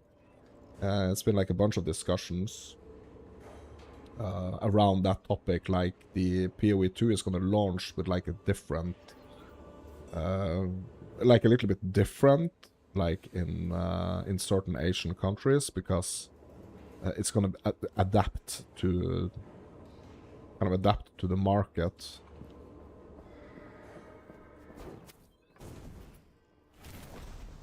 Which is like in the West is really being frowned upon. Like why the heck should there be so many like pay to win elements? Rigging axe, rare one.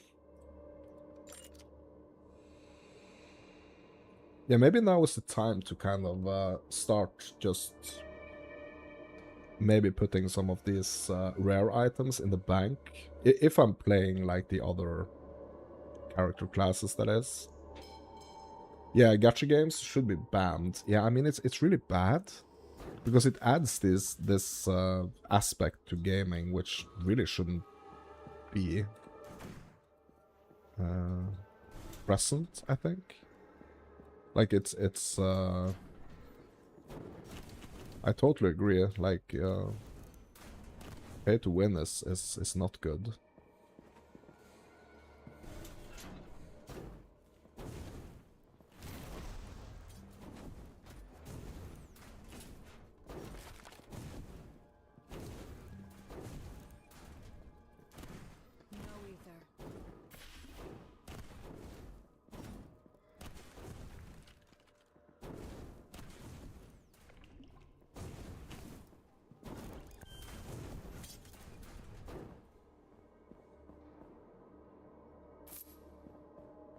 The auto mod got you? Yeah, I bet you were, it was some like graphic related stuff, right?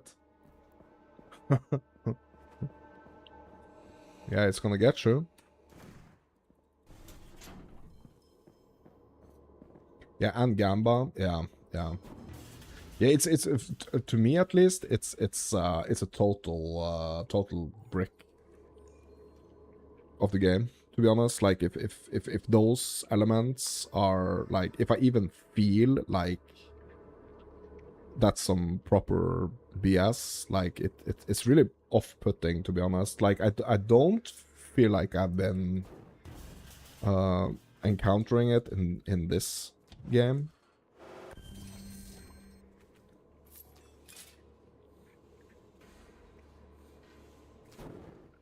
But it's just insane.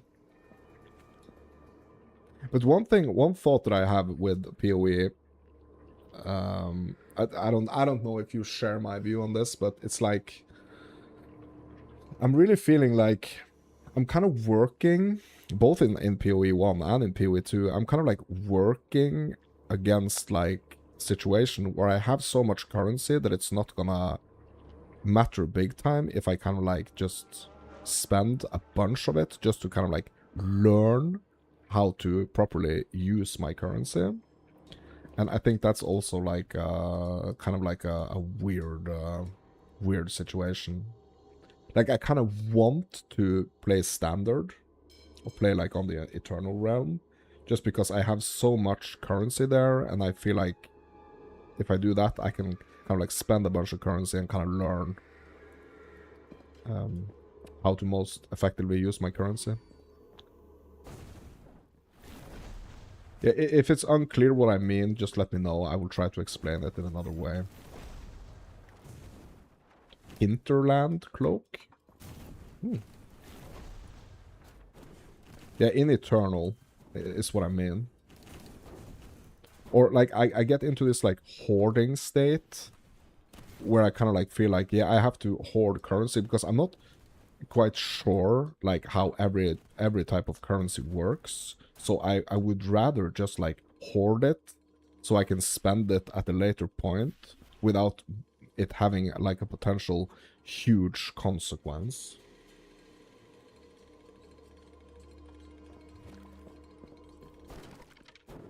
Make sense?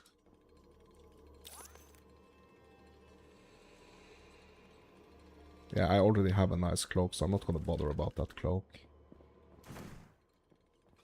Yeah, so this situation where I'm a little scared to kind of do something wrong, and I mean it's the same.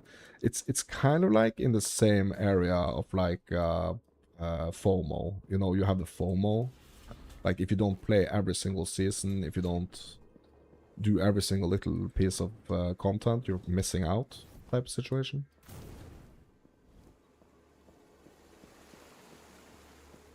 So to make another example or something that's kind of similar in ESO, for example, in Elder Scrolls Online, it's like you have the crafting, you have the researching that you have to do. So every piece of item can basically have like a bunch of different traits, right?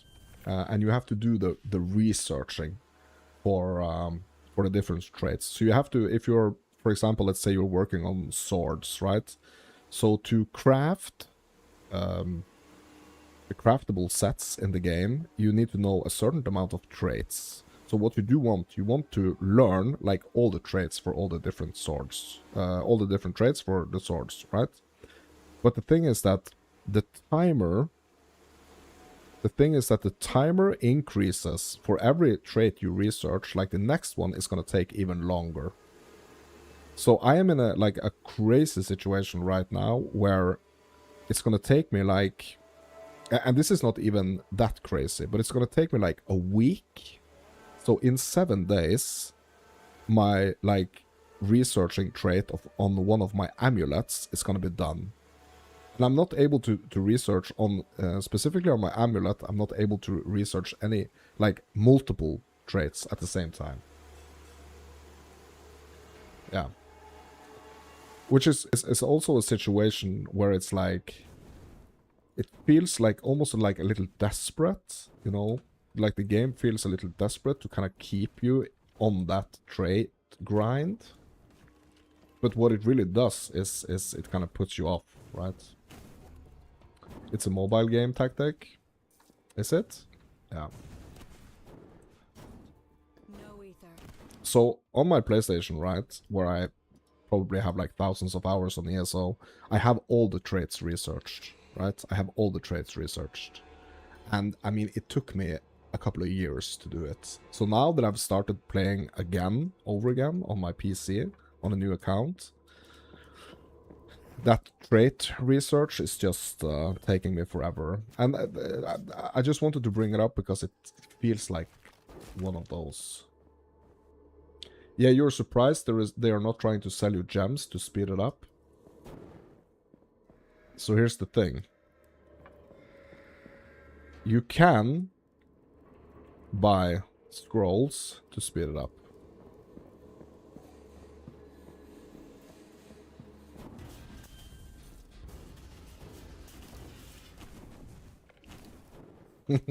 ESO is a mobile game, confirmed. It's just in. So here's the thing, like it's these gray areas, right? It's not lightning crest. Okay, so it's not. How can I put it? I'm overburdened. So So it's like, it's close to something that's like totally unacceptable, but just close enough for it not to kind of entirely be. Dark patterns.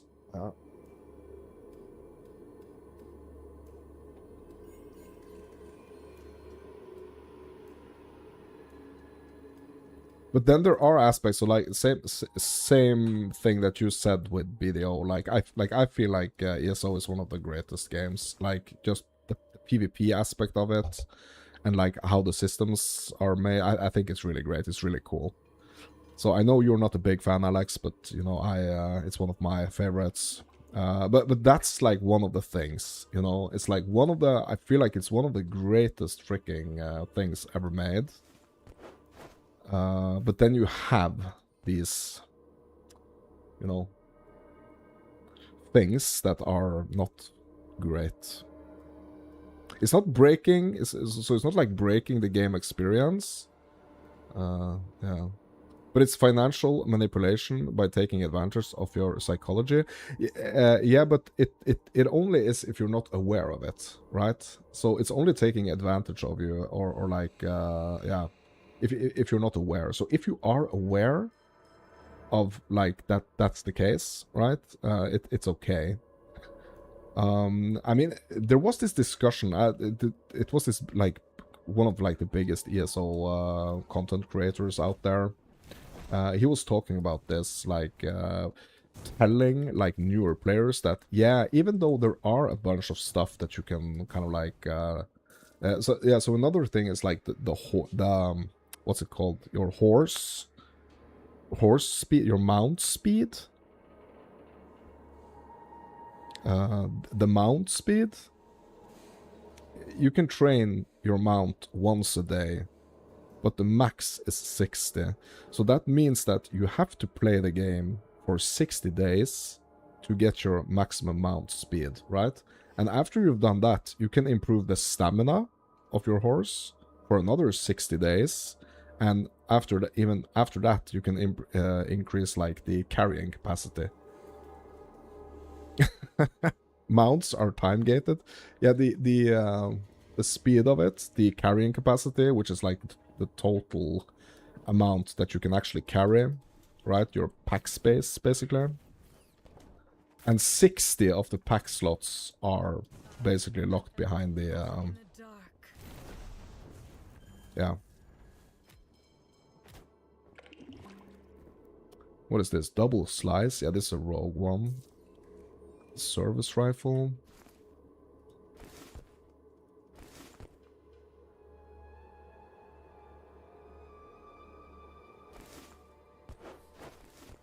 Yeah, I really want to take some of these rares to use with when I'm playing the other classes. I really want to try the other classes as well.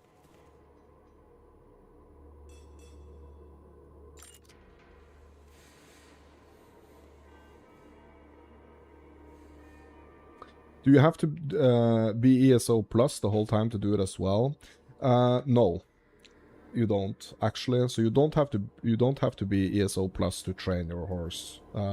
Thing is with the ESO plus thing is that you unlock this craft bag, right? So with your craft bag, you have basically unlimited storage for all your crafting resources.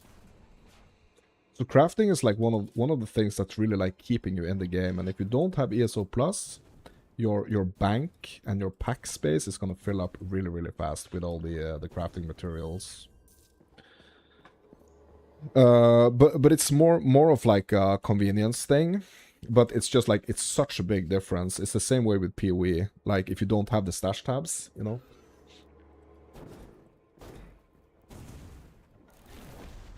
But also another thing that ESO Plus gives you is that it gives you basically access to everything except like the newest stuff. So to get the newest stuff, you have to buy the chapter, right? So right now it's the Solstice chapter. But if you don't buy the Solstice chapter, if you have like the chapter from before with an ESO Plus, you can like go to all of the like DLC zones and stuff.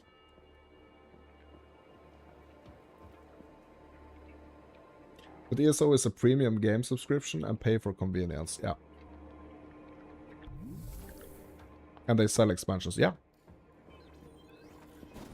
But that's gonna change though. So in 2026 they are actually changing it. I'm not quite sure if it's coming with the next update, the update 49, or if it's like a little bit further into the future. But I think it's actually with the next update, because they are starting with like seasons. More like a season model. So in the season, it's like all the content, like all the new zones and everything is going to be free for everyone. But I mean, you still do want, you know, that craft bag and that ESO Plus, you know. But it's kind of taking away the need of actually having to buy, you know, the expansions basically. So the things that you need to buy is or you don't need to, but you should, is the like the plus subscription for the craft bag. But they're gonna add something else in there, which is like more like a battle pass thing. Yeah, so we're gonna have to see how that works.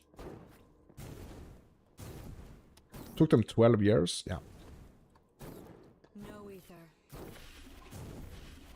Yeah, I think maybe they are at the point now where they actually need to change that model, because they are seeing that people are not, you know, not necessarily willing to participate in that anymore.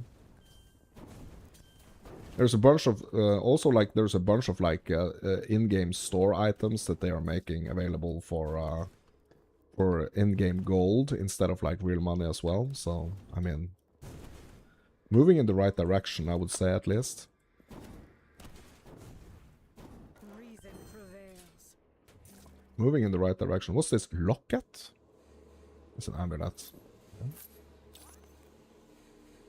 War cry?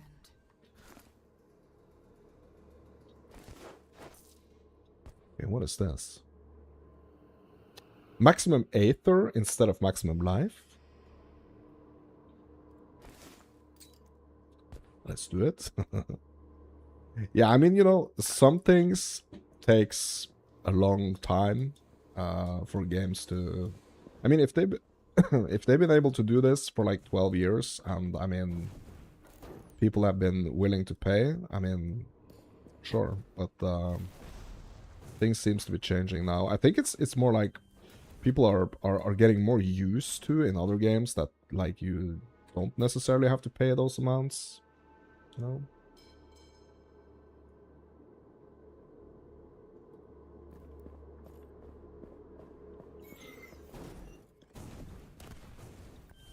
But I mean, they really have to be careful with those things, because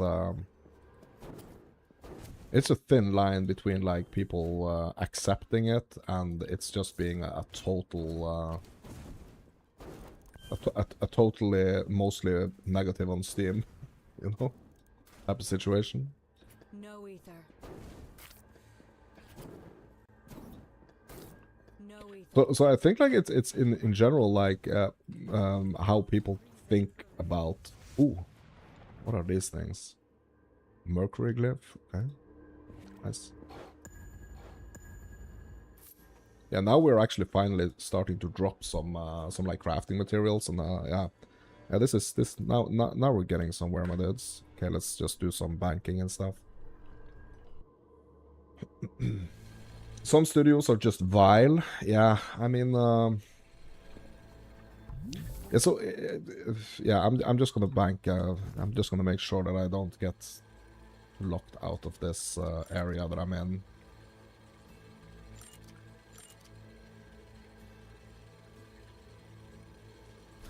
Let's just bank most of this.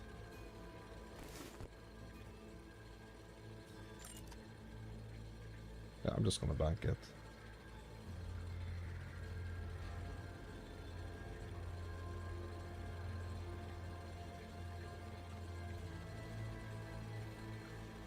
Just gonna bank it for now.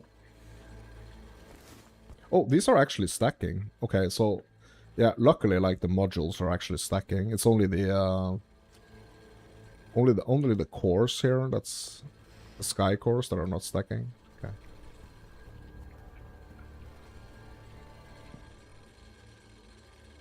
Yeah, so so I think it's like with like most things in life, right? We are us humans. I mean, we really like, we want to get as much for as little as much. Like, we want to pay as little as much and get as much as possible back, right? And these situations with the games, they can kind of like quickly get into a situation where if the players that are playing are feeling that we are paying for more than we are actually getting, which I really feel was like the situation with like Diablo 4 for the longest of times. Like, there's been a while since I played Diablo 4 though, but yeah. But if we as players are feeling that we are paying way more than we are actually like the value is too great compared to like what we are actually getting, that's super bad for the game, I think. It's super bad. You don't even own the games anymore. You kind of rent a license. Yeah, and that's also kind of like a big issue, actually. Yeah. I mean, if Steam decides to just you know, shut down service, I mean, where are all those games? Right? I mean, obviously that would be that would not be good if that happened, but yeah. I mean, we do have rights also, you know, as players or as purchasers of a product. Yet they say copies sold, games purchased, it's all a deceit. Yeah.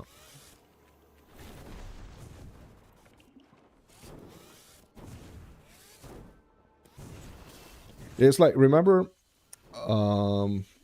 like way back in the days when we have to go to the arcades and stuff to play games? I don't know if you're old enough to remember that, but like, I kind of remember like what we used to do before like the consoles and everything. We went to these arcade halls, like these bowling places, or like arcade stuffs, and you actually had to pay. Like, back then, bro, that was freaking predatory when you had to pay like £1 to play like 1 round of pinball or like 1 round of Pac-Man. 1 round, like potentially 2 minutes of game time, you know. That's that was a different situation, right? But yeah, we are in a place where like gaming is big business, you know. Games industry is a big business.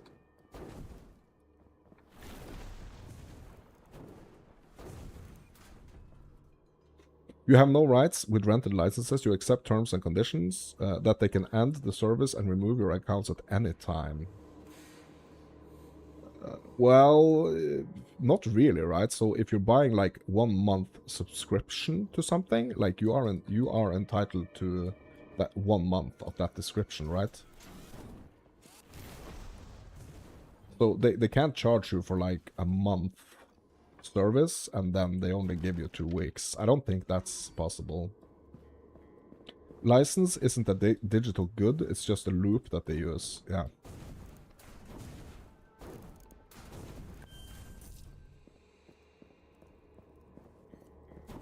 Yeah, so essentially, No, essentially, like, kind of like the value that you put into something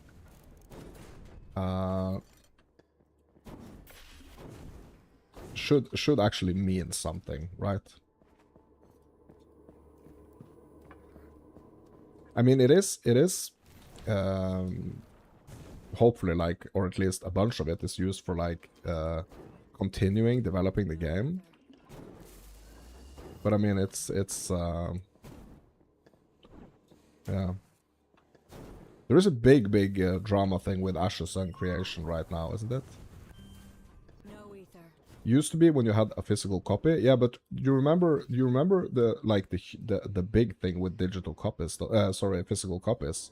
It's like if the physical copy gets destroyed, like I remember this when games were on like discs, you actually had to buy another copy.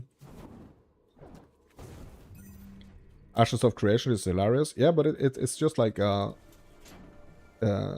it's like an example of like how money is like controlling, you know. You could back up the ROM on your PC.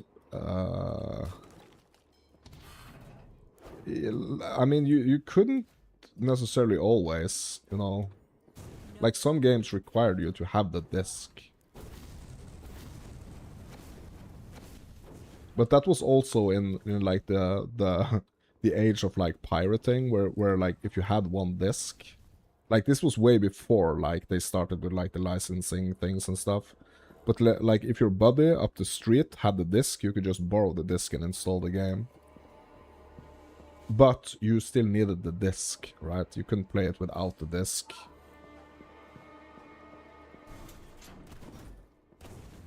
Same way with like, you know, movies and stuff.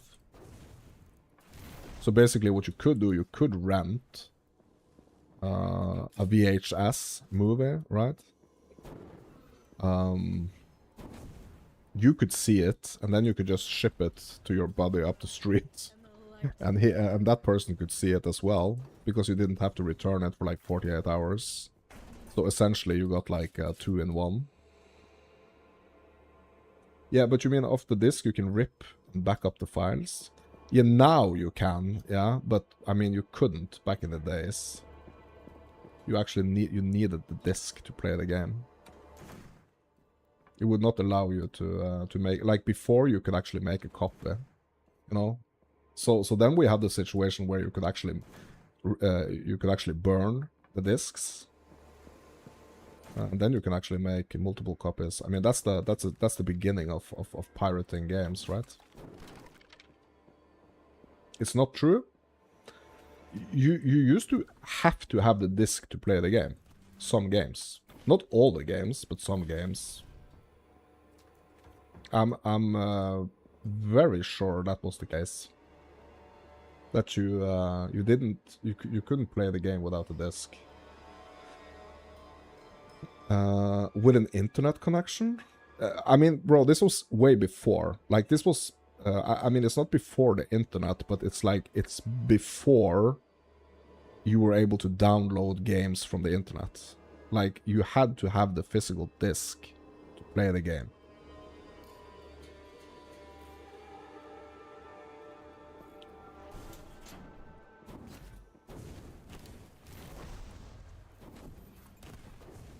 I mean, at some point this changed, and that was like the peak piracy area, right?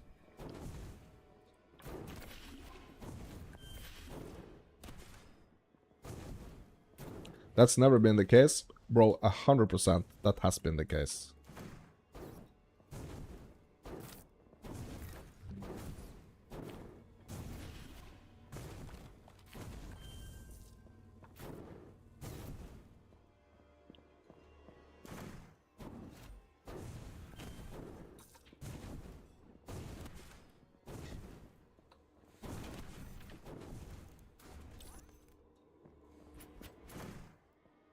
Bro, this area right here, like, it's just like a huge endless dungeon. You can always rip game files from CDs.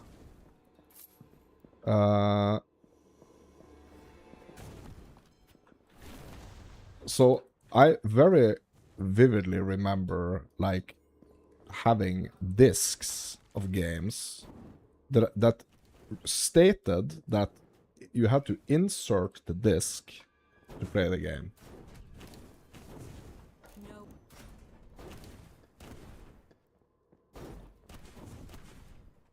No ether. Well, I have two talent points.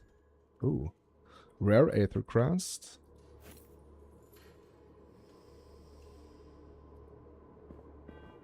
Yeah, but even though you had the game installed, you still had to have the disc to play.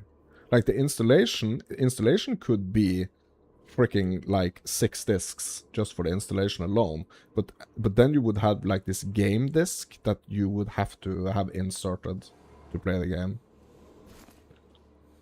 Ooh, we can get the glyph socket. Apply.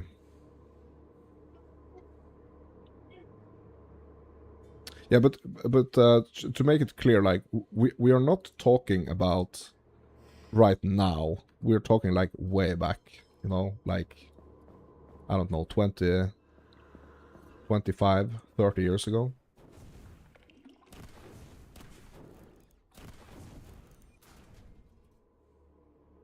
We're talking PS1. Yeah. Yeah, I mean, this was way before PS1, bro.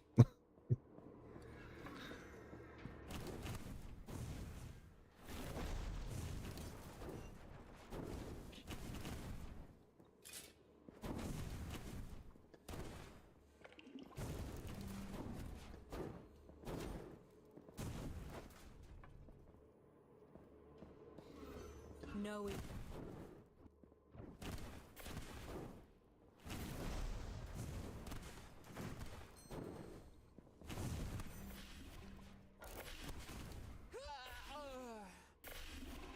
As soon as games became CDs, they could be pirated because the files was on the CD. Yeah, but what we're talking about is that you needed the disc itself. So yes, you could pirate it, right? You could burn the files on another CD, right? That's not what I'm saying. But what I'm saying is that you needed the physical CD or the physical disc to play the game.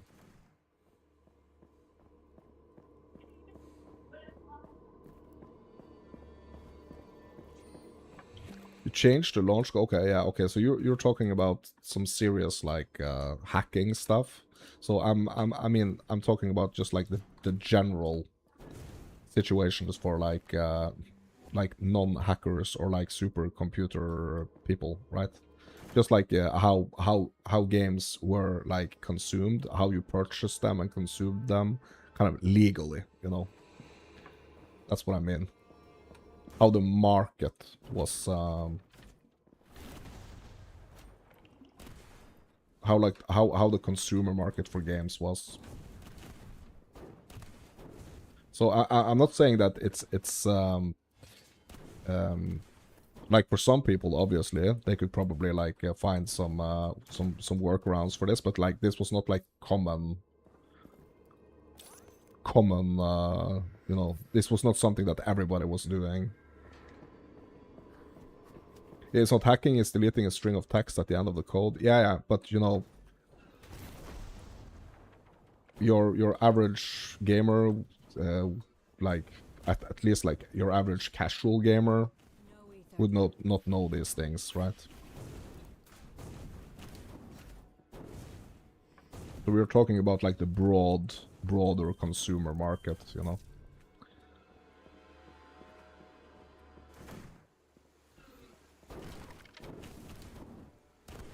No ether.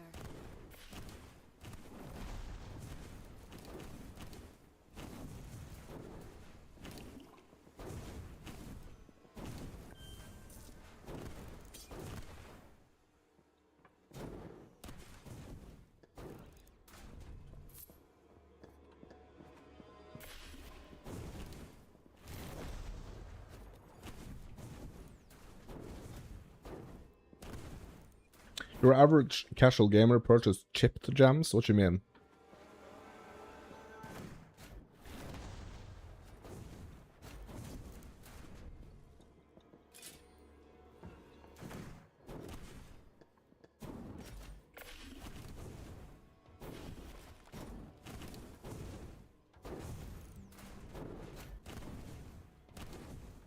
No ether.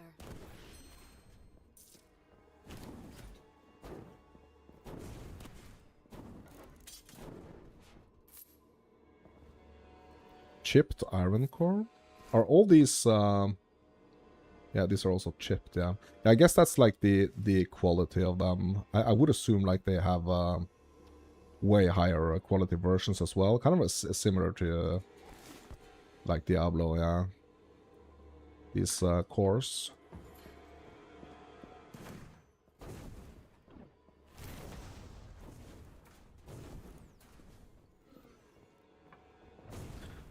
Oh.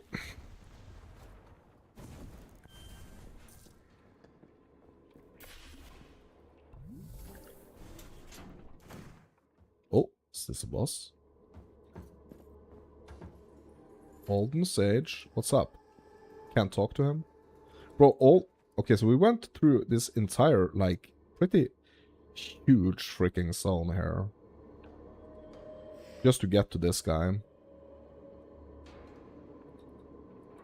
Door is locked. Bro, the door is locked. Yeah, we need to go to the cliffs, right? Free the client from his tormentor. Bro, he's right there. Why can't I free him? Bro, is this bugged or something? What? Oh my god. Oh my. Yeah, I have a feeling it's gonna be a bad idea to kind of like stand in the middle here. It's probably gonna come some like flames or something. Bro, this is probably the act boss, right?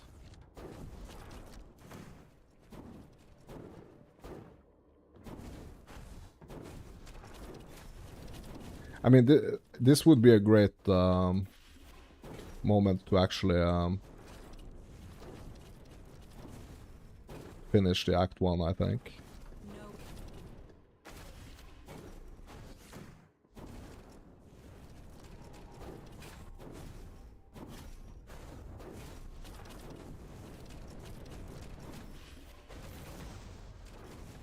Bro, he actually has 3 lives.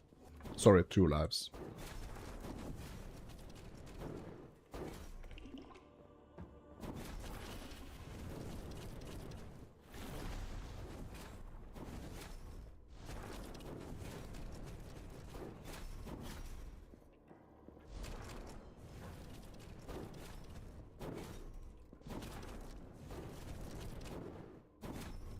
He looks angry. Yeah.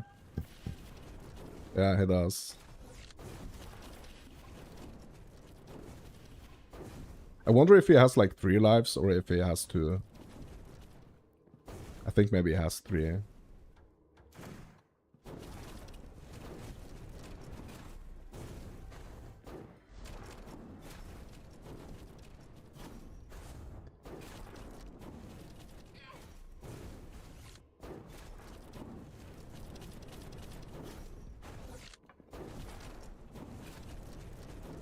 No ether.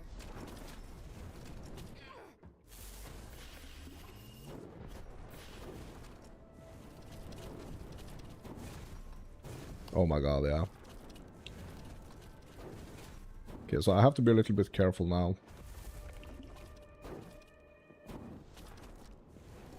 So I don't spend all my resources.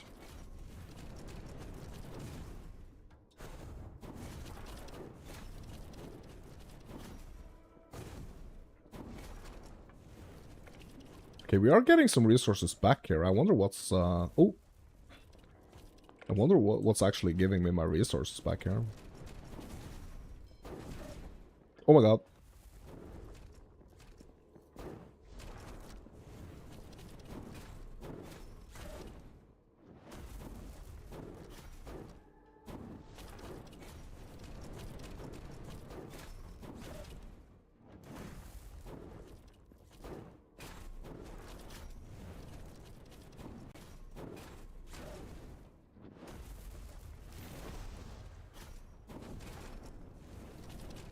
No ether.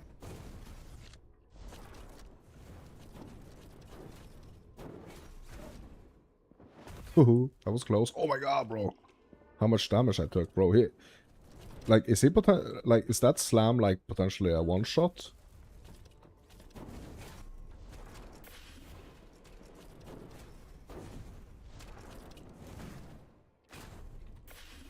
Oh my god.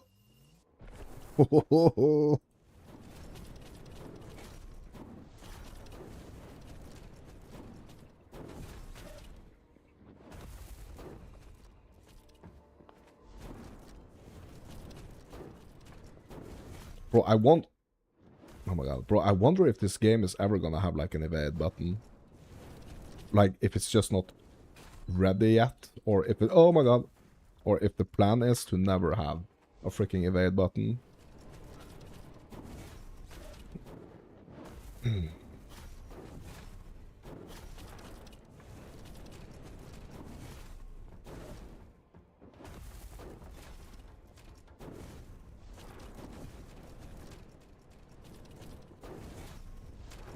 Boom, he's down. Woo-hoo-hoo. Talk to Alden and return to camp. Flame strike? Bro, what are those?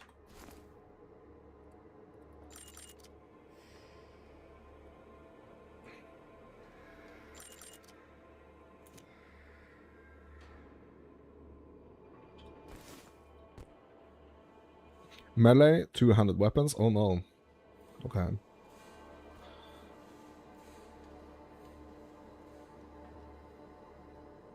Alright. Talk to this dude. In the nick of time, my mysterious friend, the interrogation procedure here is not very professional. Blood does not hold any answers, but enough chatting. Let's meet up at the encampment. Okay.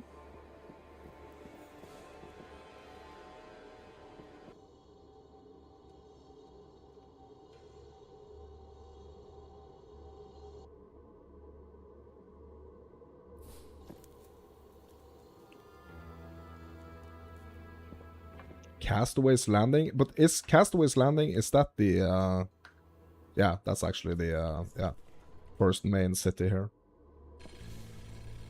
Okay. Okay, where is he? He's up here, okay.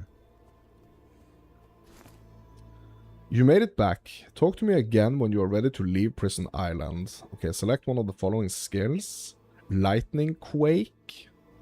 Yeah, that's a two-handed mace and staff. I'm not gonna grab that one.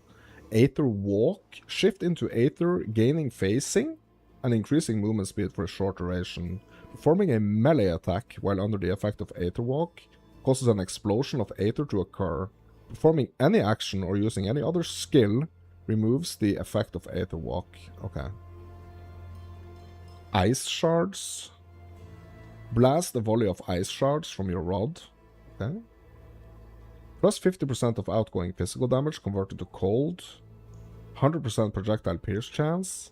Gain plus 9% of damage as extra cold damage per one skill level. Okay, yeah, I think the ice shards is the one I'm getting. Thank you for playing the demo of Crystalfall. Pre-register your email and wishlist the game on Steam to earn the exclusive early access lava footstep effect. Okay. I guess that's it, my dudes, for the Crystalfall demo. And it's time for some dinner, and it's time for a break. But yeah, we got through the demo, actually, on one class at least. So I'm gonna see if I'm gonna be playing this on the other two classes as well, just to get a feel, or if I'm just gonna wait for the early access. That's gonna be it for this session, my dudes. I'm Mounts and Fairy Tales. You are... Oh! Thank you for playing our game. CRG Studios? Oh, really? A developer in the chat here. Well, hello CRG Studios. I really enjoy your game, actually. And yeah, I might actually play the remaining classes as well.